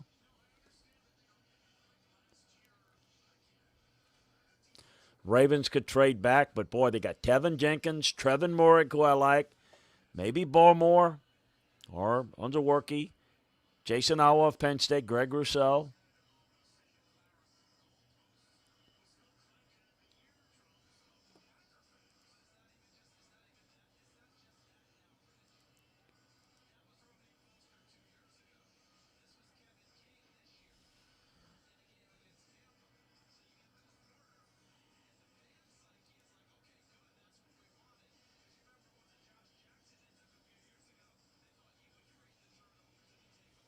Sante Samuel, too. I'm looking at my list of guys that fit. Remember, when I list them on my horizontal board and the positional board, that's an overall league view. But for the team and the schematic fit, that may change. So I have to adjust that in my mind to where they're going. That's why I'm sometimes look like I'm lost in there. It's I'm thinking about guys that would be really good fits there.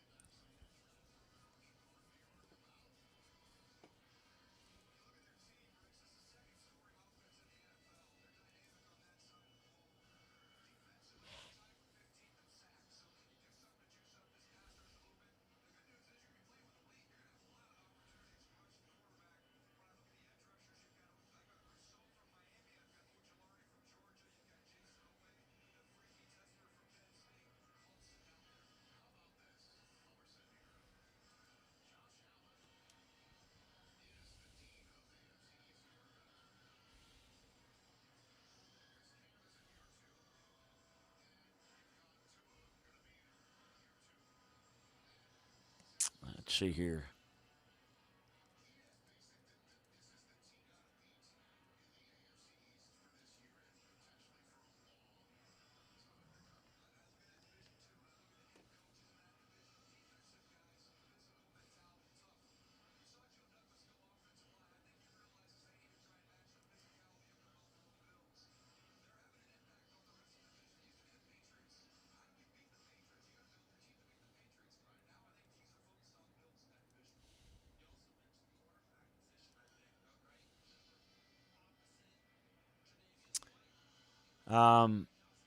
Greg Rousseau.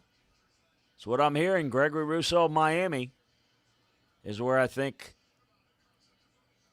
where that's headed.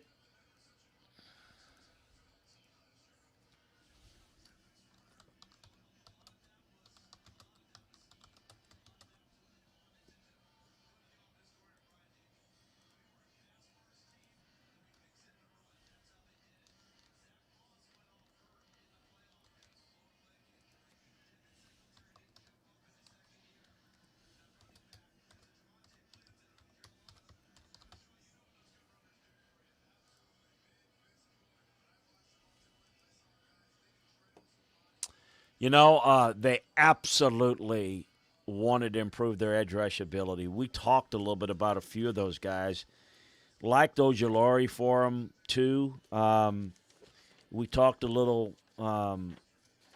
Rousseau and kind of what he brings to the table. He's the downside is he got a little bit of a bust factor in him. But, boy, it's just so much potential. He reminds me of Chandler Jones. He really does. I mean, he's got that type of a makeup and build and look of a Jason Pierre-Paul, a Chandler Jones type of guy. Just he's got a little bit of a bust factor. So we'll see how that plays out. That's the only thing. Love him. Got him. Look, I can tell you, he is one of the 2, 3 best players remaining on the board for me. So, look, that's makes a lot of sense. Now, Baltimore.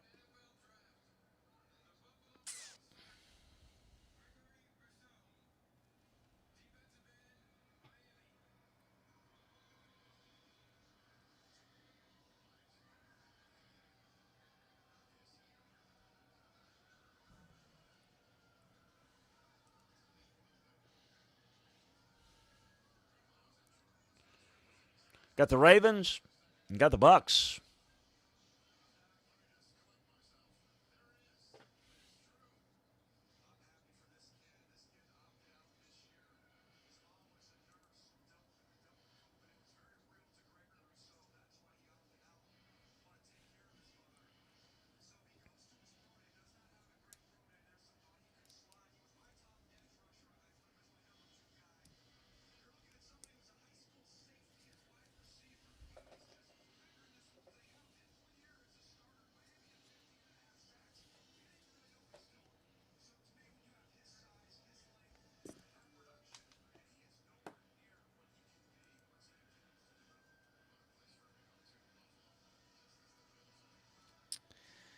Now, does Baltimore come back?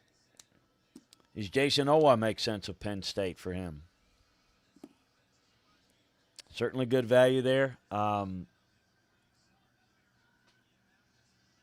Safety, Morig makes some sense too.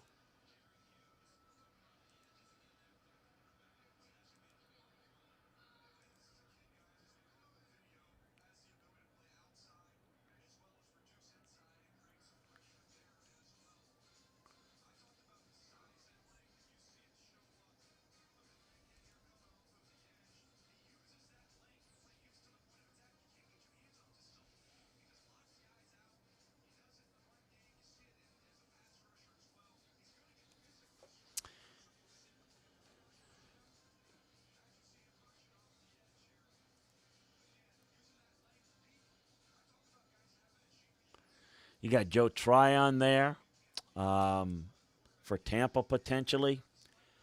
Trying to think here. 2 picks here. Baltimore. Tryon, a little bit of run on the defensive guys. You've got some really good players. Right now, I've only got 1, 2, 3, 4 players. 4 players left with first-round grades. At least 2, 3, or 4 of them are going to be available at the top of the second round. Guys like Owasu Koromoro, Ojulari, Morig, who I've talked about, Jason Owa. Let's see if any of those get picked here in the last 2 picks. Really good value here.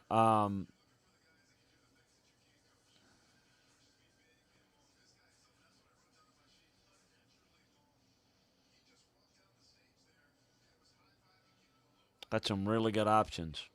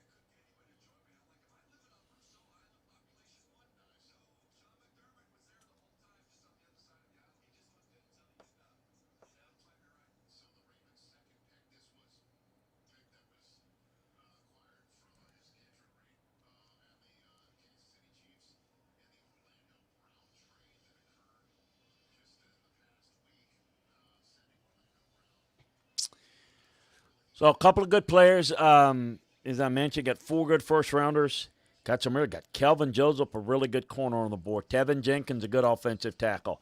Barmore is listen. It's for your taste there, and really talented guy. Next best defensive tackle, or the best defensive tackle, but a little bit of a work ethic issue. Tyson Campbell, Pete Werner, was a workie. Javonte Williams, an outstanding running back.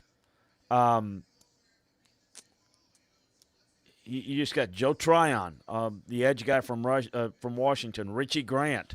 You just got a lot of guys here that are really, really good, really good, good value here. Into the top of the second, and that's what's going to be fun. We'll wrap it up briefly after we get done tonight, and we're going to get you squared away for tomorrow. Tomorrow's going to be a ton of fun. I mean, this is in personnel departments, it's every bit as fun to start kind of refocusing the board, and there's more trade calls. There will be more trade calls tonight, really all day tomorrow, before tomorrow, and that there's likely way more trades because you can see you really have a lot of time to make trades. And I think there's really good value. So now you sit there and you got a guy that's really high on your board. You're moving up to get him. So I think it's going to be a lot of fun. I hope you guys have enjoyed it tonight. I hope you join us tomorrow because it's going to be a whole lot of fun going through rounds 2 and 3. And the 4 through 7 and Saturday are going to be fun. It'll go by a little bit faster now with the picks. But man, it's going to be a lot of fun to get a good feel where value is, kind of where things are going to go, and it's going to really start to go out in a bunch of different directions. And you're going to get a real good feel for some of these players. So I think this is going to be probably a defensive guy here, I'm guessing, for the Ravens. We'll see. Again,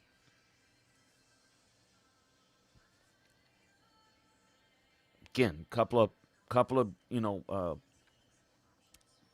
edge guys, 3 edge guys, safety.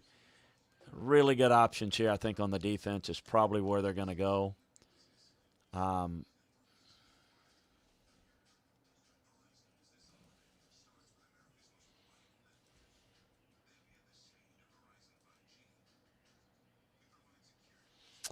Jason Owa makes a lot of sense. Penn State, not great sack numbers, but a lot of upside potential. That's who the Ravens are going with.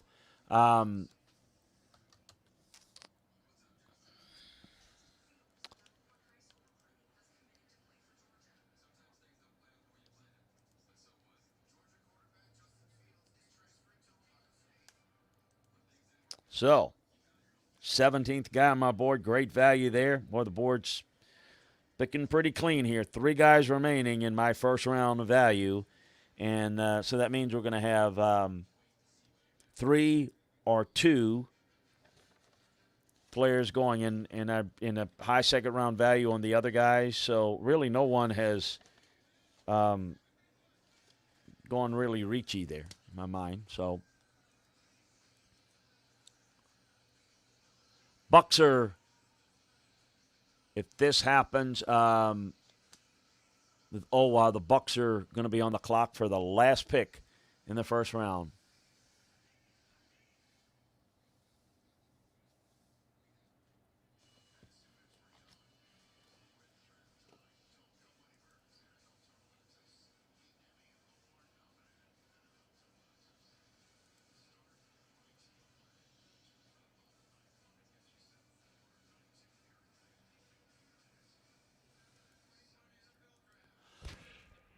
So the Bucks are going to finish up this first round.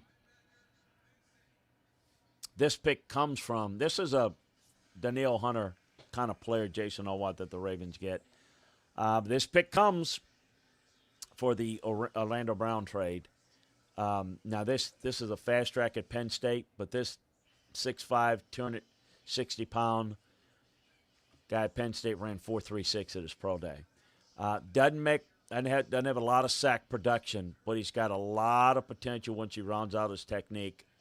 I think really good value there. I really do. I think he's got some potential to be a good rusher, and that's what you're looking for. And so we'll get let's see.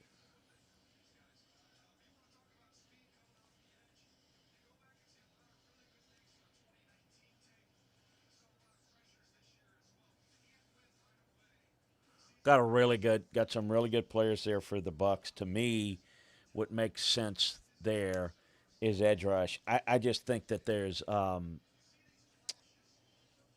don't think there's value at defensive tackle. I mean, they go Barmore and Ozaworki to groom behind Sue to play alongside Vita Vea. I get it from a need standpoint, but I think Ojulari, Owosu Koromora represent really good value there. And again, they may not be, if they're not as concerned about the effort on Barmore, that makes some sense. So Barmore makes sense to me. Ojulari makes sense to me. I think that's a really good value. And I think that's probably where we could be headed.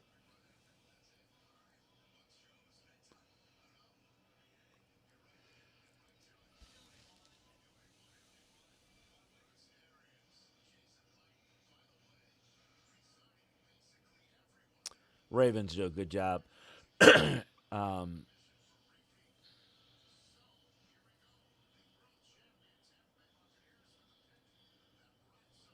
Barmore, Ojulari, Koromora.